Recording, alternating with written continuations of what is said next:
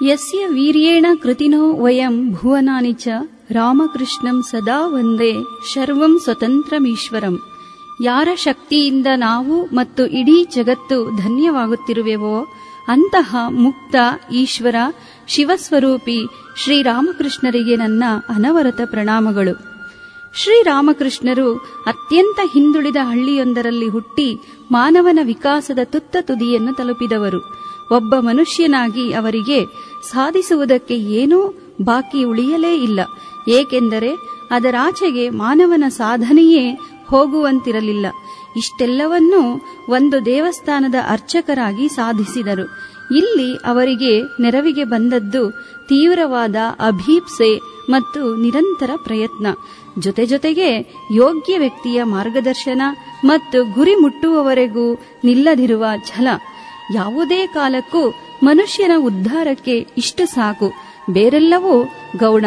ಅವರ ಸಾಧನೆ ಎಷ್ಟೆಂದರೆ ತಮ್ಮ ಕೊನೆಯ ಕಾಲದಲ್ಲಿ ತಮ್ಮ ಶಕ್ತಿಯನ್ನೆಲ್ಲ ಸ್ವಾಮಿ ವಿವೇಕಾನಂದರಿಗೆ ಹರಿಯಿಸಿ ಇದರ ಮೂಲಕ ಜಗತ್ತಿನ ಕಲ್ಯಾಣವನ್ನು ಸಾಧಿಸು ಎಂದು ಹೇಳಿದರು. ಮುಂದೆ ಸ್ವಾಮಿ ವಿವೇಕಾನಂದರು ರಾಮಕೃಷ್ಣರು ಉದ್ಘಾಟಿಸಿದ ಈ ಜಗದ್ಹಿತದ ಕಾರ್ಯಕ್ರಮ ಇನ್ನೂ 1500 ವರ್ಷಗಳವರೆಗೆ ಮುಂದುವರಿಯುತ್ತದೆ ಎಂದು ಹೇಳುತ್ತಾರೆ. ಅಷ್ಟು ಬೃಹತ್ ಕಾರ್ಯಕ್ರಮಕ್ಕೆ ಬೇಕಾದ ಶಕ್ತಿ, ಜ್ಞಾನ, ತಪಸ್ಸು ಮತ್ತೆಲ್ಲ ಅವಶ್ಯಕತೆಗಳ ಆ ಘನೀಭೂತ ಸಾರವನ್ನೇ ರಾಮಕೃಷ್ಣರು ತಮ್ಮ ಕಡೆಯಿಂದ ವಿವೇಕಾನಂದರ ಕಡೆಗೆ ಹರಿಯಿಸಿದ್ದು. ಇಷ್ಟು ಬೃಹತ್ತಾದ ಸಾಧನೆ ತಮ್ಮ ಜೀವಿತದಲ್ಲಿ ಕೇವಲ 12 ವರ್ಷದಲ್ಲಿ ಅವರು ಸಾಧಿಸಿದರು. ಇಲ್ಲಿ ನಮಗೆಲ್ಲ ದೊಡ್ಡ ಪಾಠ ಇದೆ. ನಮ್ಮ ಜೀವನಗಳು ವ್ಯರ್ಥವಾಗುತ್ತಿವೆಯೇ, ಸಾರ್ಥಕವಾಗುತ್ತಿವೆಯೇ ಎಂದು ನಾವು ನೋಡುವುದಕ್ಕಿದೆ. ನಮ್ಮನ್ನೇ ನಾವು ಜಾಗೃತಗೊಳಿಸಿಕೊಳ್ಳಬೇಕಿದೆ, ಶಿಸ್ತುಬದ್ಧರನ್ನಾಗಿಸಿಕೊಳ್ಳಬೇಕಿದೆ. ಕ್ರಮಬದ್ಧತೆಯನ್ನು, ಬೆಳವಣಿಗೆಯ ಹಸಿವನ್ನು, ಪರಂಪರೆಯಲ್ಲಿ ಆಗಿಹೋದ ಇಂತಹ ಮಹಾತ್ಮರಿಂದ ಸ್ಫೂರ್ತಿಯನ್ನು ಪಡೆಯಬೇಕಿದೆ. ಯಾವುದೇ ಶೈಕ್ಷಣಿಕ ಕಾರ್ಯಕ್ರಮದ ಪ್ರಧಾನ ಉದ್ದೇಶವೇ ಸ್ಫೂರ್ತಿಯ ಸೆಲೆಗಳನ್ನು ಹರಿಯಿಸುವುದು. ಸ್ಫೂರ್ತಿಯೇ ಹೊಸ ಮನುಷ್ಯನ ಉದಯಕ್ಕೆ ಕಾರಣ. ಸ್ಫೂರ್ತಿಗಳಿಂದಲೇ ಜಗತ್ತಿನಲ್ಲಿ ಬದಲಾವಣೆಗಳಾಗಿರುವುದು. ಒಟ್ಟಿನಲ್ಲಿ ಶ್ರೀರಾಮಕೃಷ್ಣರ ಜೀವನ ಅಧ್ಯಯನವು ಸಾರ್ವತ್ರಿಕ ಶೈಕ್ಷಣಿಕ ಕಾರ್ಯಕ್ರಮವೇ ಆಗಿದೆ. ಪೂಜ್ಯ ಸ್ವಾಮಿ ನಿರ್ಭಯಾನಂದಜಿಯವರು ಬಿಜಾಪುರ ಗದಗ ರಾಮಕೃಷ್ಣ ಆಶ್ರಮಗಳ ಮುಖ್ಯಸ್ಥರು. ಕಳೆದ 30 ವರ್ಷಗಳಿಗಿಂತಲೂ ಹೆಚ್ಚಿನ ಅವಧಿಯಲ್ಲಿ ರಾಮಕೃಷ್ಣ ವಿವೇಕಾನಂದರ ಅಧ್ಯಯನದಲ್ಲಿ ತೊಡಗಿದವರು. ಸ್ಪೇನ್ ದೇಶದಲ್ಲಿ ನಡೆದ 4ನೇ ವಿಶ್ವಧರ್ಮ ಸಮ್ಮೇಳನದಲ್ಲಿ ಭಾರತದ ಪ್ರತಿನಿಧಿಯಾಗಿ ಭಾರತೀಯ ಶೈಕ್ಷಣಿಕ ತತ್ವಗಳು ಎನ್ನುವ ವಿಷಯದ ಬಗ್ಗೆ ಉಪನ್ಯಾಸವನ್ನು ಕೊಟ್ಟವರು. ಇವರು ಅಮೆರಿಕ ಹಾಗೂ ದಕ್ಷಿಣ ಕೊರಿಯಾದ ವಿಶ್ವವಿದ್ಯಾಲಯಗಳಲ್ಲಿ ವಿದ್ಯಾರ್ಥಿಗಳನ್ನು, ಪ್ರೊಫೆಸರ್ಗಳನ್ನು ಉದ್ದೇಶಿಸಿ ಮಾತನಾಡಿದವರು.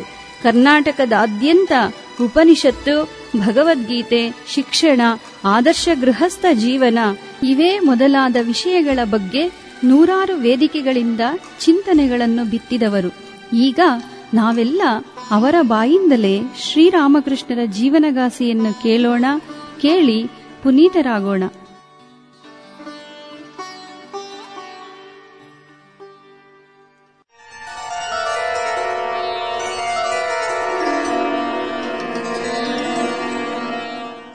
ಜನನೀಂ ಶಾರದಾಂ ದೇವೀಂ ರಾಮಕೃಷ್ಣಂ ಜಗದ್ಗುರುಂ ಪಾದಪದ್ಮೈ ತಯೋ ಶ್ರಿತ್ವಾ ಪ್ರಣಮಾಮಿ ಮುಹುರ್ಮುಹುಃ. ನಮಃ ಶ್ರೀ ಯತಿರಾಜಾಯ ವಿವೇಕಾನಂದ ಸೂರಯೇ ಸಚ್ಚಿತ್ ಸುಖಸ್ವರೂಪಾಯ ಸ್ವಾಮಿನೇ ತಾಪಹಾರಿಣೆ. ಮೂಕಂ ಕರೋತಿ ವಾಚಾಲಂ ಪಂಗುಂ ಲಂಘಯತೆ ಗಿರಿಂ ಯತ್ಕೃಪಾತಮಹಂ ವಂದೇ ಪರಮಾನಂದ ಮಾಧವಂ. ಪ್ರೀತಿಯ ಸೋದರ ಸ್ವಾಮಿ ಯೋಗೇಶ್ವರಾನಂದಜಿ, ಪ್ರೀತಿಯ ಸೋದರ ಸ್ವಾಮಿ ಬುದ್ಧಿಯೋಗಾನಂದಜಿ, ಪ್ರೀತಿಯ ಸೋದರ ನರೇಶಾನಂದಜಿ, ಆಶ್ರಮದ ಬಹಳ ಅಭಿಮಾನಿಗಳು, ನಮ್ಮೆಲ್ಲರ ನೆರೆದಿರುವ ಆತ್ಮೀಯ ಆಧ್ಯಾತ್ಮಿಕ ಬಂಧುವರ್ಗವೇ, ಇಲ್ಲಿಂದ ಆಚೆಗೆ ಸುಮಾರು 1 ವಾರ ಶ್ರೀರಾಮಕೃಷ್ಣರ ಜೀವನ ಮತ್ತು ಸಂದೇಶಗಳನ್ನು ಕುರಿತು ನಿಮ್ಮ ಮುಂದೆ ಚಿಂತನೆ ಮಾಡಲಿದ್ದೇನೆ.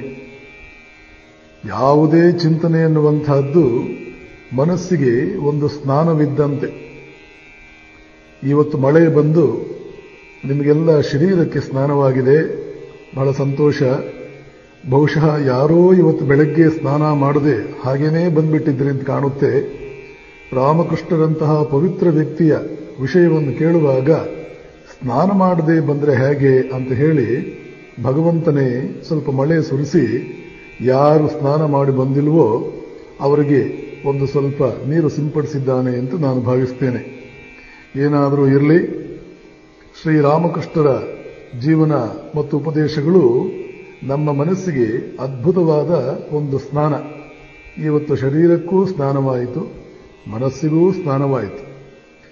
ನಮಗೆ ಪ್ರತಿನಿತ್ಯ ಶರೀರಕ್ಕೆ ಸ್ನಾನ ಕೊಟ್ಟು ಅಭ್ಯಾಸ ಇದೆ. ಇವತ್ತಿನ ವಿಷಯ ಇದು ಶ್ರೇಷ್ಠ ಮಟ್ಟದ ಒಂದು ಶೌಚಕ್ಕೆ ನಮ್ಮನ್ನು ಕರೆದುಕೊಂಡು ಹೋಗ್ತಾ ಇದೆ, ನಮ್ಮನ್ನ ಪವಿತ್ರರನ್ನಾಗಿಸ್ತಾ ಇದೆ. ಒಂದು ರೀತಿಯಲ್ಲಿ ಮನುಷ್ಯನಿಗೆ ಇಂತಹ ಮಾನಸಿಕ ಸ್ನಾನ ಅಂತಿದೆಯಲ್ಲ, ಇದಕ್ಕಿಂತಲೂ ಶ್ರೇಷ್ಠ ಕರ್ತವ್ಯ, ಇದಕ್ಕಿಂತಲೂ ಅವಶ್ಯಕವಾಗಿರ್ತಕ್ಕಂತಹ ಒಂದು ಪ್ರಕ್ರಿಯೆ, ಕಾರ್ಯಕ್ರಮ ಜೀವನದಲ್ಲಿ ಯಾವುದೂ ಇಲ್ಲ ಅಂತ ನಾನು ಭಾವಿಸ್ತೇನೆ. ಕಾರಣ ಇಷ್ಟೇ, ರಾಮಕೃಷ್ಣರ ಜೀವನದಲ್ಲಿ ನಾವು ಏನು ಕಾಣ್ತೇವೆ? ಶ್ರೀರಾಮಕೃಷ್ಣರ ಜೀವನದಲ್ಲಿ ನಾವು ಕಾಣುವಂತಹದ್ದಾದರೂ ಏನು?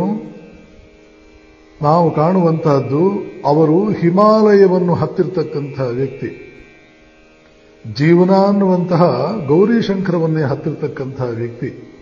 ನಾವು ಕೂಡ ಜೀವನ ಅನ್ನುವ ಒಂದು ಬೆಟ್ಟವನ್ನ ಹತ್ತುವುದಕ್ಕಾದರೂ ಸಜ್ಜಾಗಬೇಕಾದ ಸಂದರ್ಭದಲ್ಲಿ ನಾವಿದ್ದೇವೆ. ಯಾವ ವ್ಯಕ್ತಿ ಹಿಮಾಲಯವನ್ನು ಹತ್ತಿ ಅಲ್ಲಿ ತನ್ನ ಧ್ವಜವನ್ನು ಸ್ಥಾಪಿಸಿ ಆ ಮಟ್ಟಕ್ಕೆ ಏರಿ ಇಡೀ ಜಗತ್ತಿನಲ್ಲಿ ಜನ ಅಚ್ಚರಿಯಿಂದ ಅವನ ಕಡೆಗೆ ನೋಡುವಂತಹ ಒಂದು ಸ್ಥಿತಿಯನ್ನ ಹೊಂದಿದಾನೋ, ಮತ್ತು ಆ ದಾರಿಯಲ್ಲೇ ಸ್ವಲ್ಪ ಮಟ್ಟಿಗಾದರೂ ಪ್ರಯಾಣ ಮಾಡಿದ್ರೆ ನಮ್ಮ ಜೀವನ ಸಾರ್ಥಕವಾಯಿತು ಅನ್ನೋ ಭಾವದಲ್ಲಿ ನಾವು ಇದ್ದಾಗ, ಆ ರೀತಿಯಲ್ಲಿ ನಮ್ಮ ಮಾನಸಿಕ ಸ್ಥಿತಿಗಳಿದ್ದಾಗ, ಅವಶ್ಯಕತೆಗಳಿದ್ದಾಗ ಅವರಿಂದ ನಾವು ಪಡೆದುಕೊಳ್ಳುವಂತಹ ಮಾರ್ಗದರ್ಶನ ಅಪಾರವಾಗಿರುತ್ತದೆ. ಆದ್ದರಿಂದ ಶ್ರೀರಾಮಕೃಷ್ಣರ ಜೀವನ ಮತ್ತು ಸಂದೇಶಗಳನ್ನು ಕುರಿತು ನಾವು ಮಾಡಬೇಕಾದ ಚಿಂತನೆ ಖಂಡಿತವಾಗಿಯೂ ಅತ್ಯಂತ ಪವಿತ್ರವಾದಂತಹ ಒಂದು ಕಾರ್ಯಕ್ರಮ. ಅಮೆರಿಕ ದೇಶದಲ್ಲಿ ರೇಸ್ ಕುದುರೆಗಳಿಗೆ ಒಂದು ರೀತಿಯ ಟ್ರೈನಿಂಗ್ ಕೊಡ್ತಾರೆ. ಕುದುರೆ ರೇಸ್ ನಿಮಗೆಲ್ಲ ಗೊತ್ತಿರಬೇಕಲ್ಲ. ಅವು ಓಡಿದರೆ ಯಾವುದು ವೇಗವಾಗಿ ಓಡುತ್ತೋ ಅದಕ್ಕೆ ಪಾರಿತೋಷಿಕ ಬರುತ್ತೆ, ಲಕ್ಷಾಂತರ $, ಬಹುಮಾನ ಇಟ್ಟಿರ್ತಾರೆ. ಕೆಲವರು ಬುದ್ಧಿವಂತರಾದವರು ತಮ್ಮ ಕುದುರೆಗಳಿಗೆ ವಿಶೇಷವಾದ ಒಂದು ಟ್ರೈನಿಂಗ್ ಕೊಡ್ತಾರೆ. ಏನು ಆ ಟ್ರೈನಿಂಗ್ ಅಂದ್ರೆ, ಏರುತ್ತಾ ಏರುತ್ತಾ ಓಡುವುದು. ಬೇರೆಯವರು ನೆಲದ ಮೇಲೆ, ಸಮತಟ್ಟಾದ ನೆಲದ ಮೇಲೆ ತಮ್ಮ ಕುದುರೆಗಳನ್ನು ಓಡಿಸಿ ಟ್ರೈನಿಂಗ್ ಕೊಟ್ಟರೆ, ಈ ಬುದ್ಧಿವಂತರಾದಂತಹ ಕುದುರೆ ಮಾಲೀಕರು ಹೋಗ್ತಾ ಹೋಗ್ತಾ ಏರು ಇರುತ್ತಲ್ಲ ಅಲ್ಲಿ ವೇಗವಾಗಿ ಓಡುವಂತಹ ಟ್ರೈನಿಂಗ್ ಕೊಡ್ತಾರೆ. ಯಾವ ಕುದುರೆ ಎತ್ತರಕ್ಕೆ, ಕೆಳಗಡೆಯಿಂದ ಎತ್ತರಕ್ಕೆ ವೇಗವಾಗಿ ಓಡಬಲ್ಲದೋ, ಹಾಗೆ ಓಡುವುದನ್ನು ಕಲಿಯುತ್ತೋ, ಆ ಕುದುರೆಗೆ ಸಮನಾಗಿರೋ ನೆಲದ ಮೇಲೆ ಓಡುವುದೇನು ಕಷ್ಟ. ಯಾವುದೇ ತರಬೇತಿ, ಗುರುವಾದವನು ಸಾಕಷ್ಟು ಪ್ರಜ್ಞಾವಂತನಾಗಿದ್ದರೆ, ತರಬೇತಿ ಬಯಸುವಂತಹ ವ್ಯಕ್ತಿ, ಶಿಷ್ಯ ಸಾಕಷ್ಟು ದೂರದೃಷ್ಟಿ ಉಳ್ಳವನಾಗಿದ್ದರೆ, ಅವನು ಕ್ರಮಿಸುವ ದಾರಿ, ಅವನು ಸಾಧಿಸುವ ಬಗೆ, ಅವನು ಸಾಧಿಸುವ ಮಾರ್ಗ ಖಂಡಿತವಾಗಿಯೂ ಇದೇನೆ. ಏಕೆಂದ್ರೆ ಇಷ್ಟೇ, ಕಣ್ಣು ಮುಚ್ಚಿಕೊಂಡು ಗುರಿಯನ್ನು ಸರಿಯಾಗಿ ಹೊಡೆಯುವಂತಹ ವ್ಯಕ್ತಿಗೆ, ಬಾಣವನ್ನು ಹೊಡೆಯುವಂತಹ ವ್ಯಕ್ತಿಗೆ ಕಣ್ಣು ತೆರೆದುಕೊಂಡು ಬಾಣ ಬಿಡುವುದೇನು ಕಷ್ಟ. ಪ್ರಾಚೀನ ಕಾಲದಲ್ಲಿ ತರಬೇತಿ ಇರ್ತಾ ಇದ್ದದ್ದು ಹೀಗೇನೆ. ಧನುರ್ವಿದ್ಯೆಯನ್ನು ಕಲಿಸುವಾಗ ದ್ರೋಣಾಚಾರ್ಯ ಅರ್ಜುನನಿಗೆ, ಪರಶುರಾಮ ಕರ್ಣನಿಗೆ, ಪರಶುರಾಮ ಭೀಷ್ಮನಿಗೆ, ಹೀಗೆ ತಮ್ಮ ಶಿಷ್ಯರಿಗೆ ಪಾಠವನ್ನು ಕಲಿಸುವುದಕ್ಕೆ ಯಾವ ರೀತಿಯ ಕ್ರಮವನ್ನ, ವಿಧಾನವನ್ನು ಉಪಯೋಗಿಸ್ತಾ ಇದ್ರು ಅಂದ್ರೆ, ಒಂದು ವಸ್ತು ಎಲ್ಲೋ ಇದೆ, ಆದರೆ ನಮಗೆ ಕಾಣುವುದಿಲ್ಲ. ಆದರೆ ಆ ವಸ್ತು ಒಂದು ಶಬ್ದ ಮಾತ್ರ ಮಾಡ್ತಾ ಇದೆ. ಶಬ್ದವನ್ನು ಕೇಳಿಸಿಕೊಂಡೇ ಅಲ್ಲಿ ಬಾಣ ಬಿಡಬೇಕು, ಅದು ಸರಿಯಾಗಿ ಹೋಗಿ ಮುಟ್ಟಬೇಕು. ಇಂಥ ಒಂದು ಪರೀಕ್ಷೆಯನ್ನ ಒಡ್ತಾ ಇದ್ದರು. ಇದಕ್ಕೆ ಶಬ್ದವೇದಿ ಅಂತ ಹೆಸರು. ಅರ್ಜುನ ಇಂತಹ ಪರೀಕ್ಷೆಗಳಲ್ಲಿ ತೇರ್ಗಡೆಯಾಗಿದ್ದ. ಕೊನೆಗೆ ನಿಲ್ಲುವ ವಸ್ತು ಅಲ್ಲ, ವಸ್ತು ನಿಲ್ಲುವುದಿಲ್ಲ, ಓಡ್ತಾ ಇರುತ್ತೆ, ಅದಕ್ಕೆ ಬಾಣ ಹೊಡಿಬೇಕು. ಈ ಕ್ಷಣದಲ್ಲಿ ನಿಲ್ಲಿದ್ರೆ ಇನ್ನು 2 ನಿಮಿಷಕ್ಕೆ ಎಲ್ಲಿರಬೇಕು ಅಂತ ತಿಳ್ಕೊಂಡು ಬಾಣ ಹೊಡಿಬೇಕು. ಆಮೇಲೆ ಕತ್ತಲೆಯಲ್ಲಿ ಒಂದು ವಸ್ತುವನ್ನು ಇಟ್ಟು, ಮೊದಲು ಬೆಳಕಿನಲ್ಲಿ ಶಬ್ದ ಬರುವಾಗ ಆಮೇಲೆ ಕತ್ತಲೆಯಲ್ಲಿ ಶಬ್ದ ಬರುವಂತೆ ಮಾಡಿ ಅದಕ್ಕೆ ಬಾಣ ಹೊಡೆಯಬೇಕು. ಇದಾದ ಮೇಲೆ ಕಣ್ಣು ಮುಚ್ಚಿಕೊಂಡು ಶಬ್ದ ಬರುವ ಜಾಗಕ್ಕೆ ಬಾಣ ಬಿಡುವುದು. ಅದಾದ ಮೇಲೆ ಎಡಗೈನಲ್ಲಿ ಕೂಡ ಇಷ್ಟೆಲ್ಲ ಅಭ್ಯಾಸ ಮಾಡುವುದು. ಯಾರು ಎಡಗೈನಲ್ಲಿ ಇದನ್ನೆಲ್ಲ ಮಾಡಬಲ್ಲರೋ ಅವನಿಗೆ ಇನ್ನು ಬಲಗೈನಿಂದ ಮಾಡುವುದೇನು ಕಷ್ಟ. ಇಷ್ಟು ಮಾಡಿದರೆ ನಮಗೆ ವಿದ್ಯೆ ಬಂತು, 100ಕ್ಕೆ 100 ಪರಿಪೂರ್ಣವಾದ ವಿದ್ಯೆ ಬಂತು ಅಂತ ಅರ್ಥ. ಪ್ರಾಚೀನ ಕಾಲದ ಗುರುಕುಲ ಪದ್ಧತಿಯಲ್ಲಿ ಮನುಷ್ಯರಿಗೆ ವಿದ್ಯೆ ಕಲಿಸುವಾಗ ಗುರು ಅಪ್ಪಿತಪ್ಪಿಯೂ ಶಿಷ್ಯನಿಂದ ತಪ್ಪು ಆಗಬಾರದು, ಜ್ಞಾನದ ಕೊರತೆ ಕನಿಷ್ಠ ಪ್ರಮಾಣದಲ್ಲಿಯೂ ಕೂಡ ಅವನಿಗಿರಬಾರದು, ಅಯ್ಯೋ ಇನ್ನೂ ಸ್ವಲ್ಪ ಚೆನ್ನಾಗಿ ತರಬೇತಿ ಆಗಬೇಕಾಗಿತ್ತಲ್ಲ ಅನ್ನುವ ಭಾವನೆ ಅವನ ಜೀವನದಲ್ಲಿ ಒಮ್ಮೆಯೂ ಬರಬಾರದು ಅಂತ ಯೋಚಿಸಿ ವಿವಿಧ ರೀತಿಯಲ್ಲಿ ತರಬೇತಿಯನ್ನು ಕೊಡ್ತಾ ಇದ್ದ. ಅಂಥ ತರಬೇತಿ ಪಡೆದುಕೊಂಡ ವಿದ್ಯಾರ್ಥಿಗಳು ಅದ್ಭುತ ವಿದ್ಯಾವಂತರಾಗ್ತಾ ಇದ್ರು, ಆಶ್ಚರ್ಯಕರವಾದಂತಹ ಪ್ರತಿಭೆಯನ್ನು ತೋರಿಸ್ತಾ ಇದ್ರು. ಅದನ್ನು ಕೇಳಿದರೆ ನಾವೆಲ್ಲ ಮೂಕ ವಿಸ್ಮಿತರಾಗಬೇಕು, ಇಷ್ಟು ಅಸಾಮಾನ್ಯವಾದ ಸಾಧನೆಯನ್ನ ಮಾಡುತ್ತಾ ಇದ್ರು. ಶ್ರೀರಾಮಕೃಷ್ಣರ ಜೀವನ ಅಂತಂದ್ರೆ ನಮಗೆ ಒಂದು ರೀತಿಯಲ್ಲಿ ಹೀಗೆಯೇ. ಅವರು ಕ್ರಮಿಸಿರ್ತಕ್ಕಂಥ ಎತ್ತರ, ಅವರು ಮಾಡಿರುವ ಸಾಧನೆಗಳು, ಅದ್ಭುತವಾದಂತಹ ಮಾನುಷ ಸಾಧ್ಯತೆಗಳನ್ನು ಹೇಗೆ ಜೀವನದಲ್ಲಿ ರಿಯಲೈಸ್ ಮಾಡಿಕೊಂಡ್ರು, ಸಾಕ್ಷಾತ್ಕರಿಸಿಕೊಂಡ್ರು, ಇವುಗಳನ್ನೆಲ್ಲ ನೋಡ್ತಾ ನಾವು ಈ ಮಟ್ಟಕ್ಕೆ ಮುಟ್ಟಬೇಕು ಅನ್ನುವ ಭಾವನೆಯಿಂದ ನಮ್ಮ ಜೀವನಗಳನ್ನು ನಡೆಸುವುದಕ್ಕೆ ಹೊರಟ್ರೆ ಅವರ ಸಾಧನೆಯ 1% ಸಾಧನೆ ಆದರೆ ಸಾಕು, ನಮ್ಮ ಜೀವನ ಸಾರ್ಥಕವಾದಂತೆ.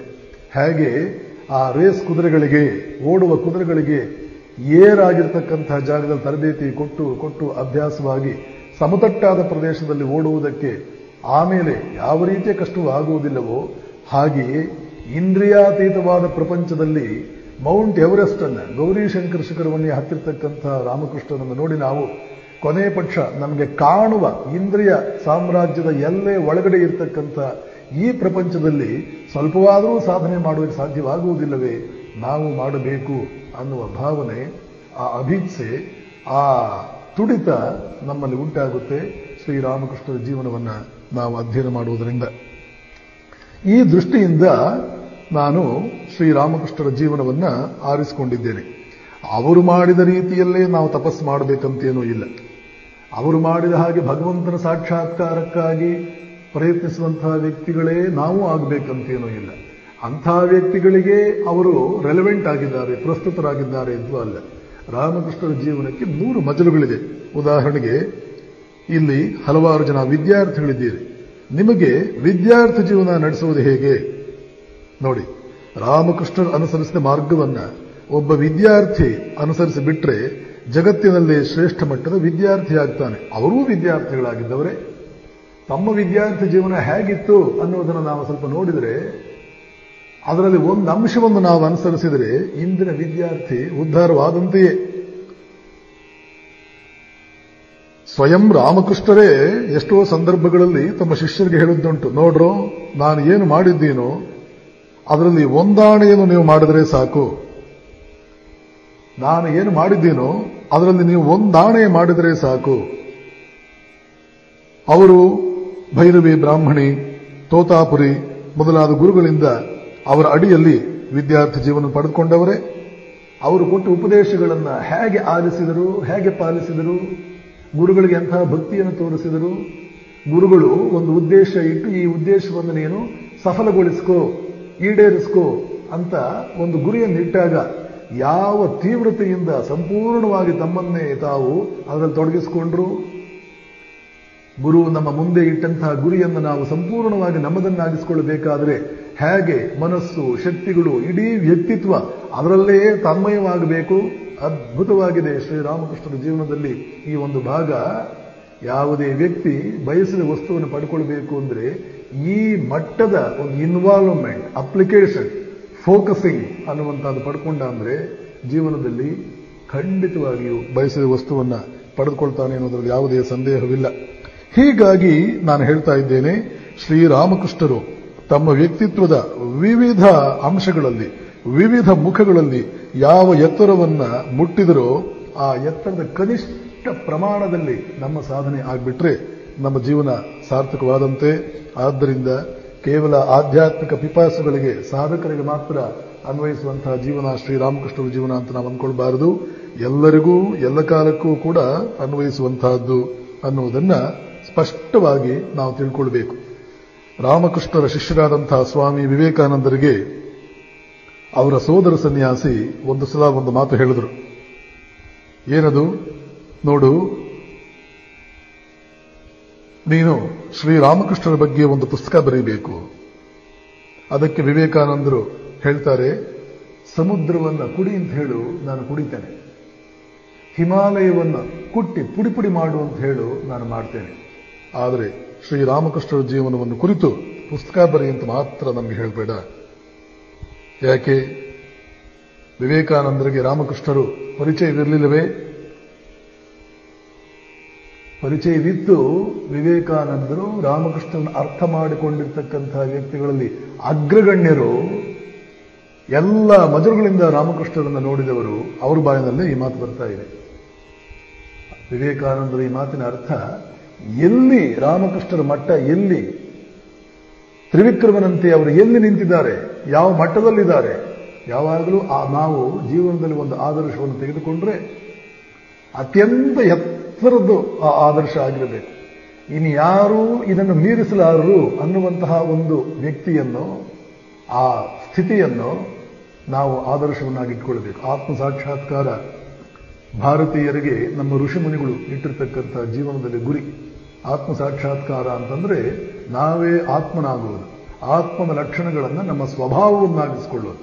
ಆತ್ಮನಿಗೆ ಹಲವಾರು ಲಕ್ಷಣಗಳಿವೆ, ಅದನ್ನೇ ನಮ್ಮ ಸ್ವಭಾವವನ್ನಾಗಿ ಮಾಡಿಕೊಂಡ್ಬಿಡೋದು. ಆತ್ಮನ ಲಕ್ಷಣಗಳೇ ಯಾಕೆ ನಮ್ಮ ಸ್ವಭಾವವಾಗಬೇಕು?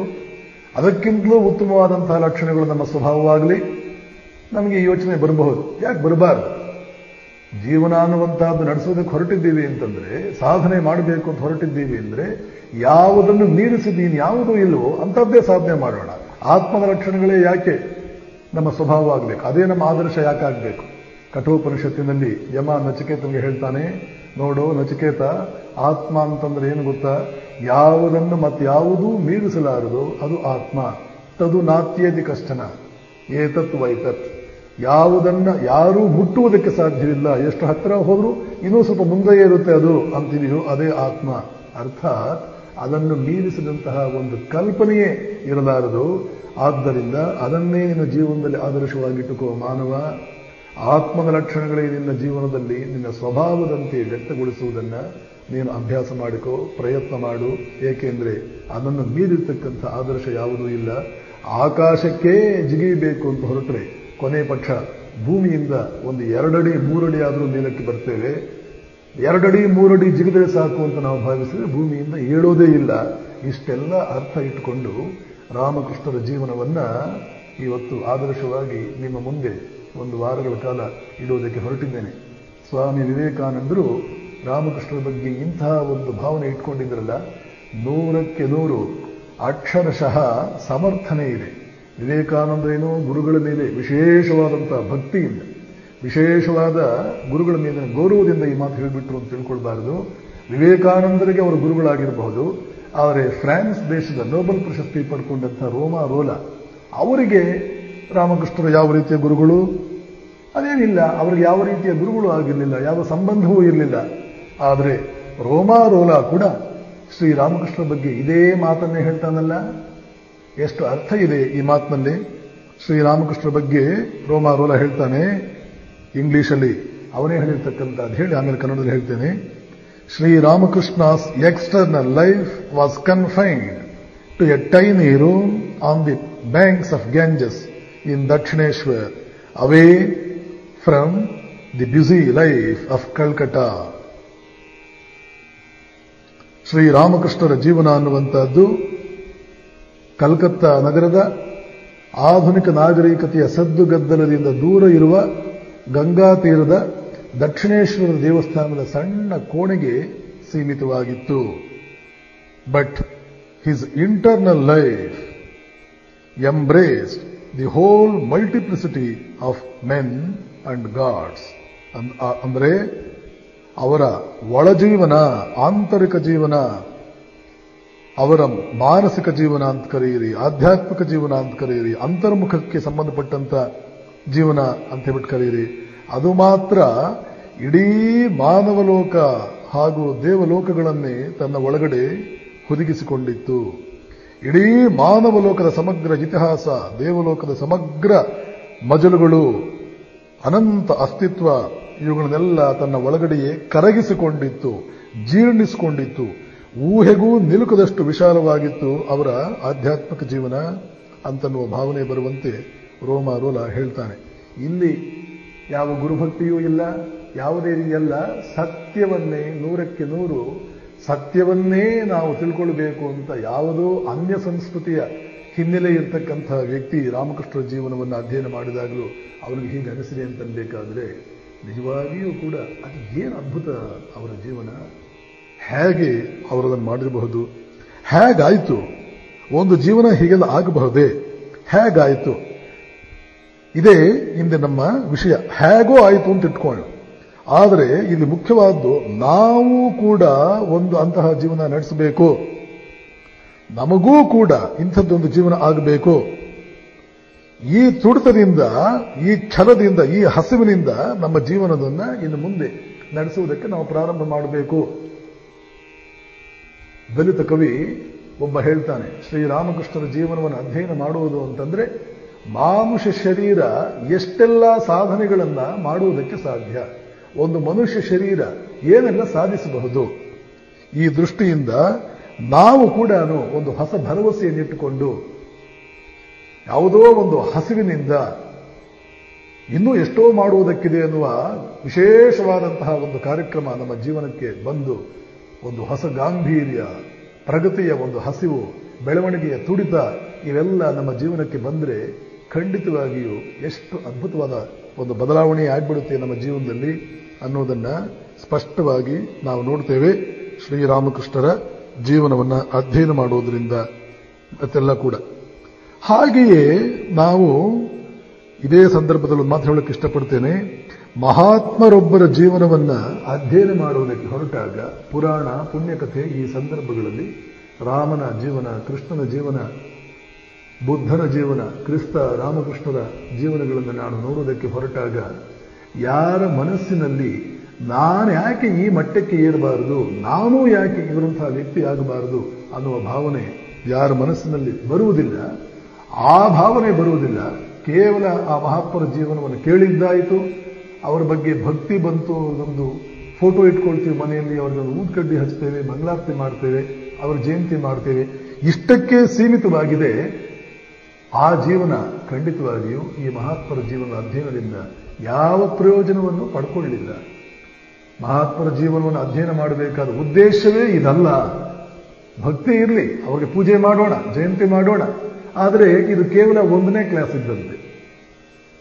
ನಮ್ಮ ವ್ಯಕ್ತಿತ್ವದ ಪರಿವರ್ತನೆ, ವ್ಯಕ್ತಿತ್ವದ ಬದಲಾವಣೆ ಅನ್ನೋದನ್ನ ಯಾವುದನ್ನ ಉದ್ದೇಶವಾಗಿ ಇಟ್ಕೊಂಡಿದೆಯೋ ನಮ್ಮ ಶಿಕ್ಷಣ ಅನ್ನುವಂತಹದ್ದು, ಆ ಶಿಕ್ಷಣದಲ್ಲಿ ಮಹಾತ್ಮರ ಜೀವನವನ್ನು ಪರಿಚಯಿಸಿಕೊಂಡು ಅವರ ಬಗ್ಗೆ ಗೌರವವನ್ನು ತಾಳುವುದು, ಆ ಗೌರವಕ್ಕೆ ನಮ್ಮದೇ ಆದ ಕೆಲವು ಎಕ್ಸ್ಪ್ರೆಷನ್ಸ್ ಕೊಡೋದು, ರೂಪಗಳನ್ನು ಕೊಡೋದು, ಇದು ಆ ವ್ಯಕ್ತಿಯಿಂದ ನಾವು ಪಡೆದುಕೊಳ್ಳಬಹುದಾದ ಪ್ರಯೋಜನಗಳಲ್ಲಿ ಅತ್ಯಂತ ಕೆಳಮಟ್ಟದ ಪ್ರಯೋಜನ. ಅಥವಾ ನಮಗೂ ಆ ಮಹಾತ್ಮನಿಗೂ ಇರಬೇಕಾದ ಒಂದು ಸಂಬಂಧದಲ್ಲಿ ಅತ್ಯಂತ ಅಲ್ಪ ರೂಪದ ಒಂದು ಸಂಬಂಧ. 1ನೇ ಕ್ಲಾಸ್, 1ನೇ ಕ್ಲಾಸ್ಗೆ ಬಂದ ಮಾತ್ರಕ್ಕೆ ನಮ್ಮ ಶಿಕ್ಷಣ ಮುಗಿದಿಲ್ಲ, ಇನ್ನು ಬಹಳ ದೂರ ಇದೆ. ನಿಜವಾಗಿಯೂ ಕೂಡ ನಮ್ಮ ಒಬ್ಬ ಮಹಾತ್ಮನ, ನಮ್ಮ ಶ್ರೀರಾಮನ ಸಂಬಂಧ ಹೇಗಿರಬೇಕು, ನಾನು ಇಂತಹ ಜೀವನ ಯಾಕೆ ನಡೆಸಬಾರದು, ಈ ಮಟ್ಟಕ್ಕೆ, ಈ ಗ್ಲೋರಿ, ಈ ಭವ್ಯತೆ ನಮ್ದು ಕೂಡ ಯಾಕೆ ಆಗಬಾರದು. ಖಂಡಿತ ಆಗುತ್ತೋ ಬಿಡುತ್ತೋ, ಆದರೆ ಆದರ್ಶವನ್ನು ಇಟ್ಟುಕೊಂಡು ಸಾಧಿಸ್ತೇನೆ. ಆದರೆ ನೆನ್ಪಿಟ್ಕೊಳ್ಳಿ, ಉತ್ತಮವಾದ ಆದರ್ಶವನ್ನು ಇಟ್ಟುಕೊಂಡು ಪ್ರಾಮಾಣಿಕವಾದ ತೀವ್ರವಾದ ಪ್ರಯತ್ನ ಇದ್ರೆ ಖಂಡಿತವಾಗಿಯೂ ಕೂಡ ಆ ಮಟ್ಟವನ್ನು ನಾವು ಮುಟ್ಟುತ್ತೇವೆ ಅನ್ನೋದನ್ನ ಸ್ವಯಂ ವಸಿಷ್ಠ ಮಹರ್ಷಿಯೇ ಶ್ರೀರಾಮನಿಗೆ ಕೊಟ್ಟಿರ್ತಕ್ಕಂಥ ಉಪದೇಶರು ಹೇಳ್ತಾನೆ. ಗತಶೋಕಂ ನಕುರುವೀತ, ಹಿಂದಿನ ನಿನ್ನ ಜೀವನ ಹೇಗಾದರೂ ಇರಬಹುದು, ಭವಿಷ್ಯಂ ನೈವ ಚಿಂತೆಯೇ, ಮುಂದಿನ ಭವಿಷ್ಯದ ಬಗ್ಗೆ ತಲೆನೇ ಕೆಡಿಸ್ಕೊಳ್ಳೋದಕ್ಕೆ ಹೋಗಬೇಡ. ವರ್ತಮಾನೇಶು ಕಾರ್ಯೇಶು ವರ್ತಯಂತೆ ವಿಚಕ್ಷಣಾ, ಆವತ್ತು ನೀನು ಏನು ಮಾಡಬೇಕಾಗಿದೆಯೋ ಆ ಕಾರ್ಯವನ್ನು ನೀನು ಮಾಡ್ತಾ ಹೋಗು. ಇದೇ ಮಾತನ್ನು ಮುಂದುವರೆಸಿ ಹೇಳ್ತಾನೆ. ನೋಡು ರಾಮ, ವಸಿಷ್ಠ ಹೇಳುವಂತ ಮಾತು, ಪುರುಷ ಪ್ರಯತ್ನದಿಂದ ನಾವು ಮುಟ್ಟುವುದಕ್ಕೆ ಅಸಾಧ್ಯವಾದಂಥ ಒಂದು ಮಟ್ಟವೇ ಇಲ್ಲ. ಪ್ರಾಮಾಣಿಕವಾದ ಪ್ರಯತ್ನದಿಂದ, ಪುರುಷ ಪ್ರಯತ್ನದಿಂದ, ತೀವ್ರವಾದ ಪ್ರಯತ್ನದಿಂದ ಇಲ್ಲಿವರೆಗೆ ನಮ್ಮ ಜೀವನ ಎಷ್ಟೇ ಕಳಪೆಯಾಗಿರಲಿ, ಅರ್ಥಹೀನವಾಗಿರಲಿ, ಅಧಮ ರೀತಿಯ ಜೀವನ ನಾವು ಮಾಡಿರಲಿ, ಅದರ ಬಗ್ಗೆ ಏನನ್ನೂ ತಲೆ ಕೆಡಿಸ್ಕೊಳ್ಳದೆ, ಅದರ ಬಗ್ಗೆ ಒಂದೇ ಕಡೆ ಕುಳಿತುಕೊಂಡು ತಲೆ ತುಂಬ ಅದನ್ನೇ ತುಂಬಿಕೊಂಡು ಕೊರಗದೆ ಭವಿಷ್ಯವನ್ನು ಕೂಡ ಏನಾಗುತ್ತೋ ಅನ್ನುವ ಯಾವುದೇ ಒಂದು ಅನ್ಸರ್ಟನಿಟಿ ಇಲ್ಲದೆ ಮುಟ್ಟಬೇಕು, ಗುರಿಯನ್ನು ಮುಟ್ಟಬೇಕು ಎನ್ನುವ ಒಂದೇ ಛಲದಿಂದ ಆವತ್ತು ಮಾಡಬೇಕಾದ ಸದ್ಯದ ಕರ್ತವ್ಯಗಳನ್ನು ಪ್ರಾಮಾಣಿಕವಾಗಿ ಮಾಡುತ್ತಾ ತೀವ್ರವಾದ ಪ್ರಯತ್ನ ಇದ್ದರೆ ಮನುಷ್ಯ ಮುಟ್ಟುವಂತ ಒಂದು ಗುರಿಯನ್ನ ಖಂಡಿತವಾಗಿಯೂ ಕೂಡ ಮುಟ್ತಾನೆ ಅಂತ ವಸಿಷ್ಠ ಶ್ರೀರಾಮನಿಗೆ ಹೇಳ್ತಾನೆ. ಮಹಾತ್ಮರ ಜೀವನವನ್ನ ಓದಿದಾಗ, ಅವರ ಜೀವನದ ಬಗ್ಗೆ ನಾವು ವಿಷಯಗಳನ್ನು ಕೇಳಿದಾಗ ನಮ್ಮಲ್ಲಿ ಈ ಪ್ರಗತಿಯ, ಈ ಬೆಳವಣಿಗೆಯ ಅನಂತತೆಯನ್ನು ನಾನು ಮುಟ್ಟಬೇಕು ಅನ್ನುವ ಆ ಹಸಿವಿನ ಒಂದು ಭಾವನೆ, ಆ ಅನುಭವಗಳು ನಮ್ಮಲ್ಲಿ ಆಳವಾಗಿ ನಮ್ಮ ವ್ಯಕ್ತಿತ್ವವನ್ನೇ ಬದಲಾಯಿಸುವಂತೆ ಶ್ರೀರಾಮಕೃಷ್ಣರಿಗೆ ಹಾಗೆ ಭಗವತಿಯ ದರ್ಶನ ಬೇಕು ಅನ್ನುವ ತುಮಲ, ಆ ತುಡಿತ ಇತ್ತು. ರಮಣ ಮಹರ್ಷಿಗಳಿಗೆ ಶಿವನನ್ನು ಪಡೆದುಕೊಳ್ಳಬೇಕು, ಆತ್ಮ ಸಾಕ್ಷಾತ್ಕಾರ ಪಡೆದುಕೊಳ್ಳಬೇಕು, ಈ ಸಾವಿನ ಭಯದಿಂದ ಪಾರಾಗಬೇಕು ಅನ್ನುವಂತಹ ಒಂದು ಮಾತು ಅವರ ಜೀವನದಲ್ಲಿ ಹೇಗೆ ನಾವು ನೋಡ್ತೀವೋ, ನೀರಾಳಿಗೆ ಕೃಷ್ಣನೇ ಬೇಕಾಗಿತ್ತೋ ಹೀಗೆ ಆ ತೀವ್ರತೆ ತುಮಲ ನಮ್ಮಲ್ಲಿ ಬಂದರೆ ಖಂಡಿತವಾಗಿಯೂ ನಮ್ಮ ಜೀವನಕ್ಕೆ ಇನ್ಯಾವ ಹೊಸ ವಿದ್ಯೆಯೂ ಬೇಕಾಗಿಲ್ಲ, ಇದಕ್ಕಿಂತ ದೊಡ್ಡ ಶಿಕ್ಷಣವೂ ಯಾವುದೂ ಇಲ್ಲ. ಮಹಾತ್ಮನ ಜೀವನದಿಂದ ಸ್ಫೂರ್ತಿ ಪಡೆದುಕೊಳ್ಳುವುದು ಒಂದೇ ದೊಡ್ಡ ಅತ್ಯಂತ ಪರಿಣಾಮಕಾರಿಯಾಗಿರ್ತಕ್ಕಂಥ ಶಿಕ್ಷಣ ಪದ್ಧತಿ. ಹೊರಾಶ್ಮನ್ ಅನ್ನುವಂತಹ ಒಬ್ಬ ಶಿಕ್ಷಣ ತಜ್ಞ ಹೇಳ್ತಾನೆ, the teacher that is trying to teach the pupils in the classroom without inspiring them is simply hammering on cold iron. ಯಾವ ಶಿಕ್ಷಕ ತರಗತಿಯಲ್ಲಿ ಮಕ್ಕಳಿಗೆ ಪಾಠ ಮಾಡುವಾಗ ಸ್ಫೂರ್ತಿಗೊಳಿಸುವುದಿಲ್ಲ ಅವರನ್ನ, ದೊಡ್ಡ ದೊಡ್ಡ ಸಾಧನೆಗಳನ್ನು ಅವರ ಮುಂದೆ ಇಟ್ಟು, ಥಾಮಸ್ ಆಲ್ವಾ ಎಡಿಸನ್ ಕೇವಲ 3 ತಿಂಗಳು ಶಾಲೆಗೆ ಹೋಗಿ 2,000 ಸಂಶೋಧನೆಗಳು ಮಾಡಿದಂತಹ ವ್ಯಕ್ತಿಯಾದ, 3 ತಿಂಗಳು ಸ್ಕೂಲ್ಗೆ ಹೋಗಿದ್ದವನು, ಆಮೇಲೆ ಅವನು ಡ್ರಾಪ್ ಔಟ್. ಆದರೆ ದೊಡ್ಡ ವಿಜ್ಞಾನಿಯಾದ, ಇವತ್ತು ಜಗತ್ತಿಗೆಲ್ಲ ವಿದ್ಯುತ್ ಶಕ್ತಿ ಕೊಟ್ಟಿದ್ದಾನೆ, 2,000 ಸಂಶೋಧನೆ ಮಾಡಿದ. ಐನ್ಸ್ಟೈನ್ ಕೇವಲ ಒಂದು ಡಿಪ್ಲೊಮಾ ಓದಿದವನು, 2 ನೊಬೆಲ್ ಪ್ರಶಸ್ತಿ ಪಡೆದುಕೊಂಡ. ಮೈಕೇಲ್ ಫ್ಯಾರಡೆ ಅನ್ನುವ ವಿಜ್ಞಾನಿ 6 ತಿಂಗಳು ಶಾಲೆಗೆ ಹೋಗಿದ್ದವನು, ಅದ್ಭುತವಾದಂತಹ ವಿಜ್ಞಾನಿಯಾದ. ನೀವು ಯಾಕಾಗಬಾರದು ಅನ್ನುವ ಪ್ರಗತಿ, ಬೆಳವಣಿಗೆ, ದಿಗಂತವನ್ನೇ ಮುಟ್ಟಬೇಕು ನನ್ನ ಸಾಧನೆ ಎನ್ನುವಂತಹ ಹಸಿವು ಯಾವ ಶಿಕ್ಷಕ ತನ್ನ ವಿದ್ಯಾರ್ಥಿಗಳಲ್ಲಿ ಬೆಳೆಸುವುದಿಲ್ಲ. ಪ್ರತಿನಿತ್ಯ ಆ ರೀತಿಯ ಹೊಸ ಹೊಸ ಸ್ಫೂರ್ತಿಗಳನ್ನು ಕೊಟ್ಟು ಆ ಶಿಕ್ಷಣ ಮುಗಿಯುವ 7-8 ವರ್ಷದ ಕಾಲದಲ್ಲಿ ಏನನ್ನೋ ಸಾಧಿಸದೆ ಹೋದರೆ ನಾನು ಬದುಕಿ ಏನೂ ಪ್ರಯೋಜನವಿಲ್ಲ ಅನ್ನುವಂತಹ ಒಂದು ಭಾವ ವಿದ್ಯಾರ್ಥಿಗಳಲ್ಲಿ ಯಾವ ಶಿಕ್ಷಕ ಉಂಟು ಮಾಡುವುದಿಲ್ಲ. ಅವನು ಹಸಿದ ಕಬ್ಬಿಣವನ್ನು ಹೊಡಿತಾ ಇದ್ದಂತೆ. ಹಸಿದ ಕಬ್ಬಿಣ ಹೊಡೆದ ಏನೂ ಪ್ರಯೋಜನವಿಲ್ಲ. ಹೀಗೆ ವಿದ್ಯಾರ್ಥಿಗಳನ್ನು ಸ್ಫೂರ್ತಿಗೊಳಿಸದೆ ಶಿಕ್ಷಕ ತನ್ನ ಪಾಠವನ್ನು ಮಾಡ್ತಾ ಇದ್ರೆ ಅದೂ ಕೂಡ ಏನು ಪ್ರಯೋಜನವಿಲ್ಲ ಅನ್ನುವ ಮಾತನ್ನ ಹರಾಶ್ಮನ್ ಅನ್ನುವಂಥ ಎಜುಕೇಷನಿಸ್ಟ್ ಹೇಳ್ತಾನೆ. ರಾಮಕೃಷ್ಣರ ಜೀವನದಿಂದ ನೀವು ಕಲಿಬೇಕಾಗಿರ್ತಕ್ಕಂಥ, ನಾವೆಲ್ಲರೂ ಕಲಿಬೇಕಾಗಿರ್ತಕ್ಕಂತಹ ಪಾಠ ಕೂಡ ಇದೇನೆ. ಅವರು 12 ವರ್ಷದಲ್ಲಿ ಇನ್ನೇನೂ ಸಾಧಿಸುವುದಕ್ಕೆ ಇಲ್ಲ ಅನ್ನುವಷ್ಟು ಮಟ್ಟಿಗೆ ಸಂಪೂರ್ಣವಾಗಿ ಸಾಧಿಸಿ ಸುಮ್ಮನೆ ಕುಳಿತುಕೊಂಡ್ರಲ್ಲ, ಅದರ 100ರಲ್ಲಿ 1 ಭಾಗ ನಾವು ನಮ್ಮ ಇಡೀ ಜೀವನವನ್ನೇ ಮಾಡಿದರೂ ಕೂಡ ಸಾಧನೆ ಆಗುತ್ತೋ ಇಲ್ಲವೋ ಅನ್ನುವ ಹತಾಶೆಯಲ್ಲೇ, ಇನ್ನು ಆ ಅನ್ಸರ್ಟನಿಟಿನಲ್ಲೇ ನಾವಿದ್ದೀವಲ್ಲ. ಯಾಕೆ ನಮ್ಮ ಸ್ಥಿತಿ ಇಷ್ಟು ಕಳಪೆ? ಯಾಕೆ? ಅವರೂ ನಮ್ಮಂತೆ ಇದ್ದವರು, ನಮ್ಮ ದೇಶದಲ್ಲೇ ಹುಟ್ಟಿದವರು, ನಮ್ಮ ನೀರೇ ಕುಡಿದವರು, ನಮ್ಮ ನೆಲದ ಮೇಲೆ ಓಡಾಡಿದವರು, ನಮ್ಮ ಸಾಂಸ್ಕೃತಿಕ ಹಿನ್ನೆಲೆಯಿಂದಲೇ ಬಂದವರು. ಅವರಿಗೆ ಅಷ್ಟೆಲ್ಲ ಸಾಧ್ಯವಾಯಿತು, ನಮಗ್ಯಾಕೆ ಸಾಧ್ಯವಾಗ್ತಾ ಇಲ್ಲ ಅನ್ನುವ ಒಂದು ಆ ತುಡಿತ ನಾನು ಪ್ರಾರಂಭದಿಂದಲೂ ಇಲ್ಲಿಯವರೆಗೆ ಅದನ್ನೇ ಹೇಳ್ತಾ ಇದ್ದೇನೆ. ಹೀಗೆ ನಮ್ಮಲ್ಲಿ ಶ್ರೇಷ್ಠ ಮಟ್ಟದ ಒಂದು ಪ್ರಗತಿಯ ಹಸಿವೆಯನ್ನ ಉಂಟು ಮಾಡಲೇಬೇಕು ಶ್ರೀರಾಮಕೃಷ್ಣರ ಜೀವನ ಅನ್ನುವಂಥದ್ದು. ಹೀಗಾಗಿ ಅವರ ಜೀವನವನ್ನ ನಿಮ್ಮ ಮುಂದೆ ಇಡಬೇಕು ಅಂತ ಹೇಳಿ ಹೊರಟಿದ್ದೇನೆ. ಇನ್ನು ಇಲ್ಲಿ ಬಹಳಷ್ಟು ಜನ ತಂದೆ ತಾಯಿಯಂದರು ಬಂದಿದ್ದೀರಿ, ಗೃಹಿಣಿಯರು, ಗೃಹಸ್ಥರು ಎಲ್ಲ ಬಂದಿದ್ದೀರಿ. ಸುಮ್ಮನೆ ರಾಮಕೃಷ್ಣರ ಅಂತಹ ಒಬ್ಬ ಮಗ ಒಂದು ಮನೆಯಲ್ಲಿ ಹುಟ್ಟಿಬಿಡ್ತಾನ? ಗೃಹಸ್ಥರಿಗೆ ಶ್ರೇಷ್ಠ ಮಟ್ಟದ ಮಕ್ಕಳನ್ನು ಪಡೆದುಕೊಳ್ಳುವುದಕ್ಕಿಂತಲೂ ದೊಡ್ಡ ಸಾಧನೆ ಜೀವನದಲ್ಲಿ ಯಾವುದೂ ಇಲ್ಲ. ಉತ್ತಮ ಮಕ್ಕಳಿಗಿಂತ ದೊಡ್ಡ ಸಂಪತ್ತು ಈ ಜಗತ್ತಿನಲ್ಲಿ ಯಾವ ಗೃಹಸ್ಥನಿಗೂ ಇಲ್ಲ. ಬೇರೆ ಎಲ್ಲ ಸಂಪತ್ತುಗಳು ಒಂದು ರೀತಿಯಲ್ಲಿ 0 ಇದ್ದಂತೆ.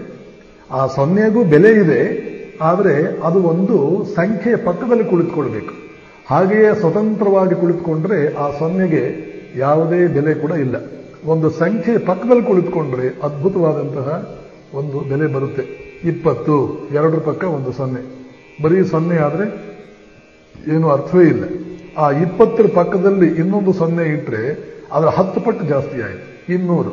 200, ಈ ಕಡೆ ಉತ್ತರ ಕರ್ನಾಟಕದಲ್ಲಿ 200 ಉಂಟು, ದಕ್ಷಿಣ ಕರ್ನಾಟಕದಲ್ಲಿ 200 ಉಂಟು. ಯಾವುದಾದ್ರೂ ಇರಲಿ, 200 ಆಯಿತು.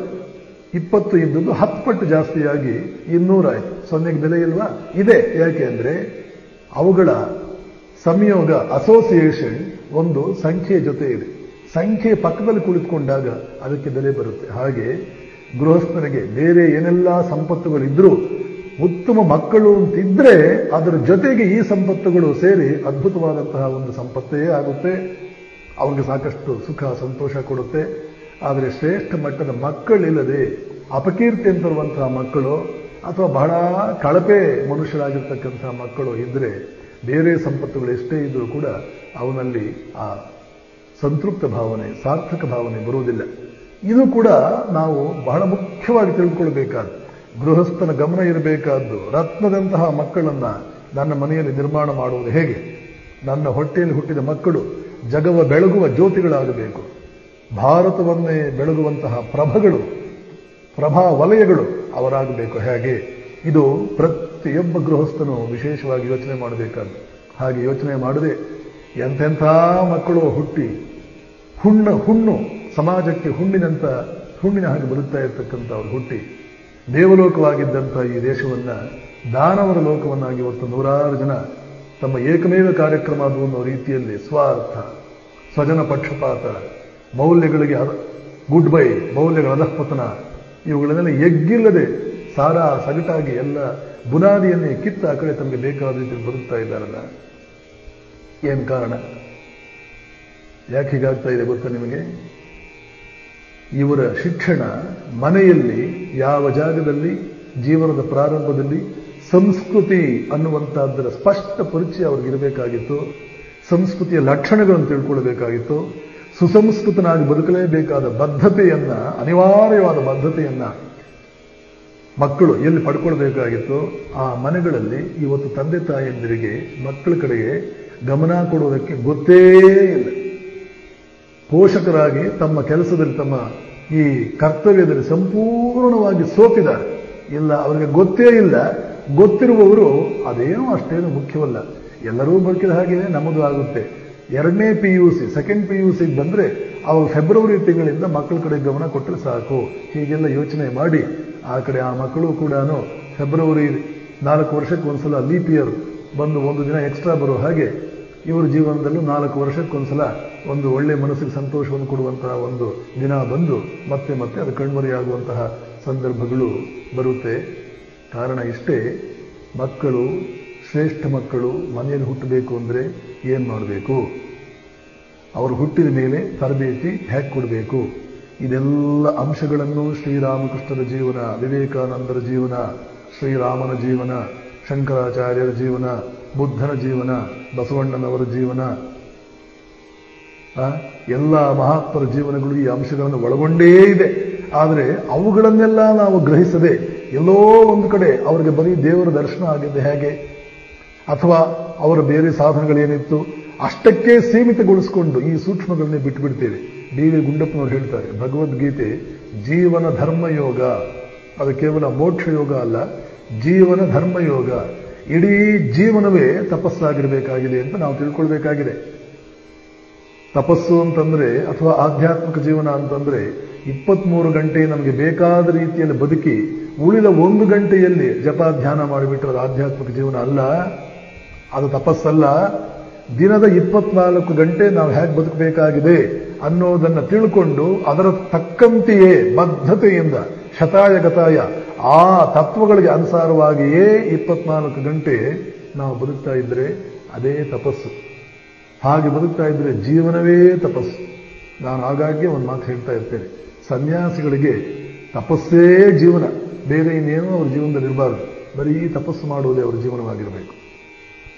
ಇಷ್ಟು ಜಪ, ಇಷ್ಟು ಧ್ಯಾನ, ಸದ್ಗ್ರಂಥಗಳ ಅಧ್ಯಯನ, ಸ್ವಾಧ್ಯಾಯ ಪ್ರವಚನಾಧ್ಯಾನ ಪ್ರಮದಿತವ್ಯಂ, ತೈತ್ರಿಯ ಉಪನಿಷತ್ನಲ್ಲಿ ಬರುತ್ತೆ. ಅಧ್ಯಯನ ಮಾಡುವುದು, ತಪಸ್ಸು ಮಾಡುವುದು, ಅಧ್ಯಯನ ಮಾಡಿದ್ದನ್ನು ಜೀರ್ಣಿಸಿಕೊಳ್ಳುವುದು, ಗುರು ಸೇವೆ ಮಾಡುವುದು, ಪರಮಾತ್ಮನ ಪ್ರಾರ್ಥನೆ ಮಾಡುವುದು, ಧ್ಯಾನ ಮಾಡುವುದು, ತಾವು ಅಧ್ಯಯನ ಮಾಡಿ ಜೀರ್ಣಿಸಿಕೊಂಡಿದ್ದನ್ನು 4 ಜನರಿಗೆ ಶ್ರದ್ಧಾವಂತರಿಗೆ ಹೇಳೋದು, ಇದೇ ಕೆಲಸಗಳನ್ನೇ ತಮ್ಮ ಜೀವನ ಪೂರ್ತಿ ಮಾಡ್ತಾ ಇರೋದು. ಹೀಗೆ ತಪಸ್ಸನ್ನೇ ಜೀವನವನ್ನಾಗಿ ಮಾಡಿಕೊಳ್ಳುವವನು ಸನ್ಯಾಸಿ. ಗೃಹಸ್ಥರು ಜೀವನವನ್ನೇ ತಪಸ್ಸನ್ನಾಗಿ ಮಾಡಿಕೊಳ್ಳಬೇಕು. ತಾವು ಬದುಕ್ತಾ ಇರ್ತಕ್ಕಂಥ ರೀತಿ, ಬೆಳಗ್ಗೆ ಎದ್ದು ರಾತ್ರಿ ಮಲ್ಕೊಳ್ಳುವವರೆಗೆ ಹೇಗೆ ಎಲ್ಲವೂ ಕೂಡ ಕ್ರಮವಾಗಿದೆ, ಧರ್ಮ ಸಮ್ಮತವಾಗಿದೆ, ತತ್ವಗಳಿಗೆ ಬದ್ಧತೆಯನ್ನು ತೋರಿಸ್ತಾ ಇದೆ. ಇದು ತತ್ವಬದ್ಧತೆಯಿಂದ ಇದೆ. ನಿಷ್ಠುರವಾಗಿ ನಾವು ತತ್ವಾದರ್ಶಗಳನ್ನ ಅನುಸರಿಸ್ಕೊಂಡು ಹೊರಟಿದ್ದೇವೆ. ಹೇಗೆ ಬದುಕಬೇಕು, ಯಾವ ರೀತಿಯಲ್ಲಿ ಬದುಕಬೇಕು ಹಾಗೇನೇ ಬದುಕ್ತಾ ಇದ್ದೇವೆ. ಆ ಕಡೆ ಈ ಕಡೆ ಅಡ್ಡಗಾಲು ನಾವು ಹಾಕಿಲ್ಲ. ಹೀಗೆ ಮೈತುಂಬ ಕಣ್ಣು, ಮೈತುಂಬ ಕಿವಿ ಎಚ್ಚರ ಇಟ್ಕೊಂಡು ಬರುತ್ತಾ ಇದ್ದರೆ ಮನುಷ್ಯನಿಗೆ ಜೀವನವೇ ಒಂದು ತಪಸ್ಸಾಗುತ್ತೆ. ಹಾಗೆ ಜೀವನವೇ ಒಂದು ತಪಸ್ಸಾಗಬೇಕಾದ್ರೆ ಹೇಗೆ ಬದುಕಬೇಕಾಗುತ್ತೆ ಅನ್ನೋದನ್ನೇ ಸ್ಪಷ್ಟವಾಗಿ ಭಗವದ್ಗೀತೆಯನ್ನು ಹೇಳಿರುವುದರಿಂದ ಡಿ ವಿ ಗುಂಡಪ್ಪನವರು ಹೇಳ್ತಾರೆ, ಈ ಭಗವದ್ಗೀತೆ ಜೀವನ ಧರ್ಮಯೋಗ, ಜೀವನವನ್ನು ಹೇಗೆ ನಡೆಸಬೇಕು ಅಂತ ಹೇಳುತ್ತೆ. ಮತ್ತು ಹೀಗೆ ಜೀವನ ಮಾಡ್ತಾ ಇದ್ರೆ ಮೋಕ್ಷ ಅನ್ನುವಂಥದ್ದು ಒಂದು ದಿನ ತಾನೇ ಬಂದು ಬಿಡುತ್ತದೆ, ತಾನೇ ಬರುತ್ತೆ. ಅದಕ್ಕಾಗಿ ನಾವು ಪ್ರತ್ಯೇಕವಾಗಿ ಒಂದು ಕಾರ್ಯಕ್ರಮ ಹಾಕ್ಕೊಳ್ಬೇಕಾಗಿಲ್ಲ. ಮಹಾಭಾರತದಲ್ಲಿ ಗೃಹಿಣಿಯ ಕಥೆ ಒಂದು ಬರುತ್ತೆ. ಆ ಗೃಹಿಣಿ ಬದುಕಬೇಕಾದ ರೀತಿಯಲ್ಲೇ ಸುಮ್ಮನೆ ತನ್ನ ಜೀವನ ಬೆಳಗ್ಗೆಯಿಂದ ಸಾಯಂಕಾಲ ಹೇಗೆ ಮಾಡಬೇಕು. ಕಾಡಿಗೆ ಹೋಗಿ ತಪಸ್ಸು ಮಾಡಿದವಳಲ್ಲ, ದಿನಗಳ ಇಲ್ಲೂ ಕಾಡಿಗೆ ಹೋಗಿ ತಪಸ್ಸು ಮಾಡೋದು ತಪ್ಪು ಅಂತ ನಾನು ಹೇಳ್ತಾ ಇಲ್ಲ. ಗುಹೆಗೆ ಹೋಗುವುದು, ಜಪಧ್ಯಾನಾದಿಗಳಲ್ಲಿ ನಿರತರಾಗುವುದು ತಪ್ಪು ಅಂತ ನಾನು ಹೇಳ್ತಾ ಇಲ್ಲ. ಆದರೆ ಅದೊಂದೇ ತಪಸ್ಸು ಅಂತಲ್ಲ. ವಿಶೇಷವಾಗಿ ಗೃಹಸ್ಥರಿಗೆ ಅನ್ವಯಿಸುವಂತಹ ರೀತಿಯಲ್ಲಿ ಹೇಳಬೇಕು ಅಂದ್ರೆ ಮನೆಯಲ್ಲಿ ಇದ್ದುಕೊಂಡೇ ಅದ್ಭುತವಾದ ತಪಸ್ಸನ್ನು ಮಾಡಬಹುದು. ಮಹಾಭಾರತದಲ್ಲಿ ಗೃಹಿಣಿ ಬರ್ತಾಳೆ. ಆ ಗೃಹಿಣಿ ತನ್ನ ಮನೆವಾರ್ತೆಯ ಕೆಲಸಗಳನ್ನು ಮಾಡಿಕೊಂಡು ಯೋಗಿಯಾಗಿಬಿಟ್ಟಿರ್ತಾಳೆ. ಒಬ್ಬ ಸನ್ಯಾಸಿ ಅವಳ ಸಂಪರ್ಕಕ್ಕೆ ಬಂದು, ಅಮ್ಮ ಇಷ್ಟು ಯೋಗ ಶಕ್ತಿ ನಿಮ್ಗೆ ಎಲ್ಲಿಂದ ಬಂತು ಅಂತ ಕೇಳಿದಾಗ, ನನ್ನ ಗುರುಗಳು ಹೇಳಿಕೊಟ್ಟಿದ್ದಾರೆ. ಯಾರು ನಿನ್ನ ಗುರುಗಳು? ಈ ಊರಿನ ಮಾರ್ಕೆಟ್ನಲ್ಲಿ, ಸಂತೆಯಲ್ಲಿ ಒಬ್ಬ ಮಾಂಸದ ವ್ಯಾಪಾರಿ ಇದ್ದಾನೆ, ವ್ಯಾಧ, ಅವನೇ ನನ್ನ ಗುರುಗಳು. ಈ ಸನ್ಯಾಸಿಗೆ ಎದೆ ಹೊಡೆಯೋದು ಒಂದೇ ಬಾಕಿ. ಅಯ್ಯೋ, ಇವಳು ಗೃಹಿಣಿ, ಇವಳೇ ದೊಡ್ಡ ಯೋಗಿ. ಇನ್ನು ಇವಳ ಗುರು ನೋಡಿದ್ರೆ ಅವನು ಮಾಂಸದ ವ್ಯಾಪಾರಿ. ಏನಪ್ಪ ಅರ್ಥ? ಅವನು ಇನ್ನೆಂಥ ಯೋಗಿ ಇರಬಹುದು, ಮಾಂಸದ ವ್ಯಾಪಾರಿಯಾಗಿ ಯೋಗಿಯಾಗೋದ? ಹೇಗಪ್ಪ ಇದು? ಹೌದು, ಮಹಾಭಾರತದಲ್ಲಿ ಸ್ಪಷ್ಟವಾಗಿ ಬರುತ್ತೆ. ಮಹಾಭಾರತ ಅಂದ್ರೆ 4 ವೇದಗಳ ಸಾರ. ಯಾರಿಗೆ ವೇದಗಳನ್ನು ಓದಿ ಅರ್ಥ ಮಾಡಿಕೊಳ್ಳೋದಕ್ಕಾಗೋದಿಲ್ಲ, ಅವಕಾಶವಿರೋದಿಲ್ಲ, ಅವರು ಮಹಾಭಾರತವನ್ನು ತಿಳ್ಕೊಂಡ್ಬಿಟ್ರೆ ಸಾಕು. ಭಾರತ ಪಂಚಮೋ ವೇದ, 5ನೇ ವೇದವೇ. ಜನಸಾಮಾನ್ಯರಿಗೆಲ್ಲ ವೇದಗಳನ್ನು ಓದುವುದಕ್ಕೆ ಅವಕಾಶವಿಲ್ಲದೆ ಇರಬಹುದು, ಶಕ್ತಿ ಇಲ್ಲದೆ ಇರಬಹುದು. ಅವರೆಲ್ಲ ಮಹಾಭಾರತವನ್ನು ಓದಿ ವೇದಗಳ ಸಾರವನ್ನು ತಿಳಿಯಲಿಕ್ಕೆ ಬಂದರು. ಹೀಗಾಗಿ ಮಹಾಭಾರತದಲ್ಲಿ ಬಂದಿದ್ದು ವೇದದಲ್ಲಿದೆ ಅಂತ ಅರ್ಥ. ವೇದಗಳೇ ಹೇಳ್ತಾ ಇದೆ ಇದನ್ನ, ಗೃಹಿಣಿಯಾಗಿ ನೀನು ಯೋಗಿಯಾಗಬಹುದು ಅಂತ 5ನೇ ವೇದವಾದ ಮಹಾಭಾರತ ಹೇಳ್ತಾ ಇದೆ. ನೀನು ಮಾಂಸದ ವ್ಯಾಪಾರಿಯಾಗಿ ಜೀವನ ಮಾಡ್ತಾ ಇದ್ರು ನೀನು ಯೋಗಿಯಾಗಬಹುದು, ಇದನ್ನು ಮಹಾಭಾರತ ಹೇಳ್ತಾ ಇದೆ. ಇದು ಇದರ ಅರ್ಥ. ಅವನಿಗೆ ಆಶ್ಚರ್ಯ, ಓ ಇನ್ನು ಅವನು ಹೇಗಿರಬಹುದು? ಹೌದು, ಅವನು ಹುಡ್ಕೊಂಡು ಹೋಗ್ತಾನೆ.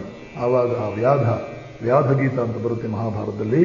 ಆ ವ್ಯಾಧ ಈ ಸನ್ಯಾಸಿಗೆ ತಿಳಿಸ್ಕೊಡ್ತಾನೆ, ನೋಡು, ಮಾಡಬೇಕಾದ ಕರ್ತವ್ಯಗಳನ್ನು ಶ್ರದ್ಧೆಯಿಂದ, ಇದೇ ಒಂದು ಆಧ್ಯಾತ್ಮಿಕ ಸಾಧನೆ ಎನ್ನುವ ಗೌರವ ಭಾವದಿಂದ, ಆ ಮಾನಸಿಕ ಆ ರೀತಿಯ ಒಂದು ಶ್ರೇಷ್ಠ ಮಟ್ಟದ ಭಕ್ತಿ, ಶ್ರೇಷ್ಠ ಮಟ್ಟದ ಶ್ರದ್ಧೆ, ಗೌರವ, ಇವುಗಳಿಂದ ಮಾಡಬೇಕಾದ ಕಾರ್ಯಗಳನ್ನು ಸ್ವಾರ್ಥ ಲವಲೇಶವೂ ಇಲ್ಲದೆ ಮಾಡ್ತಾ ಇದ್ರೆ ಅದು ಒಳಗಡೆಯ ಮನಸ್ಸನ್ನು ಸಂಪೂರ್ಣವಾಗಿ ಪರಿಶುದ್ಧಗೊಳಿಸಿ ನಮ್ಮನ್ನು ಯೋಗ ಮಾರ್ಗಕ್ಕೆ ಕೊಂಡೊಯ್ಯುತ್ತದೆ ಅಂತ ಸ್ಪಷ್ಟವಾಗಿ ತಿಳಿಸ್ಕೊಡ್ತಾರೆ. ಹೀಗೆ ಜೀವನವೇ, ನಾವು ನಡೆಸುವಂತಹ ಜೀವನವೇ ಮೋಕ್ಷಕ್ಕೆ ನಮಗೆ ಒಂದು ದಾರಿಯನ್ನ ಮಾಡಿಕೊಡು ಬಿಡಬಲ್ಲದು. ಆದ್ದರಿಂದಲೇ ಡಿ ವಿ ಜಿಯವರು ಜೀವನ ಧರ್ಮಯೋಗ ಅಂತ ಕರೀತಾರೆ. ಹೀಗೆ ಗೃಹಸ್ಥನಾದವನು ಪ್ರತಿನಿತ್ಯ ಒಂದು ರೀತಿಯ ಕ್ರಮದಲ್ಲಿ ಆ ಧರ್ಮ, ಆ ಸಂಸ್ಕೃತಿ ಯಾವ ಮಾರ್ಗವನ್ನು ವಿಧಿಸಿದೆಯೋ, ಯಾವ ಮಾರ್ಗದಲ್ಲಿ ನಡೆದು ಹಿಂದಿನ ತಲೆಮಾರುಗಳ ಶ್ರೇಷ್ಠತೆಯನ್ನು ಸಾಧಿಸಿದ್ದಾರೋ ಆ ಮಾರ್ಗದಲ್ಲಿ ನಡೀತಾ ಹೋದರೆ ಯಾವ ಮಟ್ಟವನ್ನು ಮುಟ್ಟಬಲ್ಲ ಶ್ರೇಷ್ಠ ಮಟ್ಟದ ಮಕ್ಕಳೂ ಬರ್ತಾರೆ. ಆ ಮಕ್ಕಳಿಗೆ ಸರಿಯಾದ ತರಬೇತಿ ಕೊಡಬೇಕು. ಪ್ರತಿ ಮನೆಯಿಂದಲೂ ಜಗತ್ತನ್ನೇ ಬೆಳಗುವಂತಹ ಒಬ್ಬನಾದರೂ ಮಗ ಹುಟ್ಟಿ ಅವನು ಈ ಪ್ರಪಂಚಕ್ಕೆ ಹೊಸ ರೂಪವನ್ನ, ಹೊಸ ಆಯಾಮವನ್ನೇ ಕೊಟ್ಟು ನಮಗೆ ಕೀರ್ತಿ ತರಬೇಕು. ಇಂತಹ ಮಕ್ಕಳು ನಮ್ಮ ಮನೆಯಿಂದ ಬರಬೇಕು ಅನ್ನೋ ಉದ್ದೇಶ ಇಟ್ಕೊಂಡೇ ಮನುಷ್ಯನಾದವನು ಮದುವೆಯಾಗಬೇಕು, ವಿವಾಹವಾಗಬೇಕು ಅಂತ ನಮ್ಮ ಶಾಸ್ತ್ರಗಳು ಹೇಳೋದು. ವಿವಾಹದ ಉದ್ದೇಶ ಇದು. ಕುಲರತ್ನ, ಪುತ್ರ ರತ್ನ ಅಥವಾ ಪುತ್ರಿಕಾ ರತ್ನಗಳನ್ನ ಜಗತ್ತಿಗೆ ಕೊಟ್ಟು ಜಗತ್ತಿಗೆ ಕಲ್ಯಾಣ ಮಾಡಬೇಕು. ಅದಕ್ಕಾಗಿ ವಿವಾಹವಾಗಬೇಕು ಅಂತ ಉದ್ದೇಶ. ಪುತ್ರ ರತ್ನಗಳು ನಮ್ಮ ಮನೆಯಿಂದ ಬರಬೇಕು ಅಂತ ಮದುವೆಯನ್ನು ಮಾಡಿಕೊಳ್ಳೋದು. ಇವತ್ತು ಎಷ್ಟು ಜನ ಪುತ್ರ ರತ್ನಗಳು ಬರ್ತಾ ಇದ್ದಾರೆ, ಎಷ್ಟು ಮನೆಗಳಿಂದ ಬರ್ತಾ ಇದ್ದಾರೆ, ಈ ಉದ್ದೇಶಗಳೇ ಗೊತ್ತಿಲ್ಲ. ಮದುವೆ ಮಾಡಿಕೊಳ್ಳೋದಕ್ಕೆ ಹೊರಟವರಿಗೆ ಯಾವ ಉದ್ದೇಶಕ್ಕಾಗಿ ಮದುವೆ ಆಗ್ತಾ ಇದ್ದೀವಿ ಅಂತ ಗೊತ್ತಿಲ್ಲ, ಯಾಕೆ ವಿವಾಹವಾಗ್ತಾ ಇದ್ದೀವಿ ಅಂತ ಗೊತ್ತಿಲ್ಲ. ಮಕ್ಕಳು ಯಾಕೆ ಮಕ್ಕಳು ಬೇಕು? ನಮ್ಮ ಮುದಿ ವಯಸ್ಸಿನಲ್ಲಿ ನಮ್ಮನ್ನು ನೋಡಿಕೊಳ್ಳೋದಕ್ಕೆ ಇರಲಿ, ಅದು ಒಂದು ಉದ್ದೇಶವಿದೆ. ಅಷ್ಟೇನು ಅದನ್ನೂ ಬಯಸಬಾರದು. ಮುದಿ ವಯಸ್ಸಿನಲ್ಲಿ ನಾವು ಮನೆಯಿಂದ ಬಿಡುಗಡೆ ಹೊಂದಿ ಸಮಾಜಕ್ಕೋಸ್ಕರ ನಮ್ಮ ಜೀವನ ಮುಡಿಪಾಗಿಟ್ಟು ವಾನಪ್ರಸ್ಥ ಅನ್ನೋದಕ್ಕೆ ಆಧುನಿಕ ಅರ್ಥ ಕೊಡಬೇಕು ಅಂದರೆ ಬಹುಜನ ಹಿತಾಯ ಬಹುಜನ ಸುಖಾಯ ಕಾರ್ಯದಲ್ಲಿ ನಮ್ಮನ್ನು ತೊಡಗಿಸಿಕೊಂಡು ನಮ್ಮ ಜೀವನ ಕಳಿಬೇಕು ಅಂತ ಇರಬೇಕಾಗಿರೋದು. ಅದ್ಭುತವಾದ ಜೀವನದ ವ್ಯವಸ್ಥೆಯನ್ನ ಈ ಭಾರತೀಯ ಜೀವನ ಪದ್ಧತಿ, ಭಾರತೀಯ ಸಂಸ್ಕೃತಿ ನಮ್ಮ ಮುಂದೆ ಇಟ್ಟಿದೆ. ಇದರ ಯಾವುದರ ಕಲ್ಪನೆಯೂ ಇಲ್ಲದೆ ನಾವು ಒದ್ದಾಡ್ತಾ ಇದ್ದೇವೆ.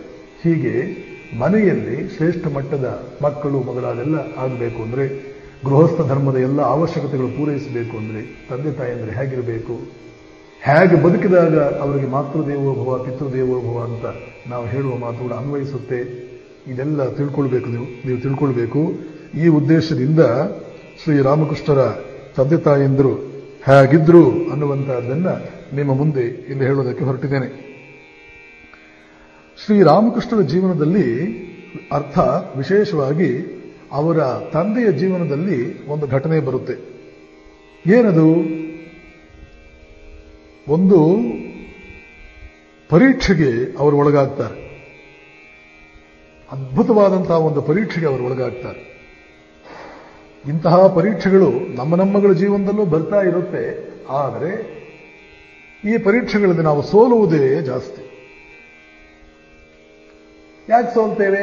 ಬದ್ಧತೆ ಇಲ್ಲ, ತತ್ವಗಳಿಗೆ ಬದ್ಧತೆ ಇಲ್ಲ. ಯಾವ ರೀತಿಯ ತತ್ವಗಳನ್ನೂ ಕೂಡ ನಾವು ತಿಳಿದೇ ಇಲ್ಲ. ತಿಳಿದರೂ ಕೂಡ ಇದಕ್ಕೆ ಬದ್ಧತೆ ಇರಬೇಕು, ಜೀವದ ಹಂಗು ತೊರೆದು ಇವುಗಳನ್ನೆಲ್ಲ ನಾವು ಅನುಸರಿಸಬೇಕು ಅನ್ನುವ ಆ ಮಟ್ಟದ ಒಂದು ಕಮಿಟ್ಮೆಂಟ್ ಏನಿದೆ ಅದು ನಮ್ಮಲ್ಲಿ ಇಲ್ಲ. ಹೀಗಾಗಿ ಇಂತಹ ಪರೀಕ್ಷೆಗಳು ಒಳಗಾದಾಗ, ಇಂತಹ ಪರೀಕ್ಷೆಗಳು ಬಂದಾಗ ನಾವು ಸೋಲ್ತಾನೇ ಇರ್ತೇವೆ, ಸೋತವರೇ ಆಗಿಬಿಡ್ತೇವೆ. ಸೋತ ವ್ಯಕ್ತಿಗಳು ತಮ್ಮ ಹೊಟ್ಟೆಯಲ್ಲಿ ಜಗತ್ತನ್ನು ಗೆಲ್ಲುವ ಮಕ್ಕಳು ಹುಟ್ಟಬೇಕು ಅಂತ ಬಯಸಿದರೆ ಅದೊಂದು ನಗೆಪಾಟಲು ಅಲ್ಲವೇ? ಶ್ರೀರಾಮಕೃಷ್ಣರ ತಂದೆ ಕ್ಷುದಿರಾಮ್ ಚಟರ್ಜಿ, ಅವರ ತಾಯಿ ಚಂದ್ರಮಣಿ ದೇವಿ. ಈ ಕ್ಷುದಿರಾಮ್ ಚಟರ್ಜಿ ಋಷಿಯಂತಹ ವ್ಯಕ್ತಿ. ಒಂದು ಸಂದರ್ಭದಲ್ಲಿ ಶ್ರೀರಾಮಕೃಷ್ಣ ಹೇಳ್ತಾರೆ, ನನ್ನ ತಂದೆ ಋಷಿಯಂತಿದ್ದರು. ಅವರು ಸಂಧ್ಯಾ ವಂದನೆಗೆ ಅಂತ ಕುಳಿತರೆ, ದೇವರ ಪೂಜೆಗೆ ಅಂತ ಕುಳಿತರೆ ಅವರ ಮುಖವೆಲ್ಲ ಏನೋ ಒಂದು ವಿಶೇಷವಾದ ಕಳೆ ಬಂದು ಒಂದು ರೀತಿಯ ದೈವಿ ಕಳೆಯಿಂದ ಮಿನುಗುವುದಕ್ಕೆ ಪ್ರಾರಂಭವಾಗ್ತಿತ್ತು. ಕೆಂಪಾಗಿಬಿಡ್ತಾ ಇತ್ತು, ಒಂದು ಯಾವುದೋ ಒಂದು ತೇಜಸ್ಸಿನಿಂದ ಬೆಳಗುವುದಕ್ಕೆ ಪ್ರಾರಂಭವಾಗಿಬಿಡ್ತಾ ಇತ್ತು. ಮತ್ತು ಅವರು ನಡೆದುಕೊಂಡು ಬೀದಿನಲ್ಲಿ ಬರ್ತಾ ಇದ್ರೆ ಆ ಕಡೆ ಈ ಕಡೆ ಮನೆ ಕಟ್ಟೆ ಮೇಲೆ ಕುಳಿತುಕೊಂಡು ಹರಟೆ ಹೊಡಿತಾ ಅಂತ ಜನ ಕ್ಷುದಿರಾಮರನ್ನು ಕಂಡ್ರೆ ತಮ್ಮ ಹರಟೆ ನಿಲ್ಲಿಸಿಬಿಡ್ತಿದ್ರು. ಕುಳಿತವರೆಲ್ಲ ಎದ್ದು ನಿಂತ್ಕೊಂಡು ಬಿಡ್ತಾ ಇದ್ರು. ಅವರು ಸಾಗಿ ಮುಂದೆ ಹೋಗುವವರೆಗೆ ಯಾರೂ ಕೂಡ್ತಿರ್ಲಿಲ್ಲ. ಅವರು ಸ್ನಾನಕ್ಕೆ ಅಂತ ಬಾವಿಗಿಳಿದ್ರೆ, ಊರ ಬಾವಿಗಿಳಿದ್ರೆ ಅವರು ಸ್ನಾನ ಮುಗಿಸ್ಕೊಂಡು ಆಚೆ ಬರುವವರೆಗೆ ಬೇರೆ ಯಾರೂ ಬಾವಿಗಿಳಿತಾ ಇರಲಿಲ್ಲ. ಆಮೇಲೆ ಬಾವಿಗಿಳಿತಾ ಇದ್ರು. ಯಾರಂದ್ರೆ ಅವರ ಕಡೆಯಿಂದ ಅವರು ದಾನವನ್ನು ಸ್ವೀಕರಿಸ್ತಾ ಇರಲಿಲ್ಲ. ಯಾರ ಜೀವನ ಶುದ್ಧವಾಗಿದೆಯೋ, ಧರ್ಮ ಸಮ್ಮತವಾಗಿ ಜೀವನ ಮಾಡಿದ್ದಾರೋ ಅವರ ಕಡೆಯಿಂದ ಮಾತ್ರ ಅವರು ದಾನ ಸ್ವೀಕರಿಸ್ತಾ ಇದ್ರು. ಹೀಗೆ 10 ರೀತಿಯಲ್ಲಿ ಶ್ರೀರಾಮಕೃಷ್ಣರು ಅವರ ತಂದೆ ಬಗ್ಗೆ ಹೇಳ್ತಾರೆ. ಅವರ ಜೀವನವನ್ನು ನೋಡಿದರೆ ಇದು ನಿಜ ಅಂತ ಅನಿಸುತ್ತೆ. ಅವರ ಜೀವನದಲ್ಲಿ ಈ ಒಂದು ಪರ್ವಕಾಲ ಬಂತು, ಒಂದು ಪರೀಕ್ಷೆ ಕಾಲ ಬಂತು. ಊರಿನ ಜಮೀನ್ದಾರ ಒಂದು ದಿನ ಬಂದು ಹೇಳ್ದ, ನೋಡು, ನೀನು ಮಹಾ ಸತ್ಯವಂತ ಅನ್ನೋ ಹೆಸರು ಈ ಸುತ್ತಮುತ್ತ ಇದೆ. ನೀನು ಕೋರ್ಟಿನಲ್ಲಿ ನನ್ನ ಪರವಾಗಿ ಒಂದು ಸುಳ್ಳು ಸಾಕ್ಷಿ ಹೇಳಬೇಕು. ಜಮೀನ್ದಾರ, ಸಾವಿರಾರು ಎಕರೆ ಜಮೀನು ಬಂಗಾಳದಲ್ಲಿ, ಆ ಕಾಲದಲ್ಲಿ ಇಂಗ್ಲಿಷ್ನವರ ಕಾಲದಲ್ಲಿ ಜಮೀನ್ದಾರಿ ಸಿಸ್ಟಮ್. ಜಮೀನ್ದಾರರು ಅಂದ್ರೆ ಸಣ್ಣ ಪುಟ್ಟ ರಾಜರಿದ್ದ ಹಾಗೆ. ಕೆಲವು ವರ್ಷಗಳ ಹಿಂದೆ ನಮ್ಮ ಈ ಕಡೆ ದೇಸಾಯರು, ದೇಶಮುಖರು, ಹೀಗೆಲ್ಲ ಹೆಸರು, ನಾಡಗೌಡರು ಅಂತ ಹೇಳಿ 20,000, 30,000, 10,000 ಎಕರೆ ಜಮೀನ್ದಾರ ಸಣ್ಣ ಪುಟ್ಟ ರಾಜರಿದ್ದ ಹಾಗೆ ಇರ್ತಿದ್ರಲ್ಲ, ಹಾಗೇನೆ ಅಲ್ಲಿ ಕೂಡ ಜಮೀನ್ದಾರ್ ರಾಮಾನಂದ ರಾಯ್ ಅಂತ ಅವನ ಹೆಸರು. ನನ್ನ ಪರವಾಗಿ ನೀನು ಕೋರ್ಟ್ನಲ್ಲಿ ಸುಳ್ಳು ಸಾಕ್ಷಿ ಹೇಳಬೇಕು. ಕ್ಷುದಿರಾಮ್ ಚಟರ್ಜಿ ತಕ್ಷಣವೇ ಹೇಳ್ತಾರೆ, ಸುಳ್ಳು ಸಾಕ್ಷಿ ಸಾಧ್ಯವಿಲ್ಲದ ಮಾತು, ನನ್ನ ಕೈಯಲ್ಲಿ ಎಂದಿಗೂ ಆಗುವುದಿಲ್ಲ. ನನ್ನ ಮನೆತನದಲ್ಲಿ ಇಲ್ಲಿವರೆಗೆ ಯಾರೂ ಸುಳ್ಳು ಹೇಳಿದ್ದನ್ನ ನಾನು ನೋಡಿಲ್ಲ. ನಾನ್ಯಾಕೆ ಸುಳ್ಳು ಹೇಳಬೇಕು? ನನ್ನ ಮನೆ ದೇವರು ರಘುವೀರ. ರಘುವೀರ ಅಂದ್ರೆ ಶ್ರೀರಾಮಚಂದ್ರ. ರಾಮಕೃಷ್ಣರ ಮನೆ ದೇವರು ರಾಮ. ನನ್ನ ಮನೆ ದೇವರು ರಘುವೀರ. ನಾನು ಸುಳ್ಳು ಹೇಳುವುದಿಲ್ಲ. ಜಮೀನ್ದಾರ ತಕ್ಷಣ ಉತ್ತರಿಸ್ತಾನೆ, ನೋಡು, ನೀನು ನನಗೆ ಅನುಕೂಲಕರವಾದ ರೀತಿಯಲ್ಲಿ ನಾನು ಹೇಳಿದ ಹಾಗೆ ಒಪ್ಕೊಂಡ್ರೆ ನಿನಗೆ ಸಾಕಷ್ಟು ಬಹುಮಾನ ಸಿಗುತ್ತೆ. ನನ್ನ ಮಾತಿಗೆ ಒಪ್ಕೊಳ್ಳಿಲ್ಲ ಅಂದ್ರೆ ನಿನ್ನ ಮನೆ ಆಸ್ತಿ ಎಲ್ಲ ಮುಟ್ಟುಗೋಲು ಹಾಕಿಕೊಂಡು ನೀನು ನಿನ್ನ ಹೆಂಡತಿ ಮಕ್ಕಳು ಉಟ್ಟ ಬಟ್ಟೆಯಲ್ಲಿ ಬೀದಿಗೆ ಬರಬೇಕು, ಹಾಗೆ ಮಾಡ್ತೇನೆ. ಆಗಿನ ಕಾಲದ ಜಮೀನ್ದಾರರಿಗೆ ಇಷ್ಟೆಲ್ಲ ಅಧಿಕಾರ ಇತ್ತು. ಮೇಲಿನ ಅಧಿಕಾರಿಗಳೊಡನೆ ಅವರು ಯಾವುದಾದರೂ ಒಂದು ರೀತಿಯಲ್ಲಿ ಸ್ನೇಹ ಭಾವನ ಇಟ್ಕೊಂಡು, ಸಂಬಂಧ ಸರಿಯಾಗಿ ಇಟ್ಕೊಂಡು, ತಮಗೆ ಬೇಡವಾದವರ ಮೇಲೆ ಈ ರೀತಿಯಲ್ಲಿ ಕ್ರುದ್ಧರಾಗಿ ಅಪಾಯಕ್ಕೆ ಈಡು ಮಾಡುವಂತಹದ್ದು ಏನು ಸಾಧ್ಯವಿದ್ದಂಥ ಮಾತೆ, ಅದೇನಂತ ಕಷ್ಟದ ಮಾತೇನೂ ಆಗಿರಲಿಲ್ಲ. ಅದನ್ನು ಉಪಯೋಗಿಸಿಕೊಂಡು ಇವನು ಹೇಳ್ತಾ ಇದ್ದಾನೆ, ನೀನು ಬೀದಿಗೆ ಬರುವಂತೆ ಮಾಡ್ತೇನೆ, ನಿನ್ನ ಆಸ್ತಿ ಮನೆಯನ್ನು ಮುಟ್ಟುಗೋಲು ಹಾಕ್ತೇನೆ. ಎಂತಹ ಪರೀಕ್ಷೆ ಇದು, ಎಂತಹ ವಿಷಮ ಪರೀಕ್ಷೆ ಇದು. ಇಡೀ ಆಸ್ತಿ ಕಳ್ಕೊಳ್ಬೇಕಾಗಿದೆ. ತಾವು ತಮ್ಮ ಹೆಂಡತಿ ಮಕ್ಕಳೇ ಅಲ್ಲ, ತಮ್ಮನ ಹೆಂಡತಿ ಮಕ್ಕಳು, ಇಬ್ಬರೂ ತಮ್ಮಂದಿರಿಗೆ ಮದುವೆ ಆಗಿದೆ, ಮಕ್ಕಳಾಗಿದ್ದಾರೆ. ಸುಮಾರು 50 ಎಕರೆಯಷ್ಟು ಜಮೀನಿದೆ ಅಂತ ಪುಸ್ತಕಗಳಲ್ಲಿ ಓದುತ್ತೇವೆ. ಇದನ್ನು 50 ಎಕರೆಯಷ್ಟು ಜಮೀನು ಕಳ್ಕೊಳ್ಬೇಕಾಗಿದೆ. ಇಷ್ಟು ಆನಂದವಾಗಿ ಜೀವನ ಮಾಡಬಹುದಕ್ಕೆ ಅವಕಾಶವಿದ್ದಂತಹ ವ್ಯಕ್ತಿಗಳು ಇವತ್ತು ನಾಳೆಯಿಂದ ಭಿಕಾರಿಗಳಾಗಿ ಬದುಕಬೇಕಾಗಿದೆ. ಇಂತಹ ಸಂದರ್ಭದಲ್ಲಿ ನಾವು ಏನು ಮಾಡ್ತೇವೆ ಪ್ರಶ್ನೆ ಹಾಕೊಳ್ಳಿ. ನಿಮಗೂ ಇಂತಹ ಸಂದರ್ಭಗಳು ಬರುತ್ತೆ ಜೀವನದಲ್ಲಿ. ಆವಾಗ ನೀವು ಯಾವ ರೀತಿ ವರ್ತಿಸಿದ್ದೀರಿ? ಧರ್ಮವನ್ನು ಎತ್ತಿ ಹಿಡಿದು ಕಷ್ಟಕ್ಕೆ ಒಳಗಾಗುವುದಕ್ಕೆ ನೀವು ತಯಾರಾದರೂ ಧರ್ಮಕ್ಕೆ ತಿಲಾಂಜಲಿ ಕೊಟ್ಟು ಯಾರಿಗೆ ಬೇಕಾಗಿದೆ, 10 ಜನರಿಗಾಗಿದ್ದೇ ನಮಗೂ ಆಗುತ್ತೆ, ಪ್ರವಾಹದ ವಿರುದ್ಧ ಈಜಬಾರದು ಅನ್ನುವ ಒಂದು ಕನ್ವೀನಿಯಂಟ್ ಫಿಲಾಸಫಿ, ಅನುಕೂಲ ವೇದಾಂತವನ್ನ ಇಟ್ಕೊಂಡು ನಾನು ಆವಾಗ ತಮಾಷೆ ಮಾಡೋದುಂಟು. ನಮ್ಮ ಆಚಾರ್ಯ ಪುರುಷರು 3 ವೇದಾಂತ ಕೊಟ್ಟಿರೋದು. ಮಧ್ವಾಚಾರ್ಯರು ದ್ವೈತ ವೇದಾಂತ, ರಾಮಾನುಜಾಚಾರ್ಯರು ವಿಶಿಷ್ಟಾದ್ವೈತ ವೇದಾಂತ, ಶಂಕರಾಚಾರ್ಯರು ಅದ್ವೈತ ವೇದಾಂತ ಅಂತ ಆಚಾರ್ಯರೇನು 3 ವೇದಾಂತಗಳನ್ನೇ ಕೊಟ್ಟಿರೋರು. ಆದರೆ ಇತ್ತೀಚೆಗೆ ಈ 3 ವೇದಾಂತಗಳಿಗಿಂತ ಹೆಚ್ಚು ಅನುಯಾಯಿಗಳು ಹೊಂದಿರತಕ್ಕಂಥ ಒಂದು ಹೊಸ ವೇದಾಂತ ಬಂದಿದೆ. ಅದು ಯಾವುದು ಅಂದ್ರೆ ಅನುಕೂಲ ವೇದಾಂತ. ನಮಗೆ ಯಾವುದು ಅನುಕೂಲವೋ ಅದನ್ನ ನಾವು ಮಾಡ್ಕೊಂಡು ಹೋಗ್ತಾ ಇದ್ರೆ ಆಯಿತು. ಯಾವ ಕಡೆ ಗಾಳಿ ಬೀಸಿದ್ರೆ ಹಾಗೆ ಹೋಗ್ತಾ ಇದ್ರೆ ಆಯಿತು. 10 ಜನರಿಗಾಗಿದ್ದು ನಮಗೂ ಆಗುತ್ತೆ. ಪ್ರವಾಹದ ವಿರುದ್ಧ ಈಜಬಾರದು. ನಾನೊಬ್ಬ ಸರಿಯಾದರೆ ಪ್ರಪಂಚದಲ್ಲಿ ಆಗೋದೇನಿದೆ, ನಾವೊಬ್ಬರು ಸರಿಯಾಗಿ ಏನಾಗೋದಿದೆ. ಎಲ್ಲರೂ ಹೀಗೆ ಇರುವಾಗ ನಾನೊಬ್ಬ ಯಾಕೆ ಸರಿಯಾಗಬೇಕು? ಇವೆಲ್ಲ ಈ ಅನುಕೂಲ ವೇದಾಂತ ಅನ್ನುವಂತಹ ಈ ಕಾಯಿಲೆ, ಈ ರೋಗ ಇವತ್ತು ದೇಶವನ್ನು ತಿಂತಾ ಇದೆ. ವಿವೇಕಾನಂದರು ಹೇಳ್ತಾರೆ, ಭಾರತೀಯರೇ, ಕಳೆದ 1000 ವರ್ಷಗಳಿಂದ ಒಂದು ಜನಾಂಗ, ಒಂದು ನಾಗರಿಕತೆ ಸಂಪೂರ್ಣವಾಗಿ ಹಾಳಾಗುವುದಕ್ಕೆ, ನಿಷ್ಕ್ರಿಯವಾಗುವುದಕ್ಕೆ, ಷಂಡರಂತೆ ಬದುಕುವುದಕ್ಕೆ, ಜೀವನದ ಯಾವ ಲಕ್ಷಣವೂ ಇಲ್ಲದೆ ಜೆಲ್ಲಿಫಿಶ್ ಎಕ್ಸಿಸ್ಟೆನ್ಸ್, ಉಸಿರಾಡುವ ಹೆಣಗಳಂತೆ ಬದುಕುವುದಕ್ಕೆ ಯಾವ ಯಾವ ಲಕ್ಷಣಗಳು ಬೇಕೋ ಅದನ್ನು ಒಂದನ್ನೂ ಬಿಡದೆ ಅತ್ಯಂತ ಮುಂಜಾಗರೂಕತೆಯಿಂದ, ಅತ್ಯಂತ ಕಟ್ಟುನಿಟ್ಟಾಗಿ ಒಂದನ್ನೂ ಬಿಡದೆ ಪಾಲಿಸಿಕೊಂಡು ಬಂದಿದ್ದೀರಿ. ನೀವು ಉದ್ಧಾರವಾಗಬೇಕು ಅಂದ್ರೆ ಆಗುತ್ತಾ? I want to create a new order of things. ಇದನ್ನೆಲ್ಲ ಪೂರ್ತಿ ವಿರೋಧ ದಿಕ್ಕಿನಲ್ಲಿ ಹೋಗುವಂತೆ ಮಾಡಬೇಕು ಅಂತ ನಾನು ಬಂದಿದ್ದೇನೆ. ಹೀಗೆ ಸ್ವಾಮಿ ವಿವೇಕಾನಂದರು ಹೇಳ್ತಾರೆ. ಇಂತಹ ಸಂದರ್ಭದಲ್ಲಿ ರಾಮಕೃಷ್ಣ ತಂದೆ ಜಾಗದಲ್ಲಿ ನೀವು ಯಾರಾದರೂ ಇದ್ದಿದ್ರೆ ಏನ್ ಮಾಡ್ತಾ ಇದ್ರಿ? ಆಯ್ತಪ್ಪ, ದುಷ್ಟನ್ನು ಎದುರು ಹಾಕೊಳ್ಬಾರ್ದು ಅಂತ ಇದು ಒಂದು ಅನುಕೂಲ ವೇದಾಂತ. ದುಷ್ಟರನ್ನ ಎದುರು ಹಾಕೊಳ್ಬಾರ್ದು, ಸಜ್ಜನರನ್ನ ಎಷ್ಟು ಬೇಕಾದ್ರೂ ಎದುರು ಹಾಕೊಳ್ಬಹುದು, ಅವ್ರ ಪ್ರಾಣ ತಿನ್ಬಹುದು. ಸನ್ಯಾಸಿಗಳನ್ನ ಇನ್ನೂ ಸುಲಭವಾಗಿ ಎದುರು ಹಾಕೊಳ್ಬಹುದು, ಅವ್ರ ಕೈಲಿ ಏನಾಗೋದೇ ಇಲ್ಲ. ಅವ್ರು ಯಾವ ಪೊಲೀಸ್ ಕಂಪ್ಲೇಂಟು ಕೊಡಲ್ಲ, ಎಷ್ಟು ಬೈದ್ರು ಬಯಸ್ಕೊಳ್ತಾರೆ. ನಮ್ಗೆ ಏನೇನು ಯಾರ್ಯಾರ ಮೇಲೆ ಏನೇನು ಕೋಪವಿದ್ರು ಮಠಕ್ಕೆ ಹೋಗಿ ಬೇಕಾದ್ರೆ ಏನ್ ಬೇಕಾದ್ರೂ ಮಾಡಬಹುದು, ಸಾಕಷ್ಟು ತೊಂದರೆ ಕೊಡ್ಬೋದು. ಅವ್ರು ಒಳ್ಳೆ ಕೆಲಸ ಮಾಡ್ತಾ ಇಲ್ಲ, ಕೆಟ್ಟ ಕೆಲಸ ಮಾಡ್ತಾ ಇಲ್ಲ, ಅದೇನು ಚಿಂತೆ ಇಲ್ಲ. ಇವೆಲ್ಲ ಒಂದು ಜನಾಂಗ ಸಂಪೂರ್ಣವಾಗಿ ಹಾಳಾಗುವುದಕ್ಕೆ ಬೇಕಾಗಿರ್ತಕ್ಕಂಥ ಲಕ್ಷಣಗಳು. ಭಾರತೀಯರು ಅದ್ಭುತವಾಗಿ ಇವುಗಳನ್ನು ಅತ್ಯಂತ ನಿಷ್ಠೆಯಿಂದ ಪಾಲಿಸಿಕೊಂಡು ಬರ್ತಾ ಇದ್ದಾರೆ ಅಂತ ನಾವೇನು ಕಷ್ಟಪಟ್ಟು ಹೇಳಬೇಕಾಗಿಲ್ಲ. ಆದರೆ ರಾಮಕೃಷ್ಣರ ತಂದೆ ಕ್ಷುದಿರಾಮ್ ಚಟರ್ಜಿ ಹೇಳ್ತಾನೆ, ನನ್ನ ಪ್ರಾಣ ಹೋಗಲಿ ಬೇಕಾದರೆ, ಆಸ್ತಿಯಲ್ಲ ಪ್ರಾಣ ಹೋಗಲಿ ಬೇಕಾದರೆ ನಾನು ಸುಳ್ಳು ಸಾಕ್ಷಿ ಹೇಳುವುದಿಲ್ಲ. ಕೊನೆಗೆ ಆಗಬೇಕಾದ್ದೇ ಆಯಿತು.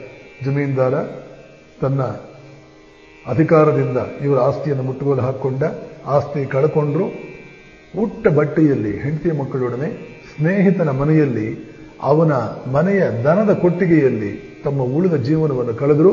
ಒಂದು ಅರ್ಧ ಎಕರೆ ಸ್ನೇಹಿತ, ಅಯ್ಯೋ ಕ್ಷುದಿರಾಮ್, ನಿನ್ನಂತ ಸಾಧು ಮಹಾತ್ಮನಿಗಿಂತ ಕಷ್ಟ ಬಂತಲ್ಲಪ್ಪ ಅಂತ ಅವನ ಜಮೀನಿನಲ್ಲಿ ಒಂದು ಅರ್ಧ ಎಕರೆ ಕೊಟ್ಟ.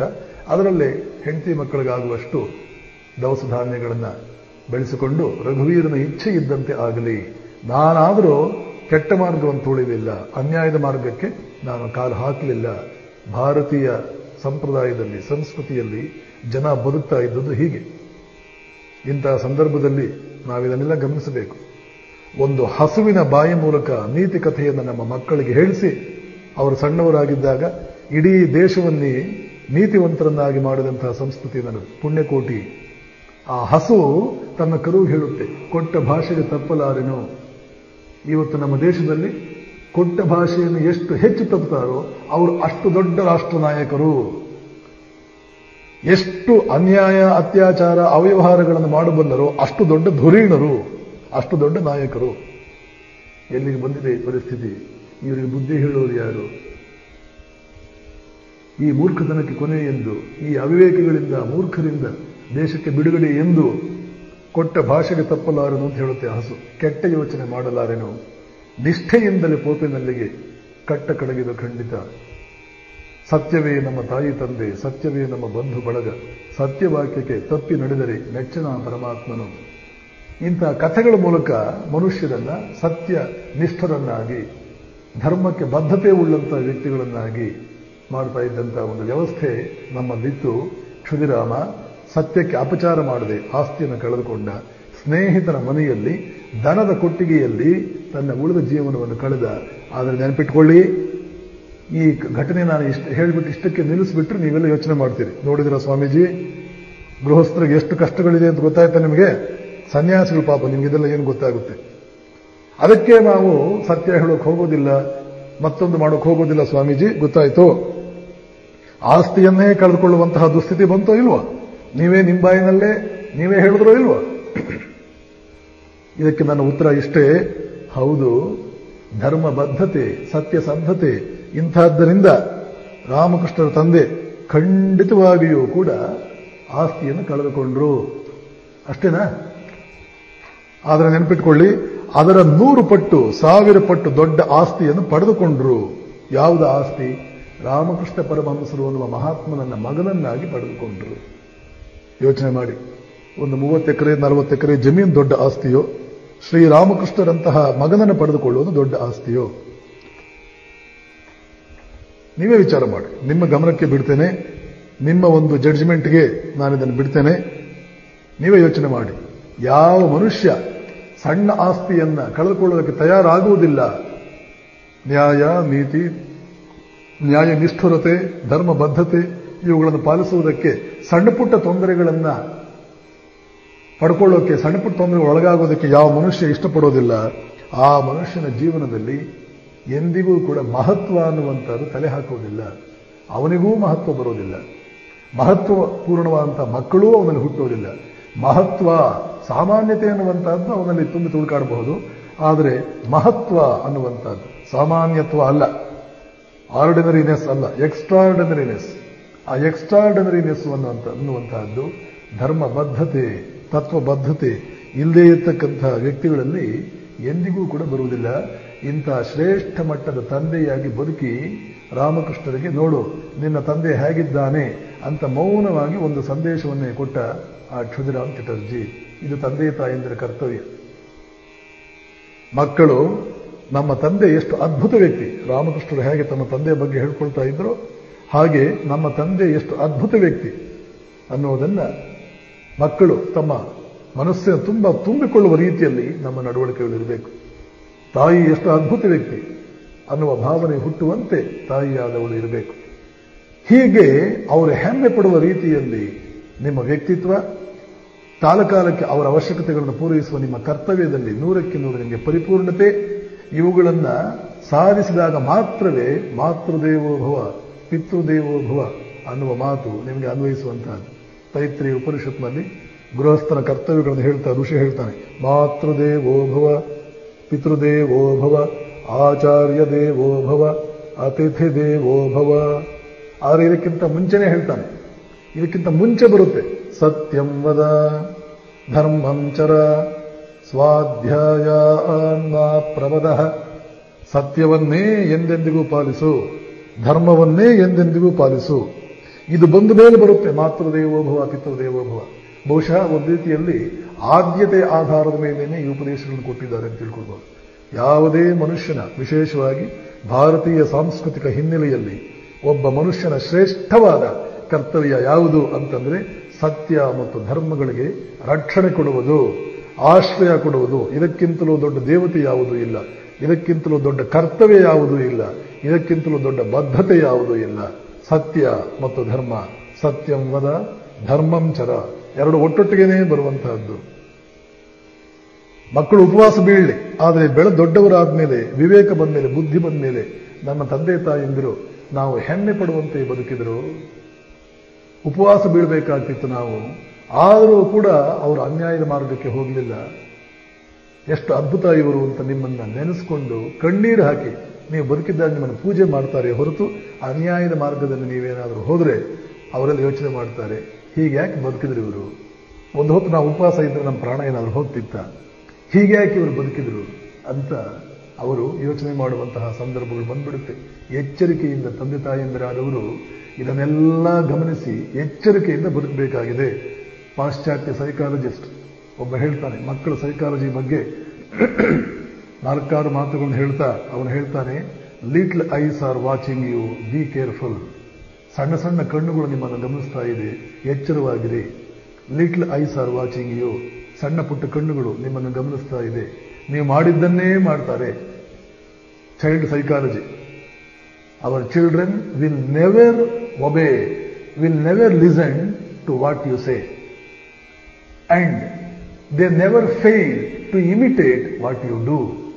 ನೀನು ಹೇಳಿದ್ದನ್ನ ಬಹಳಷ್ಟು ಕೇಳೋದೇ ಇಲ್ಲ, ಆದರೆ ನೀನು ಮಾಡಿದ್ದನ್ನ ಮಾಡುವುದರಲ್ಲಿ ಎಂದಿಗೂ ಕೂಡ ಅವರು ವಿಫಲರಾಗುವುದಿಲ್ಲ.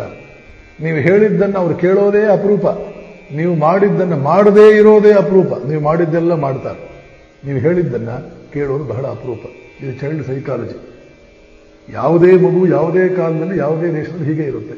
ಇದನ್ನು ಅರ್ಥ ಮಾಡಿಕೊಂಡಂತಹ ತಂದೆ ತಾಯಿಯಂದಿರು ತಮ್ಮ ನಡವಳಿಕೆಗಳ ಮೂಲಕ ಮಕ್ಕಳಿಗೆ ಪಾಠ ಹೇಳ್ಕೊಡ್ಬೇಕೇ ಹೊರತು ಬಾಯಿ ಮೂಲಕ ಹೇಳೋದಕ್ಕೆ ಹೊರಟ್ರೆ ಪ್ರಯೋಜನವಿಲ್ಲ. ಕಂಠ ಶೋಷಣೆ, ಗಂಟಲು ಒಣಗುತ್ತೆ ಹೊರತು ಮತ್ತೇನೂ ಅಲ್ಲ. ಹೀಗೆ ಶ್ರೀರಾಮಕೃಷ್ಣರ ತಂದೆಯನ್ನು ಗಮನಿಸಿದಂಥ ರಾಮಕೃಷ್ಣರು ಮುಂದೆ ಎಷ್ಟು ಅದ್ಭುತವಾದ ಗೌರವದಿಂದ ತಮ್ಮ ತಂದೆಯ ಬಗ್ಗೆ ಮಾತಾಡ್ತಾ ಇದ್ರು.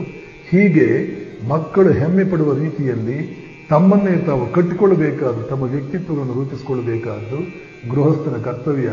ಹಾಗೆ ಮಾಡಿದಾಗಲೇ ಮಾತೃದೇವೋಭವ ಪಿತೃದೇವೋಭವ ಅನ್ನುವ ರೀತಿಯಲ್ಲಿ ಮಕ್ಕಳೂ ಕೂಡ ಅವರನ್ನು ಬಹಳ ಗೌರವದಿಂದ, ಬಹಳ ಪೂಜ್ಯ ಭಾವದಿಂದ ನೋಡಿಕೊಳ್ತಾರೆ. ಗೃಹಸ್ಥ ಇದನ್ನು ತನ್ನ ಕರ್ತವ್ಯ ಅಂತ ಭಾವಿಸಬೇಕು. ಈ ವಿಷಯವನ್ನು ಹೇಳುವಾಗ ನನಗೆ ಒಂದು ಅತ್ಯಂತ ಮುಖ್ಯವಾದ ಒಂದು ವಿಚಾರ ಮನಸ್ಸಿಗೆ ಬರ್ತಾ ಇದೆ. ಇಂತಹ ಕರ್ತವ್ಯಗಳು ಗೃಹಸ್ಥನಿಗೆ 5 ಇವೆ ಅಂತ ಉಪನಿಷತ್ತು ಹೇಳುತ್ತೆ. 5 ಕರ್ತವ್ಯಗಳಿವೆ. ಈಶಾವಾಸ್ಯ ಉಪನಿಷತ್ತಿನಲ್ಲಿ ಒಂದು ಶ್ಲೋಕ ಬರುತ್ತೆ, ಕುರ್ವನ್ನೇವೇಹ ಕರ್ಮಾಣಿ ಜಿಜೀವಿಷೇ ಶತಂ ಸಮಾಹ ಏವಂ ತ್ವಯಿ ನಾಣ್ಯಥೇತೋಸ್ತಿ ನ ಕರ್ಮ ಲಿಪ್ಯತೆ ನರೇ. ಮಾಡಬೇಕಾದ ಕರ್ಮಗಳನ್ನು ಮಾಡ್ತಾ ಮಾಡ್ತಾ 100 ವರ್ಷ ಬದುಕುವಂತೆ ಪ್ರತಿಯೊಬ್ಬ ಗೃಹಸ್ಥನೂ ಕೂಡ ಜೀವನದಲ್ಲಿ ಇಚ್ಛಿಸಬೇಕು, ಆಸೆ ಪಡಬೇಕು.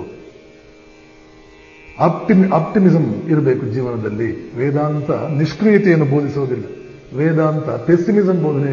ಪಶ್ಯೇಮ ಶರದಶತಂ, 100 ವಸಂತ ಕಾಲಗಳನ್ನು ನೋಡೋಣ. 100 ವಸಂತ ಕಾಲಗಳಷ್ಟು ಕಾಲ ಎಲ್ಲ ಉತ್ತಮವಾದ ವಿಚಾರಗಳನ್ನು ಕೇಳೋಣ. ಇಲ್ಲೂ ಕೂಡ ಹೇಳ್ತಾರೆ, ಕುರುವನ್ನೇವೇಹ ಕರ್ಮಾಣಿ ಜಿಜೀವಿಷೇ ಶತಂ ಸಮಾಹ. 100 ವರ್ಷ ಬದುಕುವುದಕ್ಕೆ ಗೃಹಸ್ಥನಾದವನು ಇಚ್ಛಿಸಬೇಕು. ಆದರೆ ಹೇಗೆ ಬದುಕೋದು? ಹೇಗಂದ್ರೆ ಹಾಗೆ ಬದುಕೋದ? ಇಲ್ಲೇ ಬಿಜಾಪುರದ ಕಡೆನೇ ಒಂದು ಮಾತು ಹೇಳ್ತಾ ಇರ್ತಾರೆ, ಅವಾಗ ನಾ ಹೇಳ್ತಾ ಇರ್ತೇನೆ. ಒಟ್ಟು ಏನಪ್ಪ ಅಂದ್ರೆ ನಡೆದದ, ಎಲ್ಲಿಗೆ ಹತ್ತದೋ ಹತ್ತದ. ಒಟ್ಟಿನಲ್ಲಿ ಹೇಗೋ ಬದುಕ್ಬಿಡು. ಏನೋ ನಡೆದಿದೆ, ಗಾಳಿ ಹೊಂಟಿದೆ, ಗಾಡಿ ಹೊಂಟದ್ರಿ, ಗಾಡಿ ಹೊಡೆದದ್ರಿ, ಹೊಂಟದ್ರಿ ಗಾಡಿ. ಒಟ್ಟು ಏನಪ್ಪ ಅಂದ್ರೆ ನಡೆದದ, ಎಲ್ಲಿಗೆ ಹತ್ತದೋ ಹತ್ತದ. ಹಾಗಲ್ಲ, ಮಾಡಬೇಕಾದ ಕರ್ಮಗಳನ್ನು ಮಾಡ್ತಾ ಶ್ರೇಷ್ಠ ಮಟ್ಟದ ಜೀವನ ಇದು ಅಂತ 10 ಜನ ನಮ್ಮನ್ನ ಮೆಚ್ಚುವಂತೆ, ಆದರ್ಶಕ್ಕಾಗಿ ನಮ್ಮ ಕಡೆಗೆ ನೋಡುವಂತೆ ಮಾಡ್ತಾ 100 ವರ್ಷ ಬದುಕುವುದಕ್ಕೆ ಪ್ರತಿಯೊಬ್ಬನೂ ಕೂಡ ಇಚ್ಛಿಸಬೇಕು. ಹಾಗೆ ಮಾಡುವುದರಿಂದ ಮಾತ್ರವೇ ಜೀವನದಲ್ಲಿ ಒಂದು ಸಾರ್ಥಕತೆ ಅನ್ನುವಂತಹದ್ದು ಬರುತ್ತದೆ. ಹಾಗೆ ಮಾಡುವುದರಿಂದ ಮಾತ್ರವೇ ಕರ್ಮಗಳಿಂದ ಪಾರಾಗುವುದಕ್ಕೆ ಸಾಧ್ಯ, ಬೇರೆ ಯಾವ ದಾರಿಯೂ ಇಲ್ಲ ಅಂತ ಹೇಳಿಬಿಟ್ಟು ಈಶಾವಾಸ್ಯ ಉಪನಿಷತ್ತು ಹೇಳುತ್ತೆ. ಯಾವುದು ಆ ಮಾಡಬೇಕಾದ ಕೆಲಸಗಳು ಅಂದ್ರೆ 5 ಕರ್ತವ್ಯಗಳು, ಪಂಚಯಜ್ಞಗಳು ಅಂತ ಹೇಳಿ ಒಬ್ಬರು ಮಹಾತ್ಮರು ಇದಕ್ಕೆ ಅರ್ಥ ಕೊಡ್ತಾರೆ. 5 ಕರ್ತವ್ಯ. ಯಜ್ಞ ಅಂತಂದ್ರೆ ಉದಾತ್ತವಾದಂತಹ ಒಂದು ಕಾರ್ಯ ಅಂತ. ಕೇವಲ ಒಂದು ಹೋಮದಲ್ಲಿ 4 ವಸ್ತುಗಳನ್ನು ಸಮರ್ಪಣೆ ಮಾಡುವಂತಹದ್ದೇ ಯಜ್ಞ ಅಂತ ತಿಳ್ಕೊಳ್ಬಾರದು. ಅದು ಕೂಡ ಯಜ್ಞವೇ, ಅದ್ಭುತವಾದ ಯಜ್ಞ. ಅಲ್ಲಿ ಆ ಹೋಮದಲ್ಲೂ ಕೂಡ ಒಂದು ವಿಷಯವನ್ನು ನೀವು ಗಮನಿಸಿ, ಅಲ್ಲಿ ಒಂದು ಮಂತ್ರ ಬರುತ್ತದೆ. ಅಗ್ನಯೇ ಸ್ವಾಹ ಅಗ್ನಯೈನಂ ನಮಃ, ಇಂದ್ರಾಯ ಸ್ವಾಹ ಇಂದ್ರಾಯೈನಂ ನಮಃ. ಇಲ್ಲಿ ಒಂದು ವಿಷಯ ಗಮನಿಸಿ, ನಮಮ ನ ಮಮ. ಮಮ ಅಂದ್ರೆ ಸಂಸ್ಕೃತದಲ್ಲಿ ನನ್ನದು, ನಮಮ ಅಂದ್ರೆ ನನ್ನದಲ್ಲ. ಓ ಇಂದ್ರನೇ, ಇದು ನಿನ್ನದು, ನನ್ನದಲ್ಲ. ಅಗ್ನಿ, ಇದು ನಿನ್ನದು, ನನ್ನದಲ್ಲ. ಈ ಇಂದ್ರ, ಅಗ್ನಿ ಇವೆಲ್ಲ ಕೂಡ ಪ್ರಕೃತಿಯನ್ನ ಆರಾಧಿಸ್ತಾ ಇದ್ದಂತಹ ಆರ್ಯರು ದೇವತೆಗಳಿಗೆ ಇಟ್ಟಿರ್ತಕ್ಕಂಥ ಹೆಸರುಗಳು. ಎಲ್ಲವೂ ನನ್ನ ಸುತ್ತಲೂ ಇರತಕ್ಕಂತಹ ಪ್ರಕೃತಿಯಿಂದ, ಈ ವಿರಾಟ್ ವ್ಯವಸ್ಥೆಯಿಂದ, ಸೂರ್ಯ, ಚಂದ್ರ, ಪ್ರಕೃತಿ, 10 ರೀತಿಯ ಶಕ್ತಿಗಳು, ಸುತ್ತ ವಾತಾವರಣ, ನೀರು, ಗಾಳಿ, ಭೂಮಿ, ಪರಮಾತ್ಮನೇ ಇವುಗಳ ರೂಪದಲ್ಲಿ ನನಗೆ ಬೇಕಾದನ್ನೆಲ್ಲ ಒದಗಿಸಿಕೊಡ್ತಾ ಇದ್ದಾನೆ. ಅವುಗಳಿಂದಲೇ ನಾನು ಎಲ್ಲವನ್ನು ಪಡೆದುಕೊಂಡಿದ್ದೇನೆ. ಸಮಷ್ಟಿ, ಸುತ್ತ ಇರ್ತಕ್ಕಂಥ ಜನ, ನನಗೆ ಬುದ್ಧಿ ಹೇಳಿದಂಥ ಗುರು, ಜನ್ಮ ಕೊಟ್ಟ ತಂದೆ ತಾಯಂದಿರು, ನನ್ನಲ್ಲಿ ಉತ್ಸಾಹವನ್ನು ತಂದಿದಂಥ ಸ್ನೇಹಿತರು, ಗೃಹಸ್ಥನಾಗಿದ್ದರೆ ನನ್ನ ಎಲ್ಲ ಧರ್ಮ ಕಾರ್ಯಗಳಲ್ಲೂ ಸಹಕಾರ ನೀಡ್ತಾ ಇರತಕ್ಕಂಥ ಧರ್ಮಪತ್ನಿ, ಹೀಗೆ 1000 ಜನ ನನ್ನ ಉದ್ಧಾರಕ್ಕೆ ಕಾರಣರಾಗಿದ್ದಾರೆ. ಆದ್ದರಿಂದ ನನ್ನ ಸಂಪಾದನೆ ಅಂತ ಏನಿದೆಯೋ ಅದು ನನ್ನದಲ್ಲ, ಇವರಿಗೂ ಸೇರಿದ್ದು, ಎಲ್ಲರಿಗೂ ಸೇರಿದ್ದು ನಮಮ.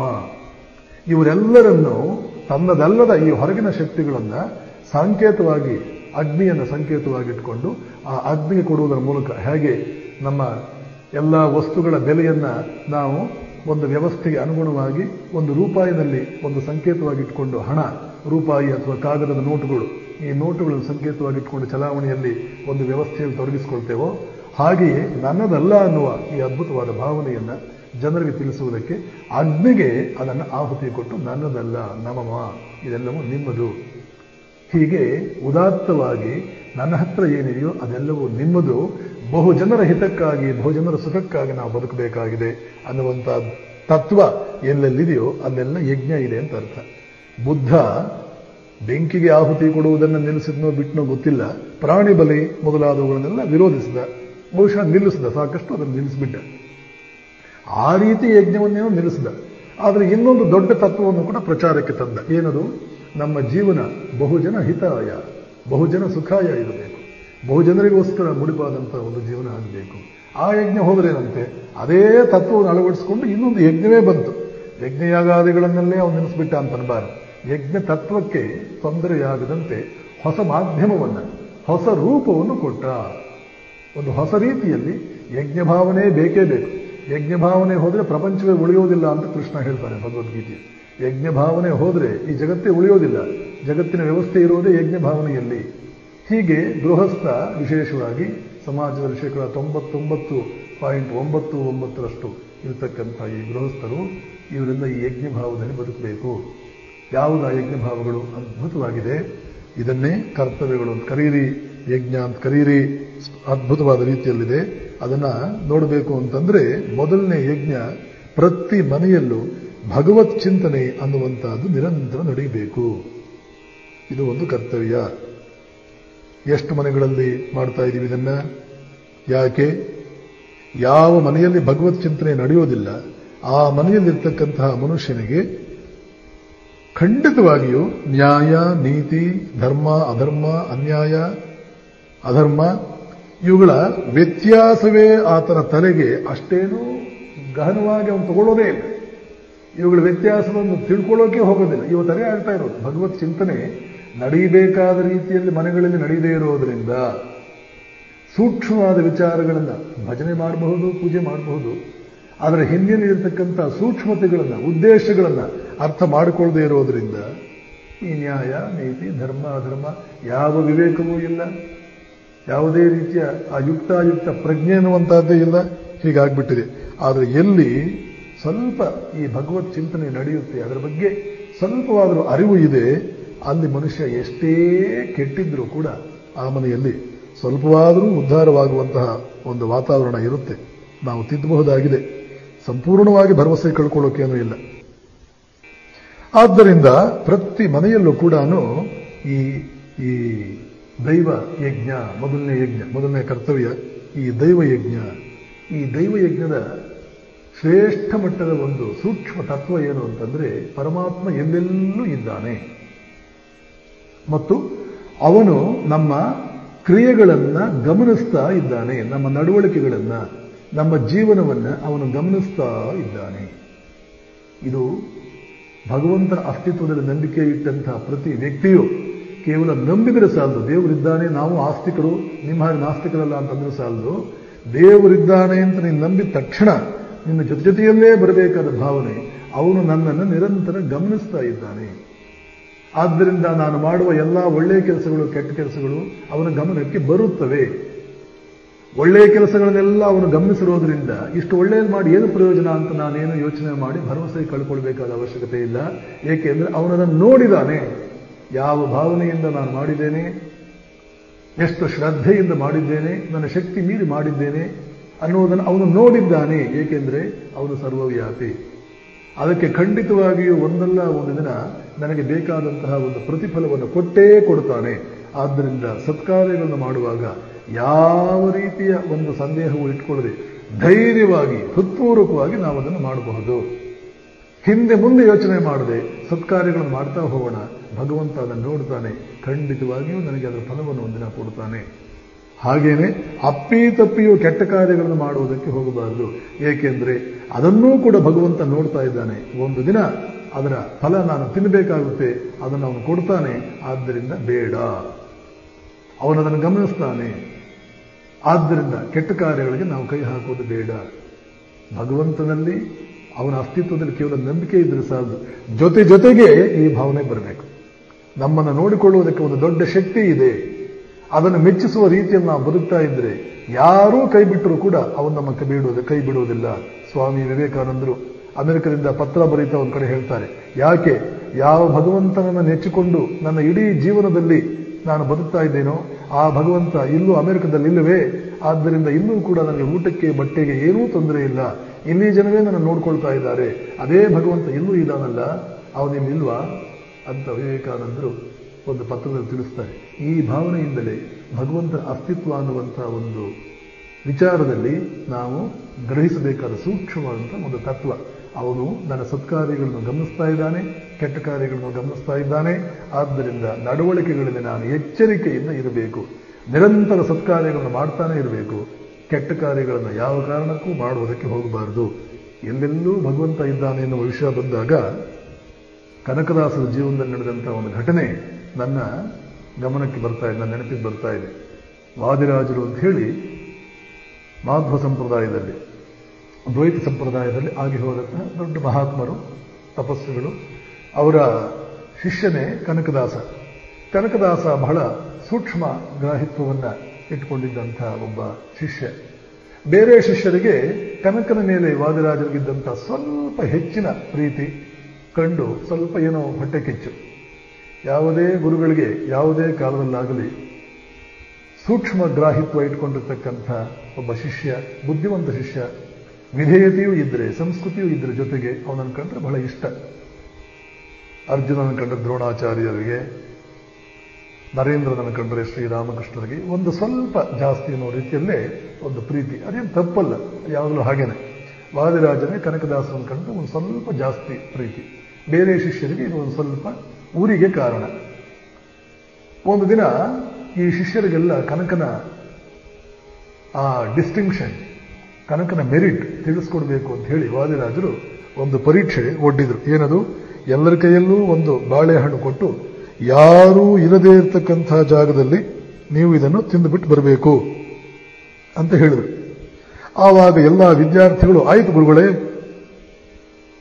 ಬಹಳ ಸಂತೋಷವಾಗಿ ಒಪ್ಕೊಂಡ್ರು. ಯಾಕೆ ಅಂತಂದ್ರೆ ಎಷ್ಟು ಒಳ್ಳೆಯ ರುಚಿಕರವಾದಂತಹ ಪರೀಕ್ಷೆ ಇದೆ, ಯಾವುದೇ ತೊಂದರೆ ಇಲ್ಲದೆ ಇರತಕ್ಕಂಥ ಒಂದು ಪರೀಕ್ಷೆ, ಅತ್ಯಂತ ರುಚಿಕರವಾದಂತಹ ಮನಸ್ಸಿಗೆ ಬಹಳ ಆನಂದವನ್ನು ಕೊಡುವಂತಹ ಪರೀಕ್ಷೆ. ಇಲ್ಲಿ ಕುಳಿತಿರ್ತಕ್ಕಂಥ ವಿದ್ಯಾರ್ಥಿಗಳು ಯೋಚನೆ ಮಾಡಬಹುದು, ಅಯ್ಯೋ ನಮ್ಮ ಕಾಲದಲ್ಲೂ ಇಂತಹ ಪರೀಕ್ಷೆಗಳೇ ಇದ್ದಿದ್ರೆ ಎಷ್ಟು ಚೆನ್ನಾಗಿರೋದು. ಓದಬೇಕಾಗಿಲ್ಲ, ಹೋಮ್ವರ್ಕ್ ಇಲ್ಲ, ಟ್ಯೂಷನ್ ಇಲ್ಲ, ಸ್ಕ್ವಾಡ್ನ ಹೆದರಿಕೆ ಇಲ್ಲ. ಈ ಎಲ್ಲಾ ಕಷ್ಟಗಳು ಕೂಡ ಈಗಿನ ಕಾಲದ ಪರೀಕ್ಷೆಗೆ ಸಂಬಂಧಪಟ್ಟಂತಹದ್ದು. ಇದು ಯಾವುದೂ ಇಲ್ಲದೆ ಬಾಳೆಹಣ್ಣು ತಿನ್ನೋ ಪರೀಕ್ಷೆ ಏನು ಅದ್ಭುತ. ನಮಗೂ ಇಂಥ ಪರೀಕ್ಷೆಗಳು ಇರಬಾರದೆ ಅಂತ ನಮ್ಮ ಈಗಿನ ಕಾಲದ ವಿದ್ಯಾರ್ಥಿಗಳು ಕುಳಿತಿದ್ದಾರೆ. ಬಹಳಷ್ಟು ಜನ ಎಲ್ಲ ಒಳಗೊಳಗೆ ನಗ್ತಾ ಇದ್ದಾರೆ. ನೀವೆಲ್ಲ ಕೂಡ ಯೋಚನೆ ಮಾಡಬಹುದು. ಒಟ್ಟಿನಲ್ಲಿ ಕನಕದಾಸ ಮೊದಲಾದಂತಹ ಶಿಷ್ಯರಿಗೆ ವಾದಿರಾಜರು ಒಂದು ಪರೀಕ್ಷೆ ಕೊಟ್ಟರು. ಯಾರು ಇಲ್ಲದೇ ಇರೋ ಜಾಗದಲ್ಲಿ ತಿಂದುಬಿಟ್ಟು ಬಾ. ಎಲ್ಲ ತಿಂದು ಬಂದರು. ಕೇಳಿದರು ವಾದಿರಾಜರು, ನೀನು ಎಲ್ಲಿ ತಿಂದೆಯೋ?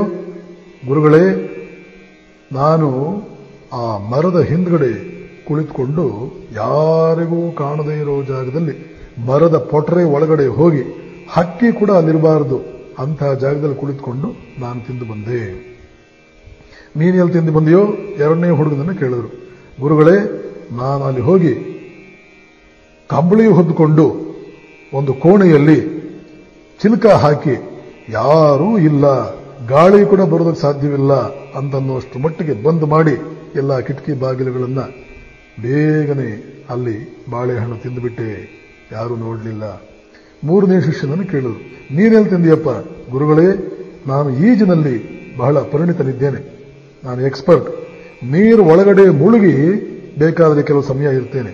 ಹಾಗೆಯೇ ನೀರು ಒಳಗಡೆ ಮುಳುಗಿ ಅಲ್ಲೇ ಬಾಳೆಹಣ್ಣು ತಿಂದು ಬಹುಶಃ ಸ್ವಲ್ಪ ನೀರು ಕುಡಿದ್ನೋ ಏನೋ ಗೊತ್ತಿಲ್ಲ, ಬಂದ್ಬಿಟ್ಟೆ.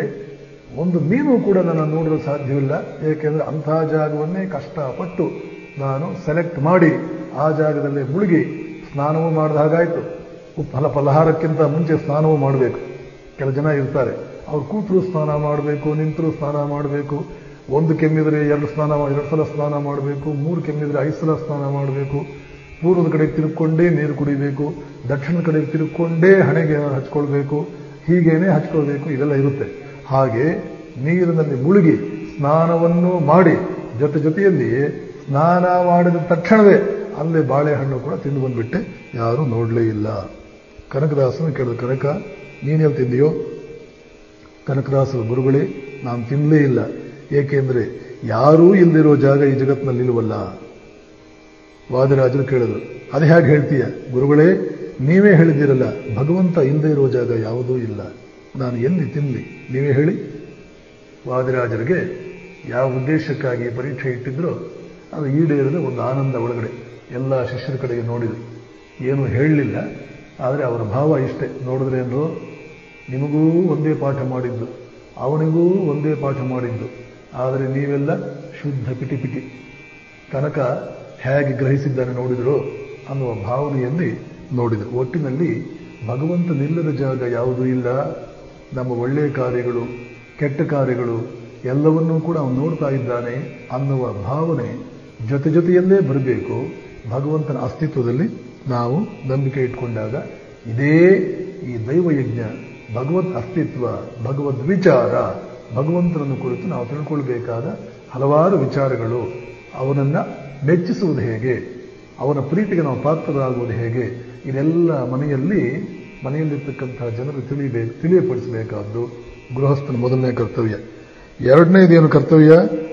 ಋಷಿಗಳು, ಮುನಿಗಳು, ಶರಣರು, ಸಂತರು, ದಾಸರು ಏನೇನು ಹೇಳಿದ್ದಾರೆ, ಅವರೆಲ್ಲ ಹೇಗೆ ಬದುಕಿದ್ದಾರೆ, ಅವರ ಬಗ್ಗೆ ಪ್ರತಿನಿತ್ಯ ಒಂದು ಚಿಂತನೆ, ಒಂದು ಅವಲೋಕನ ನಾವು ಮಾಡಬೇಕು. ಉದಾಹರಣೆಗೆ ನೋಡಿ, ತುಳಸಿದಾಸ ಅತ್ಯಂತ ಕಾಮಿಯಾಗಿದ್ದವನು. ಯಾವುದೋ ಒಂದು ಕ್ಷಣದಲ್ಲಿ ಇದ್ದಕ್ಕಿದ್ದ ಹಾಗೆ ಕಾಮದ ಕಡೆಗಿದ್ದಂಥ ಅವನ ಮನಸ್ಸು ರಾಮನ ಕಡೆಗೆ ಹರಿಯಿತು. ಅವನ ಕಾಮಕ್ಕೆ ವಸ್ತುವಾಗಿದ್ದಂಥ ಅವನ ಹೆಂಡತಿಯೇ ಒಂದು ದಿನ ಅವನಿಗೆ ಛೀಮಾರಿ ಹಾಕಿದ್ಲು. ಏನು ನನ್ನಲ್ಲಿದೆ ಅಂತ ಈ ರೀತಿ ಸಾಯ್ತಿದೆ ನನಗೋಸ್ಕರ, ಕೂತ್ರೆ ನಿಂತರೆ ನಾನು ಅಂತ ನನ್ನ ಬೆನ್ನ ಹಿಂದೆನೇ ಬರ್ತಿರಲ್ಲ. ತವರು ಮನೆಯಲ್ಲಿ ಅವಳ ಗಂಡನ ಈ ರೀತಿಯ ಒಂದು ಮೋಹ ಒಂದು ನಗೆಪಾಟಲ ವಸ್ತುವಾಗಿತ್ತು, ನಗೆಗೆ ಒಂದು ವಸ್ತುವಾಗಿತ್ತು. ತವರು ಮನೆಯಲ್ಲೇ ತನ್ನ ತಮ್ಮಂದಿರು ಮೊದಲಾದವರೆಲ್ಲ ತನ್ನ ಗಂಡನ ಬಗ್ಗೆ ಹಗುರವಾಗಿ ಮಾತನಾಡಿ ನಗೆಯಾಡುವುದನ್ನ ಕೇಳಿ ಬಹಳ ನೊಂದಿದ್ಲು ಇವಳು. ಹೆಣ್ಣು ಪಾಪ ಗಂಡನ ಬಗ್ಗೆ ಇಷ್ಟು ಹಗುರವಾಗಿ ಮಾತಾಡ್ತಾನೆ, ತವರು ಮನೆಯವರೇ ಇರಲಿ ಇಷ್ಟು ಹಗುರವಾಗಿ ಮಾತಾಡ್ತಾರಲ್ಲ ಅಂತ ಸಾಕಷ್ಟು ನೊಂದಿದ್ಲು. ಸಾಕಾಗಿತ್ತು. ಅದಕ್ಕೆಲ್ಲ ಪುಟ ಬಿಟ್ಟಂತೆ ಒಂದು ದಿನ ತವರು ಮನೆಗೆ ಅವಳು ಹೋಗಿದ್ದಾಗ ಓಡಿ ಬಂದ್ಬಿಟ್ಟ. ಆವತ್ತೇ ಹೋಗಿದ್ದಾಳೆ, 2 ದಿನ ಆಗಿಲ್ಲ, 1 ದಿನವೂ ಆಗಿಲ್ಲ, ಮತ್ತೆ ಓಡಿ ಬಂದಿದ್ದಾನೆ ಮಹಾರಾಯ. ಹಾಜರು ರಾತ್ರಿ 1 ಗಂಟೆಗೆ ಬಂದ್ಬಿಟ್ಟಿದ್ದಾನೆ ಮನೆಗೆ. ಆವಾಗ ಹೆಂಡತಿ ಛೀಮಾರಿ ಹಾಕಿದ್ದು, ಏನಿದೆ ನನ್ನಲ್ಲಿ ಏನು ಸಾಯ್ತೀರಿ, ಒಂದೇ ನನ್ನ ಬೆನ್ನ ಹಿಂದೆ ಬರ್ತಾ ಇದ್ದೀನಿ, ನನ್ನ ಮೇಲೆ ಇರ್ತಕ್ಕಂಥ ಈ ಗಮನ, ಈ ಭಕ್ತಿ, ಈ ಕಾಳಜಿ ಇದರಲ್ಲಿ ಒಂದು ಅಂಶದಷ್ಟು ರಾಮನ ಮೇಲೆ ಇದ್ದಿದ್ರೆ ನಿಮ್ಮ ಜೀವನ ಸಾರ್ಥಕವಾಗ್ತಾ ಇತ್ತಲ್ಲ. ಮಹಾ ಅದ್ಭುತ ವ್ಯಕ್ತಿ ಅವಳು, ಮಹಾತಾಯಿ ಅವಳು, ವಿದ್ಯಾಮಾಯೆ ಅಂತ ಕರೀತಾರೆ ಶ್ರೀರಾಮಕೃಷ್ಣರು. ಯಾವ ಹೆಂಡತಿ ಗಂಡನಿಗೆ ಬುದ್ಧಿ ಹೇಳಿ ಸನ್ಮಾರ್ಗದಲ್ಲಿ ತರ್ತಾಳೋ ಅವಳು ವಿದ್ಯಾಮಾಯೆ. ಯಾರು ಗಂಡ ತಪ್ಪು ಮಾರ್ಗ ಹಿಡಿಯುವಂತೆ ಪ್ರೇರಣೆ ಕೊಡ್ತಾರೋ ಅವಳು ಅವಿದ್ಯಾಮಾಯೆ ಅಂತ ಶ್ರೀರಾಮಕೃಷ್ಣ ಹೇಳ್ತಾರೆ. ಈ ತುಳಸಿದಾಸ ವಿದ್ಯಾಮಾಯೆಯಾದ ಅವನ ಹೆಂಡತಿಯ ಪ್ರಭಾವದಿಂದ ಮುಂದೆ ಅದ್ಭುತವಾದ ರಾಮಭಕ್ತನಾಗ್ತಾನೆ.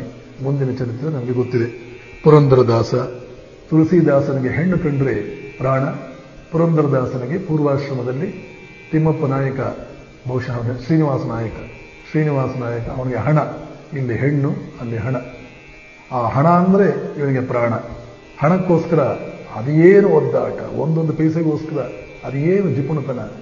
ಕೊನೆಗೆ ಹೆಂಡತಿನೇ ಬುದ್ಧಿ ಕಲಿಸಿದ್ದು. ಅವನು ರಾಮಭಕ್ತನಾದ. ಇವನು ಈ ಕಡೆ ಪುರಂದರ ವಿಠಲ ಅನ್ನಿ, ಕೃಷ್ಣ ಅನ್ನಿ, ರಾಮ ಅನ್ನಿ, ಶಿವ ಅನ್ನಿ ಎಲ್ಲ ಒಂದೇ. ಅವನ ಭಕ್ತನಾದ. ಪುರಂದರದಾಸರ ಜೀವನ ಏನಾಯಿತು ಅಂತ ನಾವು ನೋಡಿದ್ದೇವೆ. ಇದನ್ನೆಲ್ಲ ಯಾವ ಮಟ್ಟಕ್ಕೆ ಕೆಳಗೆ ಬಿದ್ದಿದ್ರೂ ಜೀವನದಲ್ಲಿ ಪರಮಾತ್ಮನ ಕೃಪೆಯಾದಾಗ ಕಣ್ಣುಗಳು ತೆರೆದಿದ್ರೆ, ಸೂಕ್ಷ್ಮಗಳನ್ನು ಗ್ರಹಿಸುವ ಸಾಮರ್ಥ್ಯವಿದ್ದರೆ, ಮನಸ್ಸಿನಲ್ಲಿ ಸ್ವಲ್ಪ ಸ್ಪಂದನಶೀಲತೆ ಎನ್ನುವಂತಹದ್ದು ಇದ್ದರೆ, ಜೀವ ಛವಗಳಂತೆ ಬದುಕದೆ ಸ್ಪಂದನಶೀಲತೆಯಿಂದ ಮನುಷ್ಯ ಬದುಕ್ತಾ ಇದ್ದರೆ ಯಾವ ಕಾಲದಲ್ಲಾದರೂ ಕೂಡ ಅವನಿಗೆ ಉದ್ಧಾರಕ್ಕೆ ಭರವಸೆ ಇದೆ ಅನ್ನೋದನ್ನ ಈ ಋಷಿಗಳು ಕೆಳಗೆ ಬಿದ್ದು ಮೇಲಕ್ಕೆ ಇದ್ದವರು ಇವರ ಜೀವನ ನೋಡೋದ್ರಿಂದ ಸ್ಪಷ್ಟವಾಗಿ ಗೊತ್ತಾಗುತ್ತೆ. ಮೂರನೆಯದೇ ಪಿತೃಯಜ್ಞ.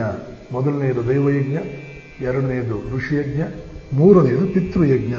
ಮನೆಯಲ್ಲಿರ್ತಕ್ಕಂಥ ತಂದೆ ತಾಯಂದಿರು ಹೇಗೆ ಆದರ್ಶಗಳನ್ನು ಬಿಂಬಿಸಬೇಕು ತಮ್ಮ ವ್ಯಕ್ತಿತ್ವದಲ್ಲಿ, ಮಕ್ಕಳ ಕಡೆಗೆ ಸಂಪೂರ್ಣ ಗಮನ ಕೊಡಬೇಕು. ಕ್ಷುದಿರಾಮ್ ಚಟರ್ಜಿ ವಿಷಯ ಹೇಳ್ತಾ ಆಗಲೇ ಹೇಳಿದೆ ನಾನು, ಇದನ್ನೇ ಪಿತೃಯಜ್ಞ ಅಂತ ಕರೀತಾರೆ. ದೊಡ್ಡವರು ಸಣ್ಣವರಿಗೆ ಪ್ರೀತಿ ಕೊಡಬೇಕು, ಸಣ್ಣವರು ದೊಡ್ಡವರಿಗೆ ಗೌರವ ಕೊಡಬೇಕು, ಅವರ ಬಗೆಗಿನ ಕರ್ತವ್ಯಗಳನ್ನು ಶ್ರದ್ಧೆಯಿಂದ ಒಂದು ಚೂರು ಚ್ಯುತಿ ಇಲ್ಲದಂತೆ ಮಾಡಬೇಕು.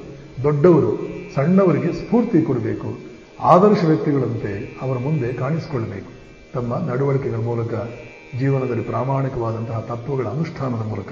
ಇದು ಪಿತೃಯಜ್ಞ.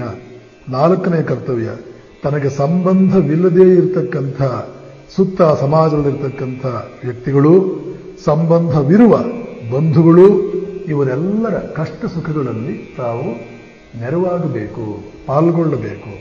ಯಾರಿಗೇನಾದರೂ ಆಗಲಿ ನನಗೇನು ತೊಂದರೆ ಇಲ್ಲ, ನನ್ನ ಪಾಡಿಗೆ ನಾನಿರ್ತೇನೆ. ಕಾಶ್ಮೀರದ ತೊಂದರೆ ಬಂದರೆ ನನಗೇನು, ಆಂಧ್ರ ಪ್ರದೇಶದ ತೊಂದರೆ ಬಂದರೆ ನನಗೇನು, ಮಲೆನಾಡಿನ ಯಾವುದೋ ಭಾಗದಲ್ಲಿ ನಕ್ಸಲರಿದ್ದರೆ ನನಗೇನು, ಅದು ಮಲೆನಾಡಿನ ಜನರ ತಲೆನೋವು, ನನಗೇನು. ಹೀಗೆ ಹೇಳ್ತಾ ಕೂತ್ಕೊಳ್ಳೋದಲ್ಲ. ದೇಶದ ಯಾವುದೇ ಭಾಗದಲ್ಲಿ ಯಾವುದೇ ಒಬ್ಬನಿಗೆ, ಅಸ್ಸಾಂ, ಮೊನ್ನೆ ತಾನೇ ಭಾರತದ ಪ್ರಧಾನಮಂತ್ರಿ ಆ ಭಾಗಕ್ಕೆ ಹೋದಾಗ ಚೈನಾದ ದೇಶದವರು ದೊಡ್ಡ ಬೊಬ್ಬೆ ಹೊಡೆದಿದ್ದಾರೆ. ಇದಕ್ಕೆಲ್ಲ ಸ್ಪಂದಿಸಬೇಕು. ಹೀಗಾಗುವುದಕ್ಕೆ ನಾವು ಬಿಡುವುದಿಲ್ಲ. ನನ್ನ ರಾಷ್ಟ್ರದ ಒಂದು ಹುಲ್ಲು ಕಡ್ಡಿಯೂ ಇನ್ನು ತೊಂದರೆಗೊಳಗಾಗುವುದಕ್ಕೆ ನಾನು ಬಿಡುವುದಿಲ್ಲ. ಒಂದು ಹುಲ್ಲು ಕಡ್ಡಿಯನ್ನು ಕಳ್ಕೊಳ್ಳೋದಕ್ಕೆ ನಾವು ತಯಾರಾಗುವುದಿಲ್ಲ. ಯಾರಾದರೂ ವಿದ್ರೋಹಿಗಳು, ರಾಷ್ಟ್ರದ ಆಸಕ್ತಿಯ ವಿರುದ್ಧ ಕೆಲಸ ಮಾಡಿದಂತಹ ವ್ಯಕ್ತಿಗಳು, ಅವರು ಎಷ್ಟೇ ದೊಡ್ಡವರಾಗಿರಲಿ, ಅವರು ಸಾಹಿತಿಗಳಾಗಿರಲಿ, ಅವರು ಬುದ್ಧಿವಂತರು ಅಂತ ಬೇಕಾದ್ರೆ ತಮ್ಮನ್ನು ತಾವು ಕರೆದುಕೊಳ್ಳಿ, ಅಥವಾ ಎಷ್ಟೇ ದೊಡ್ಡ ರಾಜಕೀಯ ಪಕ್ಷಕ್ಕೂ ಮತ್ತೊಂದಕ್ಕೂ ಸೇರಿದವರಿರಲಿ, ಯಾವುದೇ ಪ್ರೊಫೆಸರ್ಗಳಾಗಿರಲಿ, ಈ ದೇಶದ ಹಿತಾಸಕ್ತಿಯ ವಿರುದ್ಧವಾಗಿ, ಈ ಧರ್ಮದ ಹಿತಾಸಕ್ತಿಯ ವಿರುದ್ಧವಾಗಿ ಅವರು ಮಾತನಾಡುವ ವ್ಯಕ್ತಿಗಳಾಗಿದ್ದರೆ, ಕ್ರಿಯೆ ಮಾಡುವ ವ್ಯಕ್ತಿಗಳಾಗಿದ್ದರೆ, ಜೀವದ ಹಂಗು ತೊರೆದು ಅವರಿಗೆ ಪಾಠ ಕಲಿಸ್ತೇವೆ ಅನ್ನುವ ಬದ್ಧತೆ ನೋಡಿ ಎಷ್ಟು ಅದ್ಭುತವಾಗಿದೆ. ನಮ್ಮ ದೇಶದಲ್ಲಿ 1% ಜನ ಇದನ್ನೆಲ್ಲ ಅರ್ಥ ಮಾಡಿಕೊಂಡಿದ್ದರೆ, ಸುಮಾರು 300 ವರ್ಷಗಳ ಹಿಂದೆ ಕ್ಯಾಸ್ಪಿಯನ್, ಆಫ್ಘಾನಿಸ್ತಾನದಿಂದ ಹಿಡಿದು ಸಿಂಗಪೂರದವರೆಗೆ ಇದ್ದಂತಹ ದೇಶ ಇವತ್ತು ಹತ್ತಿರದ ಒಂದು ಭಾಗ ಆಗಿದೆ. ನಾನು ಸಿಂಗಪುರಕ್ಕೆ ಹೋಗಿದ್ದಾಗ 300 ವರ್ಷಗಳ ಹಿಂದೆ ಸಿಂಗಪುರ ಹೇಗಿತ್ತು ಅನ್ನೋದನ್ನು ಅಲ್ಲಿ ಒಂದು ಎಕ್ಸಿಬಿಷನ್ ಅಲ್ಲಿ ತೋರಿಸಲು ಒಂದು ಎಕ್ಸಿಬಿಷನ್ ಇದೆ. ಸಿಂಗಪುರವನ್ನು ಹೇಗೆ ಕಟ್ಟಿದೆವು, ಸುಮಾರು 1780-90 ಆ ಸುಮಾರಿಗೆ. ಆಗಿನ ಭಾರತದ ಒಂದು ಭಾಗ ಸಿಂಗಪುರ. ಆಗಿನ ಭಾರತ ಆಫ್ಘಾನಿಸ್ತಾನವನ್ನು ಸೇರಿಸಿಕೊಂಡು ಸ್ವಲ್ಪ ಹೆಚ್ಚು ಕಡಿಮೆ ಇನ್ನೂ ಆ ಕಡೆಗೆ ಹೋಗಿ ರಷ್ಯಾದ ಕೆಲವು ಭಾಗಗಳನ್ನು ಕೂಡ ಹೊಂದಿಸಿಕೊಂಡು, ಈ ಕಡೆ Burma, Thailand, Cambodia, Laos, Malaysia, Singapore ಇದನ್ನೆಲ್ಲ ಆಕ್ರಮಿಸಿಕೊಂಡಿದ್ದಂತಹ ದೊಡ್ಡ ದೇಶ. ಇವತ್ತು ಇದರ ಹತ್ತಿರದಲ್ಲಿ ಒಂದು ಭಾಗ ಇದೆ. ಕಾರಣವೇನು? ನಮ್ಮ ನಿಷ್ಕಾಳಜಿ, ಸ್ಪಂದನಹೀನತೆ. ಏನು ಬೇಕಾದರೂ ಆಗಲಿ, ನಾನು ಚೆನ್ನಾಗಿದ್ರೆ ಆಯ್ತು. ತೆಲುಗಿನಲ್ಲಿ ಒಂದು ಮಾತಿದೆ, ನಾಕು ನಾ ಬಜ್ಜುಕು 100 ಏಳು ಆಯುಸ್ಸು. ನನಗೂ ನನ್ನ ಹೊಟ್ಟೆಗೂ 100 ವರ್ಷ ಆಯುಷ್ಯ. ಯಾರು ಏನು ಬೇಕಾದರೂ ಆಗಲಿ, ನನ್ನ ಪಾಡಿಗೆ ನನ್ನ ಕಾಲಕ್ಕೆ ನನ್ನ ಊಟ ಸಿಗ್ತಾ ಇದ್ದು ಸಾಕು, ಜಗತ್ತೆಲ್ಲ ಚೆನ್ನಾಗೇ ಇದೆ ಅಂತ ಅರ್ಥ. ನನಗೆ ತೊಂದರೆಯಾದಾಗ ಜಗತ್ತಿಗೆ ಏನಾದರೂ ತೊಂದರೆ ಆಗಿರಬಹುದು ಅಂತ ಅರ್ಥ. ಆದ್ದರಿಂದ ಆರಾಮವಾಗಿ ಇರೋಣ.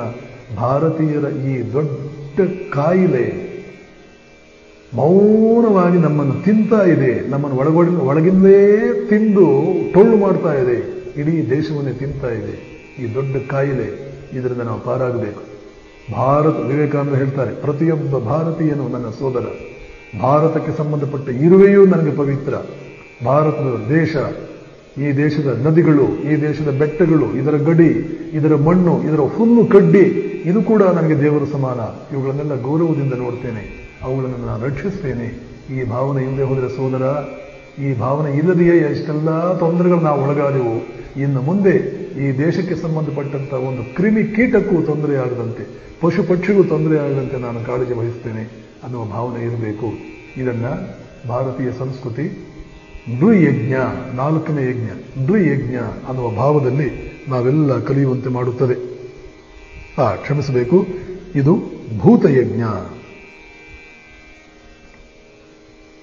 ನೃಯಜ್ಞ ಅಂತಂದ್ರೆ ತನಗೆ ಸಂಬಂಧ ಇರುವ ಇಲ್ಲದೇ ಇರುವ ವ್ಯಕ್ತಿಗಳ ಬಗ್ಗೆ ಇಟ್ಕೊಂಡಿರ್ತಕ್ಕಂತಹ ಕಾಳಜಿ ನೃಯಜ್ಞ. ಇದು 4ನೇ ಕರ್ತವ್ಯದಲ್ಲೇ ಇದ್ದೇವೆ. 5ನೇದು ಭೂತಯಜ್ಞ. ಆ ಭೂತಯಜ್ಞದಲ್ಲಿ ಬರುತ್ತೆ ದೇಶದ ನದಿಗಳು, ಅರಣ್ಯಗಳು, ಪಂಚಭೂತಗಳು, ಇವುಗಳನ್ನೆಲ್ಲ ಸಂರಕ್ಷಣೆ ಮಾಡುವಂತಹ ಒಂದು ಕರ್ತವ್ಯ. ಈ ರೀತಿ ಗೃಹಸ್ಥನಾದವನು ಯಾವ ರೀತಿ ಬದುಕಿದ್ರೆ, ಮತ್ತು ಇನ್ನೊಂದು ಅದ್ಭುತವಾದ ವಿಚಾರ ನಾವು ತಿಳ್ಕೊಳ್ಬೇಕು, 3 ತಲೆಮಾರುಗಳು ಯಾವ ಶ್ರೇಷ್ಠ ಸಂಸ್ಕೃತಿಯಲ್ಲಿ ಬದುಕುತ್ತವೋ ಆ ಸಂಸ್ಕೃತಿ 4ನೇ ತಲೆಮಾರಿಗೆ ಸ್ವಭಾವ ಸಹಜವಾಗಿ ಬಿಡುತ್ತದೆ. ಇಡೀ ಸಾವಿರಾರು ವರ್ಷಗಳ ಕಾಲ ಯಾವುದೇ ಒಂದು ಮೌಲ್ಯವನ್ನ ಅನುಷ್ಠಾನ ಮಾಡ್ತಾ ಹೋಗಬೇಕಾದ ಒಂದು ಪ್ರಮೇಯ ಇಲ್ಲ, ಅದರ ಅವಶ್ಯಕತೆ ಇಲ್ಲ. ಯಾವ ಮೌಲ್ಯಗಳು, ಯಾವ ಸಂಸ್ಕೃತಿಗಳು, ಯಾವ ನೀತಿ ನಿಯಮಗಳು, ರೀತಿ ರಿವಾಜುಗಳು 3 ತಲೆಮಾರುಗಳು ನಾವು ಶ್ರದ್ಧೆಯಿಂದ, ಪ್ರಜ್ಞಾವಂತಿಕೆಯಿಂದ, ಪ್ರಜ್ಞಾಪೂರ್ವಕವಾಗಿ ಆರಾಧಿಸ್ಕೊಂಡು ಬರ್ತೀವೋ, ಅನುಷ್ಠಾನ ಮಾಡ್ಕೊಂಡು ಬರ್ತೀವೋ, ಅನುಸರಿಸ್ಕೊಂಡು ಬರ್ತೀವೋ, ಅದು ಸ್ವಲ್ಪ ಹೆಚ್ಚು ಕಡಿಮೆ 4ನೇ ತಲೆಮಾರಿಗೆ ಸ್ವಭಾವವೇ ಆಗಿಬಿಡುತ್ತೆ. ಬಹುಶಃ ಕ್ಷುದಿರಾಮ್ ಚಟರ್ಜಿ ಆ ಸತ್ಯನಿಷ್ಠೆ ಈ ರೀತಿ ಸ್ವಭಾವ ಸಹಜವಾಗಿಯೇ ಬಂದುಬಿಟ್ಟಿರ್ಬೇಕು. ಏಕೆಂದ್ರೆ ಕ್ಷುದಿರಾಮ ಸುಳ್ಳು ಹೇಳೋದಿಲ್ಲ, ಆಸ್ತಿ ಪಾಸ್ತಿ ಕಳ್ಕೊಳ್ತೇನೆ ಅಂತ ಹೇಳುವ ಸಂದರ್ಭದಲ್ಲಿ ಅವನು ತಮ್ಮಂದಿರಾದರೂ ಅವನನ್ನು ವಿರೋಧಿಸಬಹುದಾಗಿತ್ತಲ್ಲ. ನೀನೇನೋ ದೊಡ್ಡ ಸತ್ಯವಂತ ಇರಬಹುದಪ್ಪ, ಆದ್ರೆ ಆಸ್ತಿ ಹೋದ್ರೆ ನಮ್ಮಿಬ್ಬರ ಗತಿ ಏನು, ನಮಗೂ ಹೆಂಡತಿ ಮಕ್ಕಳಿದ್ದಾರೆ ಅಂತ ಇವತ್ತು ಎಷ್ಟೋ ಜನ ಅಣ್ಣ ಒಳ್ಳೆ ಕಾರ್ಯ ಮಾಡೋಣ, ಈ ಸ್ಕೂಲಿಗೆ ಒಂಚೂರು ದಾನ ಕೊಡೋಣ, ಈ ಆಶ್ರಮಕ್ಕೆ ಏನಾದರೂ ಕೊಡೋಣ ಅಂತಂದ್ರೆ, ತಮ್ಮ ನೀನ್ ಬೇಕಾದ್ರೆ ಕೊಡು, ನಮ್ಮದು ಯಾಕೆ ನೀನು ಇದು ಮಾಡ್ತೀಯ, ಎಲ್ಲರಿಗೂ ಸೇರಿದ್ರು ಆಸ್ತಿಗೆ ಯಾಕೆ ನೀನು ಕೈ ಹಾಕ್ತೀಯ ಅಂತ ಇವತ್ತು ತಮ್ಮ ಹೇಳ್ತಾನೆ. ತಮ್ಮ ಒಳ್ಳೇದು ಮಾಡೋಣ ಅಂತಂದ್ರೆ ಅಣ್ಣ ಅಡ್ಡ ಬರ್ತಾನೆ. ಇದು ನಾವು ಎಷ್ಟೋ ಕಡೆ ನೋಡ್ತೀವಿ. ವೈಯಕ್ತಿಕವಾಗಿ ನಿನಗೆ ಬೇಕಾದದ್ದು ಅದು ಧರ್ಮ ಕಾರ್ಯವೇ, ಆದರೂ ವೈಯಕ್ತಿಕವಾಗಿ ನಿನಗೆ ಬೇಕಾದ್ದು ಅನ್ನುವ ಆವಾಗಲೇ ನಾನು ಹೇಳಿದ ಹಾಗೆ ಒಂದು ಯಾವುದೋ ಒಂದು ಸಬೂಬು ನೆಪ ಇಟ್ಬಿಡ್ತೀವಿ. ಕ್ಷುದಿರಾಮ ಸತ್ಯಕ್ಕೋಸ್ಕರ ತನ್ನ ಆಸ್ತಿ ಕಳ್ಕೊಳ್ಳುವಂತಹ ಸಂದರ್ಭ ಮೂಡಿ ಬಂದಾಗ ತಮ್ಮಂದಿರಾದರೂ ಅಡ್ಡ ಮಾಡಬಹುದಾಗಿತ್ತಲ್ಲ. ಆದರೆ ತಮ್ಮಂದಿರೂ ಕೂಡ ಒಂದು ವಾಕ್ಯ ಕ್ಷುದಿರಾಮನ ನೀತಿಗೆ ವಿರುದ್ಧವಾಗಿ, ತತ್ವಕ್ಕೆ ವಿರುದ್ಧವಾಗಿ ಹೇಳಲಿಲ್ವಲ್ಲ. ಅವರೂ ಇಷ್ಟೇ ಶ್ರದ್ಧಾವಂತರು. ಹೇಗೆ ಶ್ರೀರಾಮನ ಅದ್ಭುತವಾದ ವ್ಯಕ್ತಿತ್ವ ಜೊತೆಗೆ ಭರತನದೂ ಕೂಡ ಅದ್ಭುತವಾದ ವ್ಯಕ್ತಿತ್ವ ನಮಗೆ ಬಂದು ಕಣ್ಣು ಮುಂದೆ ನಿಲ್ಲುತ್ತೋ, ಭರತನ ತ್ಯಾಗ ಸಣ್ಣದಲ್ಲ. ಹಾಗೆಯೇ ಕ್ಷುದಿರಾಮನ ತ್ಯಾಗದ ಪಕ್ಕದಲ್ಲಿ ಆತನ ತಮ್ಮಂದಿರ ತ್ಯಾಗವೂ ಇದೆಯಲ್ಲ, ಅವರು ಒಪ್ಕೊಂಡ್ಬಿಟ್ರಲ್ಲ. ಕಾರಣ ಇಷ್ಟೇ, ಹಲವು ತಲೆಮಾರುಗಳಿಂದ ಮನೆಯ ಹಿರಿಯರು ಶ್ರೇಷ್ಠ ಮಟ್ಟದ ಋಷಿಜೀವನ ಮಾಡಿದ್ದುದರಿಂದ ಇವರಿಗೂ ಸ್ವಭಾವ ಸಹಜವಾಗಿ ಆ ಪ್ರವೃತ್ತಿ ಬಂದ್ಬಿಟ್ಟಿತ್ತು. ಇದನ್ನೇ ಭಾರತೀಯ ನೋಡಿ, ಯಾವ ವಿಷಯವನ್ನು ಭಾರತೀಯರು ಹೇಳಲಿಲ್ಲ. ಇಲ್ಲಿವರೆಗೆ ನೀವು ಗಮನಿಸ್ತಾ ಇದ್ದೀರಿ, ಯಾವ ಚಿಂತನೆ ಮನುಷ್ಯನ ಉದ್ಧಾರಕ್ಕೆ ಬೇಕಾದ ಅಂಶ, ಯಾವ ಅಂಶ ಭಾರತೀಯರಲ್ಲಿಲ್ಲ. 3 ತಲೆಮಾರುಗಳು ಯಾವುದನ್ನ ಪ್ರಜ್ಞಾಪೂರ್ವಕವಾಗಿ ಮಾಡ್ತಾರೋ 4ನೇ ತಲೆಮಾರಿಗೆ ಅದು ಆಲ್ಮೋಸ್ಟ್ ಸ್ವಲ್ಪ ಹೆಚ್ಚು ಕಡಿಮೆ ಸಂಪೂರ್ಣವಾಗಿ ಸ್ವಭಾವ ಸಹಜವಾಗಿ ಬಿಡುತ್ತದೆ. ಬಹುಶಃ ಅದೇ ಕಾರಣಕ್ಕೆ ಇರಬೇಕು, ಈ ವಿವಾಹ ಮಾಡುವ ಕಾಲದಲ್ಲಿ ಈ ಹುಡುಗನ ತಂದೆ ತಾಯಿ ಯಾರು, ಅವನ ತಂದೆ ತಾಯಿ ಯಾರು, ಅವರ ತಂದೆ ತಾಯಿ ಯಾರು, ಹೀಗೆ 3 ತಲೆಮಾರುಗಳನ್ನ ಅವರು ಇಂತಿಂತವರು ಇಂತಿಂತವರು ಇಂತಿಂತವರು ಅಂತ ಹೇಳ್ತಾರೆ. ಹಾಗೇನೆ ಹುಡುಗಿ ಕಡೆ ಕೂಡ ಈ ತಂದೆ ತಾಯಿ ಯಾರು, ಅವ್ರ ತಂದೆ ತಾಯಿ ಯಾರು, ಅವ್ರ ತಂದೆ ತಾಯಿ ಯಾರು ಅಂತೆಲ್ಲ ಹೇಳ್ತಾರೆ. ಹೀಗೆ ಹೇಳುವಾಗ ಆ ವಿವಾಹದ ಸಂದರ್ಭದಲ್ಲಿ ಎರಡೂ ಕಡೆಯ ಬಂಧುಗಳು 100 ಜನ ನೆರೆದಿರ್ತಾರೆ. ಅವರು ಇದನ್ನೆಲ್ಲ ಕೇಳಿಸ್ಕೊಳ್ತಾರೆ. ಕೇಳಿಸಿಕೊಂಡಾಗ ಇವರ ಹಿಂದಿನ ತಲೆಮಾರುಗಳಲ್ಲಿ ಯಾರಾದರೂ ಆಕ್ಷೇಪಣಾರ್ಹವಾದಂತಹ ಒಂದು ಜೀವನ ಪದ್ಧತಿ ನಡೆಸಿದ್ರೆ, ಒಂದು ವ್ಯಕ್ತಿತ್ವ ಅವ್ರಿಗಾಗಿದ್ರೆ ಬಹುಶಃ ಇವ್ರು ಯಾರಾದರೂ ಅದಕ್ಕೆ ಆಕ್ಷೇಪಣೆ ತೆಗಿಬಹುದೇನೋ. ಇಲ್ಲ, ಇದು ಹೀಗಾಗಬಾರದು ಅಂತ ಹೇಳಿಬಿಟ್ಟು ಆಕ್ಷೇಪಣೆ ತೆಗೆಯೋದಕ್ಕೆ ಒಂದು ಅವಕಾಶ ಇರಲಿ ಅಂತಲೂ ಏನೋ. ಆದರೆ ಸಾಮಾನ್ಯವಾಗಿ ಈ ರೀತಿ ಹೇಳಿದಾಗ ಅಲ್ಲಿ ಕುಳಿತಿರ್ತಕ್ಕಂತಹ ಬಂಧುಗಳು ಸಾಕಷ್ಟು ಎಚ್ಚರಿಕೆಯಿಂದಲೇ ಈ ಹುಡುಗ ಹಾಗೂ ಹುಡುಗಿಯ ತಂದೆ ತಾಯಿಯಂದಿರ ಸಂಬಂಧವನ್ನ ಇದೆಲ್ಲ ಮೊದಲೇ ನಿಷ್ಕರ್ಷೆ ಮಾಡಿಯೇ ಎಚ್ಚರಿಕೆಯಿಂದಲೇ ಮಾಡಿ ಆಮೇಲೆ ಬಂಧುಗಳನ್ನೇ ಕರೆದಿರ್ತಾರೆ. ಒಳ್ಳೆ ಮನೆತನಗಳಿಂದೇ ಸಂಬಂಧವನ್ನು ಮಾಡುವ ಉದ್ದೇಶ ಇಟ್ಕೊಂಡು ಒಳ್ಳೆ ಮನೆತನಗಳಿಂದೇ ಆರಿಸಿ ತಂದಿರ್ತಾರೆ. ಆದ್ದರಿಂದ ಸಾಮಾನ್ಯವಾಗಿ ಅವರ 3 ತಲೆಮಾರುಗಳ ಬಗ್ಗೆ ಯಾವುದೇ ವಿವರ ಕೊಡುವುದಕ್ಕೆ ಹೊರಟಾಗ ಮುಂದುಗಡೆ ಕುಳಿತಿರ್ತಕ್ಕಂತಹ ಬಂಧುಗಳು ಸಂತೋಷವಾಗಿ ಸಮ್ಮತಿಯನ್ನು ಸೂಚಿಸಿ 3 ತಲೆಮಾರುಗಳು ಈ ಕಡೆ ಆ ಕಡೆ ಬಹಳ ಸುವ್ಯವಸ್ಥಿತವಾದ ಧರ್ಮದಿಂದ ಕೂಡಿರ್ತಕ್ಕಂಥ ಜೀವನವನ್ನೇ ಮಾಡಿದ್ದಾರೆ. ಯಾವುದೇ ನಮ್ಮ ಆಕ್ಷೇಪಣೆ ಇಲ್ಲ ಈ ಸಂಬಂಧಕ್ಕೆ ಅಂತ ಹೇಳಿ ತಮ್ಮ ಅನುಮತಿಯನ್ನ ಅಕ್ಷತೆ ಅವರ ಮೇಲೆ ಹಾಕುವುದರ ಮೂಲಕವೋ ಅಥವಾ ಒಂದು ತಾಂಬೂಲವನ್ನು ತೆಂಗಿನಕಾಯಿ ಎಲ್ಲರ ಕಡೆಗೆ ತಗೊಂಡು ಬಂದಾಗ ಅದನ್ನೆಲ್ಲ ಮುಟ್ಟಿ ನಮ್ಮ ಸಮ್ಮತಿ ಇದೆ ಅಂತ ಸೂಚಿಸೋದ ರೀತಿಯಲ್ಲಿಯೂ ತಮ್ಮ ಸಮ್ಮತಿಯನ್ನು ಕೊಡ್ತಾರೆ. ಮುಂದೆ ಇವರಿಗೆ ವಿವಾಹದ ಸಂಬಂಧದಲ್ಲಿ ಇವರಿಬ್ಬರು ಬದ್ಧರಾಗ್ತಾರೆ. ಈ ಕಾರಣಕ್ಕೆ ಹಾಗೆಯೇ ಶ್ರಾದ್ದ ಕಾಲದಲ್ಲೂ ಕೂಡ ಒಬ್ಬ ಮನುಷ್ಯನಿಗೆ ಶ್ರಾದ್ದ ಮಾಡುವಾಗ ಹಿಂದಿನ ತಲೆಮಾರುಗಳು 3 ತಲೆಮಾರುಗಳು ಅದನ್ನೆಲ್ಲ ಹೇಳಲಾಗುತ್ತೆ. ಈ 3 ತಲೆಮಾರಿಗೆ ಇಂಥ ಅದ್ಭುತವಾದ ಒಂದು ಸಿಗ್ನಿಫಿಕೆನ್ಸ್ ಇದೆ.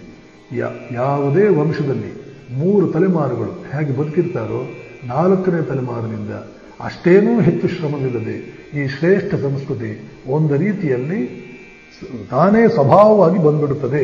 3 ತಲೆಮಾರುಗಳಲ್ಲಿ ಜೀನ್ಸ್, ಈ ವಂಶವಾಹಿನಿಗಳು ಇವುಗಳು ಬದಲಾವಣೆಯೇ ಆಗ್ಬಿಡುತ್ತವೆ, ಚೇಂಜ್ ಆಗುತ್ತವೆ. ಮನುಷ್ಯನನ್ನ ಜೀನ್ ಮಟ್ಟದಲ್ಲಿ, ವಂಶವಾಹಿನಿಯ ಮಟ್ಟದಲ್ಲೇ ಸಂಪೂರ್ಣವಾಗಿ ಬದಲಾಯಿಸಿ ಅವನಲ್ಲಿ ಶ್ರೇಷ್ಠತೆಯನ್ನು ತರುವುದು ಹೇಗೆ ಅಂತ ಭಾರತೀಯ ಜೀವನ ಪದ್ಧತಿ ಒಂದು ಅದ್ಭುತವಾದ ಇನ್ಸೈಟ್ ಅನ್ನು ನಮಗೆ ತಿಳಿಸ್ಕೊಡ್ತಾ ಇದೆ ಈ ಮೂಲಕ. ಅದಕ್ಕೋಸ್ಕರ ನೋಡಿ, ಶ್ರೀರಾಮಕೃಷ್ಣರ ಜೀವನ ನೋಡಿ, ಅವರ ಹಿಂದಿನ ತಲೆಮಾರುಗಳು ಹೇಗೆ ಬದುಕಿದ್ದಾರೆ ಅಂತ ಅನ್ನೋದನ್ನು ನೋಡಿದರೆ ಕ್ಷುದಿರಾಮ ಬೇರೆ ವ್ಯಕ್ತಿಯಾಗುವುದಕ್ಕೆ ಸಾಧ್ಯವೇ ಇಲ್ಲ. ಶ್ರೀರಾಮಚಂದ್ರ ಅವನ ವಂಶ ಹೇಗೆ ಬದುಕಿದೆ ಎನ್ನುವುದನ್ನು ರಘುವಂಶದಲ್ಲಿ ಕಾಳಿದಾಸ ತಿಳಿಸ್ಕೊಡ್ತಾನೆ. ಒಬ್ಬರಿಗಿಂತ ಒಬ್ಬರು ಹೇಳ್ತಾನೆ ಕಾಳಿದಾಸ, ರಘುವಂಶದ ಅರಸರು ಶಸ್ತ್ರ ಹಿಡಿದು ರಣರಂಗಕ್ಕೆ ಬಂದರು ಅಂದ್ರೆ ಇಂದ್ರನು ನಡುಗಬೇಕು, ಹೆದರಬೇಕು ಅಂತಹ ಧೀರರು. ಶಸ್ತ್ರವನ್ನು ಪಕ್ಕಕ್ಕಿಟ್ಟು ರಣರಂಗದಲ್ಲೇ ಧ್ಯಾನಕ್ಕೆ ಕುಳಿತರು ಅಂದರೆ ಕೆಲವೇ ಕ್ಷಣಗಳಲ್ಲಿ ಸಮಾಧಿಗೆ ಹೋಗುವಂತಹ ಯೋಗಿಗಳು. ಶಸ್ತ್ರ ಹಿಡಿದ್ರೆ ಆ ರೀತಿ, ಪಕ್ಕಕ್ಕಿಟ್ಟು ಧ್ಯಾನಕ್ಕೆ ಕುಳಿತರೆ ಈ ರೀತಿ. ಇಷ್ಟು ಅದ್ಭುತವಾದ ರಾಜರು ರಘುವಂಶದವರು. ಆದ್ದರಿಂದಲೇ ರಾಮಚಂದ್ರ ಸಿಂಹಾಸನ ಅನ್ನುವಂತಹದ್ದು ಏನು ಲೆಕ್ಕಕ್ಕಿಲ್ಲವೇ ಅನ್ನುವಷ್ಟು ಮಟ್ಟಿಗೆ ಸಹಜವಾಗಿ ತ್ಯಾಗ ಮಾಡಿ ಹಕ್ಕಿನಿಂದ ಬಂದಿದ್ದಂತಹ ಸಿಂಹಾಸನ, ತನ್ನ ಹಕ್ಕಿತ್ತು ತಾನು ರಾಜನಾಗುವುದು. ಆದರೆ ಅದಕ್ಕೆ ಒಂದು ಹುಲ್ಲುಕಡ್ಡಿಯಷ್ಟು ಬೆಲೆ ಕೊಡದೆ ನಗುತ್ತಾ ಕಾಡಿಗೆ ಹೊರಟ. ಇನ್ನಿಲ್ಲದ ಕಷ್ಟಗಳನ್ನು ಪಡೆದುಕೊಂಡೆ. ಯಾಕೆ? ಆ ಮನೆತನ ಮೊದಲಿಂದಲೂ ಸ್ವಾರ್ಥ ತ್ಯಾಗದ ಆ ರಕ್ತದಲ್ಲೇ ಇತ್ತು ಆ ಸ್ವಾರ್ಥ ತ್ಯಾಗ. ದಿಲೀಪ ಅನ್ನುವ ರಾಜ ಬರ್ತಾನೆ, ಅವರು ಒಂದು ಹಸುವನ್ನು ಸಾಕಿರ್ತಾನೆ. ಇದೇ ರಘುವಂಶದ ರಾಜ ಅವನು. ಆ ಹಸುವನ್ನು ಒಂದು ದಿನ ಒಂದು ಸಿಂಹ ಹಿಡಿದುಕೊಂಡಿರೋದು. ಸಾಯಂಕಾಲವಾದರೂ ಈ ಹಸು ಬರಲಿಲ್ವಲ್ಲ ಅಂತ ಸ್ವಯಂ ರಾಜನೇ ಪ್ರೀತಿಯಿಂದ ಸಾಕಿದ್ದಂಥ ಹಸುವನ್ನ ಹುಡುಕೊಂಡು ಕಾಡಿಗೆ ಹೋದರೆ ಆ ಸಿಂಹ ಆ ಹಸುವನ್ನು ಹಿಡ್ಕೊಂಡಿರೋದು. ಬಿಡು ಈ ಹಸುವನ್ನ ಅಂತ ಕೇಳ್ತಾನೆ. ಆ ಸಿಂಹ ಹೇಳುತ್ತೆ, ಅದು ನನ್ನ ಆಹಾರ, ಅದನ್ನು ಬಿಟ್ರೆ ನಾನು ರಾಜ, ದೇಶದಲ್ಲಿರುವ ಎಲ್ಲರನ್ನು ರಕ್ಷಿಸಬೇಕು, ಹಸುವನ್ನು ಕೂಡ. ಆದ್ದರಿಂದ ಈ ಹಸುವನ್ನು ಬಿಟ್ಟುಬಿಡು. ರಾಜನೇ, ನಾನು ನಿನ್ನ ದೇಶಕ್ಕೆ ಸೇರಿದವನು, ನನಗೂ ಕೂಡ ಹಸುವಾಗಿದೆ, ನನಗೂ ಆಹಾರ ಕೊಡಬೇಕು. ಈ ಹಸುವನ್ನು ಬಿಟ್ಟರೆ ನನ್ನ ಆಹಾರಕ್ಕೆ ಏನು ವ್ಯವಸ್ಥೆ ಮಾಡಿದ್ದೀಯ? ಆಗ ರಾಜ ದಿಲೀಪ ಹೇಳ್ತಾನೆ, ಆ ಹಸುವನ್ನು ಬಿಟ್ಟುಬಿಡು, ನನ್ನನ್ನೇ ತಿನ್ನು, ಬೇಕಾದ ನನ್ನನ್ನೇ ತಿನ್ನು, ನನ್ನ ಕರ್ತವ್ಯ ನಾನು ಮಾಡಬೇಕಾಗಿದೆ. ತನ್ನನ್ನು ನೆಚ್ಚಿಕೊಂಡಿರ್ತಕ್ಕಂತಹ ಒಂದು ಪ್ರಾಣಿಯನ್ನು ಬದುಕಿಸುವುದಕ್ಕೆ, ತನ್ನನ್ನೇ ತ್ಯಾಗ ಮಾಡುವುದಕ್ಕೆ, ತನ್ನ ಪ್ರಾಣವನ್ನು ತ್ಯಾಗ ಮಾಡುವುದಕ್ಕೆ ಇಲ್ಲಿ ರಾಜ ಸಿದ್ಧನಾಗಿದ್ದಾನೆ. ಇಂತಹ ಹಲವಾರು ಉದಾಹರಣೆ. ದಧೀಚಿ, ರಾಕ್ಷಸರನ್ನು ಕೊಲ್ಲುವುದಕ್ಕೆ ವಜ್ರಾಯುಧ ಬೇಕಾಗಿದೆ. ಆ ವಜ್ರಾಯುಧ ಅತ್ಯಂತ ಬಲಿಷ್ಠವಾದಂತಹ ಒಂದು ಆಯುಧ. ಮಹಾ ತಪಸ್ಸು ಮಾಡಿ ಯಾವ ವ್ಯಕ್ತಿ ಬದುಕಿರ್ತಾನೋ ಆ ವ್ಯಕ್ತಿಯ ಬೆನ್ನು ಮೂಳೆಯಿಂದ ಈ ವಜ್ರಾಯುಧ ತಯಾರು ಮಾಡಬೇಕಾಗುತ್ತೆ ಅಂತ ಹೇಳಿದಾಗ, ಇಂತಹ ತಪಸ್ವಿಯಿಂದ ದಧೀಚಿ ಇವನೇ ಅಂತ ಹೇಳಿ ದೇವತೆಗಳೆಲ್ಲ ಹೋಗಿ, ದಧೀಚಿ ನಿನ್ನ ಬೆನ್ನು ಮೂಳೆಯಿಂದ ವಜ್ರಾಯುಧ ಬೇಕಾಗಿದೆ ಅಂತಂದಾಗ ನಗುತ್ತಾ ಸ್ವಪ್ರೇರಣೆಯಿಂದ ತನ್ನ ಬೆನ್ನು ಮೂಳೆಯನ್ನ ಬಿಟ್ಟುಕೊಡ್ತಾನೆ, ತಗೊಳ್ಳಿ. ಅರ್ಥಾತ್ ತಾನು ಪ್ರಾಣತ್ಯಾಗ ಮಾಡೋದಕ್ಕೆ ಸಿದ್ಧನಾಗ್ತಾನೆ ದಧೀಚಿ. ಏಕೆ ಅಂತಂದ್ರೆ, ನನ್ನ ಬೆನ್ನು ಮೂಳೆಯನ್ನು ತ್ಯಾಗ ಮಾಡುವುದರಿಂದ ಸಾವಿರಾರು ದೇವತೆಗಳು ಒಳಿತಾಗುವುದಾದರೆ ಇದಕ್ಕಿಂತಲೂ ದೊಡ್ಡ ಸೌಭಾಗ್ಯ ಇನ್ನೇನಿದೆ. ಒಂದು ಮಹಾನ್ ಉದ್ದೇಶಕ್ಕೋಸ್ಕರ ನಾನು ಹೋರಾಟ ಮಾಡಬೇಕಾದ್ರೆ ತ್ಯಾಗ ಮಾಡಬೇಕಾದ್ರೆ ಇದಕ್ಕಿಂತಲೂ ದೊಡ್ಡ ಉದ್ದೇಶ ಇನ್ನೇನಿದೆ? ಇದನ್ನೇ ಭಗವದ್ಗೀತೆಯಲ್ಲಿ ಕೃಷ್ಣ ಅರ್ಜುನ ಹೇಳ್ತಾನೆ. ಅರ್ಜುನ, ಧರ್ಮಯುದ್ಧದಲ್ಲಿ ಹೋರಾಡುವುದು, ಧರ್ಮಕ್ಕೋಸ್ಕರ ಯುದ್ಧ ಮಾಡುವುದು ಅಂತಂದ್ರೆ ಕ್ಷತ್ರಿಯನಿಗೆ ಒಂದು ದೊಡ್ಡ ಸೌಭಾಗ್ಯವಿದ್ದಂತೆ. ಅಂತ ಸೌಭಾಗ್ಯವನ್ನು ಕಳ್ಕೊಳ್ಳೋಕೆ ಹೊರಟಿದೆಯಲ್ಲ ನೀನು? ನೋಡಿ, ಸೌಭಾಗ್ಯ ಅಂದ್ರೆ ಯಾವುದು ಸೌಭಾಗ್ಯ? 10-15 ಕೋಟಿ ರೂಪಾಯಿ ಬ್ಯಾಂಕ್ನಲ್ಲಿ ಹೇಗೋ ಸಂಪಾದನೆ ಮಾಡಿ ಅದನ್ನು ಇಟ್ಕೊಳ್ಳೋ ಸೌಭಾಗ್ಯವೋ? ನಿಜವಾದ ಸೌಭಾಗ್ಯ ಯಾವುದು? ಹೀಗೆ ಈ ಹಲವು ತಲೆಮಾರುಗಳು ಹೇಗೆ ಬದುಕಿದ್ದಾರೆ. ಕ್ಷುದಿರಾಮನ ಉದಾಹರಣೆ ನೋಡಿದ್ವಿ, ರಾಮಚಂದ್ರನ ರಘುವಂಶದ ಉದಾಹರಣೆಯನ್ನು ನಾವು ನೋಡಿದ್ವಿ. ಸ್ವಾಮಿ ವಿವೇಕಾನಂದರ ತಾತ ಸಣ್ಣ ವಯಸ್ಸಿನಲ್ಲೇ ಸನ್ಯಾಸ ತಗೊಂಡ್ಬಿಟ್ರು. ಮನೆಯವರೆಲ್ಲ ಹುಡ್ಕೊಂಡು ಬಂದರು, ಅವನು ಹೋಗಿ ಕಾಶಿಗೆ ಹುಡ್ಕೊಂಡು ಬಂದರು. ಕಾವಿ ಬಟ್ಟೆ ಹಾಕೊಂಡು ಬಿಟ್ಟಿದ್ದಾರೆ. ಇನ್ನು 25 ವರ್ಷ ವಯಸ್ಸು, ದೊಡ್ಡ ಶ್ರೀಮಂತಿಕೆ, ಸುಂದರಳಾದ ಹೆಂಡತಿ. ಮನೆಯವರೆಲ್ಲ ಆತನನ್ನ ದುರ್ಗಾ ಪ್ರಸಾದ್ ದತ್ತ ಅವನನ್ನು ಕರ್ಕೊಂಡು ಬಂದು, ತೆಗಿ ನಿನ್ನ ಕಾವಿ ಬಟ್ಟೆ, ಈ ಸನ್ಯಾಸ ಜೀವನ ಬಿಟ್ಬಿಡು, ಮತ್ತೆ ವಾಪಸ್ ಬಾ ಗೃಹಸ್ಥ ಜೀವನಕ್ಕೆ. ಏನು ಕಡಿಮೆ ಆಗಿದೆ ನಿನಗೆ? ಎಷ್ಟು ಆನಂದವಾಗಿರಬಹುದಾಗಿತ್ತು, ಯಾವ ಸುಖ ಕಡಿಮೆ ಆಗಿದೆ ಮನೆಯಲ್ಲಿ ನಿನಗೆ? ಹೇಳೋದಕ್ಕೆ ಪ್ರಾರಂಭ ಮಾಡಿದರು. ವಿವೇಕಾನಂದರ ತಾತ ಹೇಳ್ತಾನೆ, ನೋಡಿ, ಸನ್ಯಾಸ ನಾನು ತೆಗೆದುಕೊಂಡ ಮೇಲೆ ಮತ್ತೆ ಬಿಡುವುದಕ್ಕುಂಟು? ಅದು ಹಾಗೆಲ್ಲ ಇರುವಂತಹ ವ್ಯವಸ್ಥೆ ಅಲ್ಲ ಅಲ್ಲಿ. ನೀವು ನನ್ನ ಪಾಡಿಗೆ ನನಗೆ ಸನ್ಯಾಸ ಜೀವನ ಮಾಡೋದಕ್ಕೆ ಬಿಟ್ಟರು ಒಂದು ಹೋಯಿತು, ಇಲ್ಲ ಅಂತಂದ್ರೆ ನೋಡಿ ಅಂತ ಹೇಳಿ ಅನ್ನ ನೀರು ಬಿಟ್ಟು 7 ದಿನ ಅಲ್ಲೇ ಮನೆಯಲ್ಲೇ ಕೋಣೆಯಲ್ಲಿ ಉಳಿದು ಬಿಡ್ತಾನೆ. ಒಂದು ತೊಟ್ಟು ನೀರು ಕೂಡ ತಗೊಳ್ಳಿಲ್ಲ ಅಂತ ಕಾಣೋದು. ಆಹಾರವನ್ನೇ ಸಂಪೂರ್ಣವಾಗಿ ವಿಸರ್ಜಿಸಿಬಿಟ್ರು ಅಂತ ಇದೆ ಮಾಹಿತಿ. ನೋಡಿದ್ರು ಇವರು ಕೂಡ 1 ದಿನ 2 ದಿನ ನೋಡಿ ಬರ್ತಾನೆ ದಾರಿಗೆ ಅಂತ ನೋಡಿದ್ರು. 7 ದಿನವಾದರೂ ಊಟ ತಗೊಳ್ಳಿಲ್ಲ. ಇನ್ನು ಎಲ್ಲಾದ್ರೂ ಸತ್ತಿಗೆತ್ತು ಹೋಗ್ಬಿಟ್ಟಾನೋ, ಎಲ್ಲಾದ್ರೂ ಹೋಗಿ ಬದುಕೊಳ್ಳಿ ಅಂತ ಮನೆಯವರು ಬಿಟ್ಟುಬಿಟ್ರು.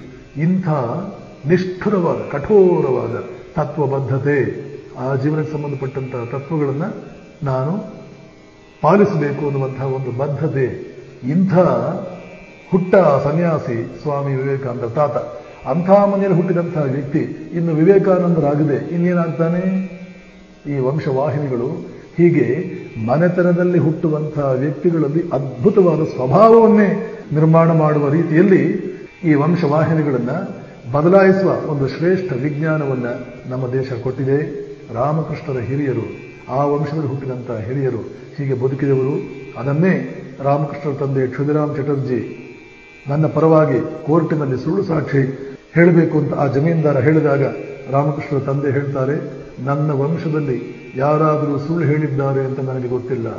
ಅಂತಹದ್ದು ಯಾರೂ ನನ್ನ ವಂಶದಲ್ಲಿ ಹುಟ್ಟಿದವರು ನನ್ನ ಹಿರಿಯರು ಯಾರೂ ಮಾಡಿಲ್ಲ. ಇನ್ನು ನಾನಾದರೂ ಅಂಥ ಒಂದು ಧರ್ಮಚ್ಯುತಿ ನನ್ನಿಂದ ಯಾಕಾಗಬೇಕು? ಅಧರ್ಮ ಮಾರ್ಗವನ್ನ ನಾನಾದರೂ ಯಾಕೆ ತುಳಿಬೇಕು? ಆದ್ದರಿಂದ ನನ್ನ ಆಸ್ತಿ ಅಲ್ಲ, ಇಡೀ ಪ್ರಾಣವನ್ನೇ ಕಳೆದುಕೊಳ್ಳುವುದಕ್ಕೆ ನಾನು ತಯಾರು, ಆದರೆ ಸುಳ್ಳು ಮಾತ್ರ ಹೇಳುವುದಿಲ್ಲ. ಹೀಗೆ ಶ್ರೀರಾಮಕೃಷ್ಣರು ನನ್ನ ತಂದೆ ಋಷಿಯಂತಿದ್ರು ಅಂತ ಅವರ ತಂದೆಯ ಬಗ್ಗೆ ಹೇಳಿದಾಗ, ಮಗನಾಗಿ ಯಾವುದೋ ಒಂದು ಮೋಹದಿಂದ ತಂದೆಯ ಮೇಲಿನ ಅಂಧ ಅಭಿಮಾನದಿಂದ ಹೇಳಿದ್ದಲ್ಲ. ಜೀವನದಲ್ಲಿ ಒಂದು ಪರೀಕ್ಷೆ ಬಂದು, ಪರ್ವಕಾಲ ಬಂದು ಹೇಗೆ ಆ ಪರೀಕ್ಷೆಯನ್ನು ಗೆದ್ದರು, ತತ್ವಕ್ಕೆ ಗೆಲುವನ್ನು ಕೊಡಿಸಿದರು. ಸತ್ಯ ಗೆದ್ದಿತು, ಇಲ್ಲಿ ಸತ್ಯ ಗೆದ್ದಿತು. ಹೀಗೆ ಯಾವ ಮಹಾತ್ಮನಿಂದ ಸತ್ಯ ಗೆಲ್ಲುತ್ತೆ, ಧರ್ಮ ಗೆಲ್ಲುತ್ತೆ, ನ್ಯಾಯ ಗೆಲ್ಲುತ್ತೆ, ದೈವತ್ವ ಅನ್ನುವಂಥದ್ದು ಗೆಲ್ಲುತ್ತೆ, ಡಿವಿನಿಟಿ ಅನ್ನುವಂಥದ್ದು ಗೆಲ್ಲುತ್ತೆ, ಅವನನ್ನ ಧರ್ಮ ಎಂದಿಗಾದ್ರೂ ಕೈ ಬಿಡುತ್ತಾ? ಆ ಧರ್ಮದೇವತೆ ಕ್ಷುದಿರಾಮನ ಈ ಅದ್ಭುತವಾದಂತಹ ತತ್ವನಿಷ್ಠೆಯನ್ನು ಕಂಡು ಆಶೀರ್ವಾದ ಮಾಡಿರಬಹುದು. ಕ್ಷುದಿರಾಮ್, ಕೆಲವು ಎಕರೆ ಜಮೀನು ನೀನು ಕಳ್ಕೊಂಡಿರಬಹುದು, ಆದರೆ ಜಗತ್ತಿನ ಇತಿಹಾಸದಲ್ಲಿ ನಿನ್ನ ಹೆಸರು ಚಿರಸ್ಥಾಯಿಯಾಗಿ ಉಳಿಯುವಂತೆ ನಾನು ಮಾಡ್ತೇನೆ, ಅಂಥ ದೊಡ್ಡ ಆಸ್ತಿಯನ್ನು ನಾನು ಕೊಡ್ತೇನೆ ಅಂತ ಧರ್ಮದೇವತೆ ಆಶೀರ್ವಾದ ಮಾಡಿರಬಹುದು. ಅದರ ಫಲವಾಗಿಯೇ ರಾಮಕೃಷ್ಣರು ಅನ್ನುವಂತಹ ಮಗನನ್ನು ಕೊಟ್ಟು, ದೊಡ್ಡ ಆಸ್ತಿಯನ್ನು ಕೊಟ್ಟು, ಜಗತ್ತಿನಲ್ಲಿ ಇತಿಹಾಸದ ಕೊನೆಯವರೆಗೆ ಶ್ರೀರಾಮಕೃಷ್ಣರ ಜೊತೆಯಲ್ಲಿಯೇ ಅವರ ಹೆಸರು ಕೂಡ ಬರುವಂತೆ ಒಂದು ವ್ಯವಸ್ಥೆ ಆಯಿತು. ಈ ರೀತಿಯಲ್ಲೇ ಧರ್ಮೋ ರಕ್ಷತೆ ರಕ್ಷಿತಃ ಅಂತ ನಾವು ಹೇಳೋದು. ಯಾರು ಧರ್ಮವನ್ನು ರಕ್ಷಿಸ್ತಾರೆ ಅವರನ್ನು ಧರ್ಮ ರಕ್ಷಿಸುತ್ತದೆ. ಧರ್ಮ ಕಾರ್ಯದಲ್ಲಿ ಹೊರಟವನಿಗೆ ಎಂದಿಗೂ ಸೋಲಿಲ್ಲ. ಪ್ರಾರಂಭದಲ್ಲಿ ವನವಾಸ ಬರಬಹುದು. ಆಗಾಗ್ಗೆ ನಾನು ಹೇಳ್ತಾ ಇರ್ತೇನೆ, ರಾಮಾಯಣದ ಸಾರ ಏನು ಅಂತಂದ್ರೆ, ನ್ಯಾಯ ನೀತಿ ಧರ್ಮ ಅಂತ ಇಟ್ಕೊಂಡ್ರೆ ಜೀವನದಲ್ಲಿ ಕೆಲವು ವರ್ಷ ವನವಾಸವಿರುತ್ತೆ, ಆದರೆ ಖಂಡಿತವಾಗಿಯೂ ಪಟ್ಟಾಭಿಷೇಕ ಇದ್ದೇ ಇದೆ. ವನವಾಸ ಮುಗಿದ ಮೇಲೆ ಪಟ್ಟಾಭಿಷೇಕ ಇದ್ದೇ ಇದೆ. ಕೆಲವು ದಿನಗಳು ಮಾತ್ರ ವನವಾಸ ಪ್ರಾರಂಭದಲ್ಲಿ, ಆಮೇಲೆ ಶಾಶ್ವತವಾದಂತಹ ಒಂದು ಸಿಂಹಾಸನ, ಶಾಶ್ವತವಾದ ಒಂದು ಪಟ್ಟಾಭಿಷೇಕ ಇದೆ.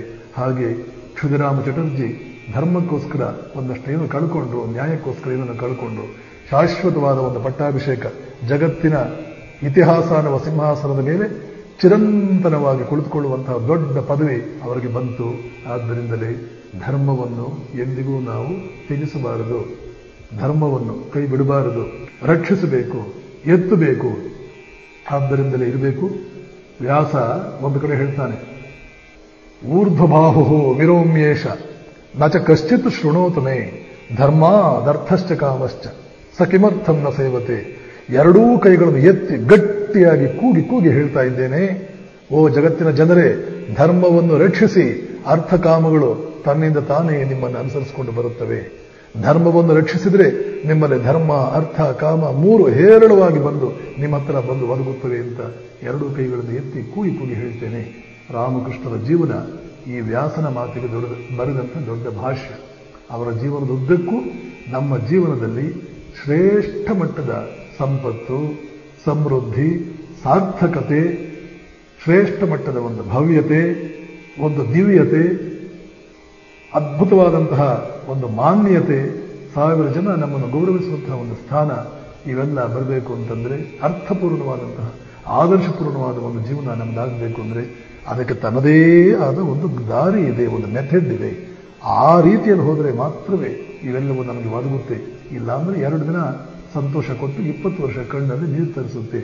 ಈ ಅದ್ಭುತವಾದ ಪಾಠಗಳನ್ನ ಮಹಾತ್ಮರ ಜೀವನವನ್ನು ನೋಡ್ತಾ ಈ ಪಾಠಗಳು ಹೇಗೆ ಅಲ್ಲಿ ಅನ್ವಯಿಸಲ್ಪಟ್ಟಿವೆ, ಈ ಒಂದೊಂದು ಪಾಠವು ತನ್ನ ಇಲ್ಲಸ್ಟ್ರೇಷನ್ ಅನ್ನ ಹೇಗೆ ಪಡ್ಕೊಂಡಿದೆ ಇವರ ಜೀವನದಲ್ಲಿ ಅಂತ ಗ್ರಹಿಸಬೇಕಾದ್ದೇ ಮಹಾತ್ಮರ ಜೀವನವನ್ನು ಅಧ್ಯಯನ ಮಾಡುವಾಗ ನಮಗಿರಬೇಕಾದಂತಹ ಗುರಿ. ಈ ಪಾಠಗಳನ್ನ ಇನ್ನು ಮುಂದೆ 7 ದಿನಗಳ ಕಾಲ ನೀವು ಕೇಳುವರಿದ್ದೀರಿ. ಅವುಗಳನ್ನೆಲ್ಲ ಕೇಳೋಣ, ಅರ್ಥ ಮಾಡಿಕೊಂಡು ನಮ್ಮ ಜೀವನಗಳು ಕೂಡ ಅದರಂತಾಗಬೇಕು ಅಂತ ಅವರ ಜೀವನವನ್ನು ಒಂದು ಕನ್ನಡಿಯಾಗಿಟ್ಟುಕೊಂಡು ಪ್ರತಿನಿತ್ಯ ಆ ಕನ್ನಡಿಯಲ್ಲಿ ನಮ್ಮನ್ನು ನೋಡಿಕೊಂಡು ನಮ್ಮ ಅಂಕು ಡೊಂಕುಗಳನ್ನು ತಿದ್ದುಕೊಳ್ಳೋಣ. ಈ ರೀತಿಯ ಸ್ನಾನ, ಶರೀರಕ್ಕೆ ಮಾಡುವಂತಹ ಸ್ನಾನ ಹೇಗೆ ಪ್ರತಿನಿತ್ಯ ಇರುತ್ತೋ ಹಾಗೆ ಮನಸ್ಸಿಗೂ ಕೂಡ ಈ ರೀತಿಯ ಸ್ನಾನ ಪ್ರತಿನಿತ್ಯ ನಾವು ಕೊಡುವುದಾದರೆ ಶ್ರೇಷ್ಠ ಮಟ್ಟದ ವ್ಯಕ್ತಿತ್ವ, ಶ್ರೇಷ್ಠ ಮಟ್ಟದ ಒಂದು ಜನಜೀವನ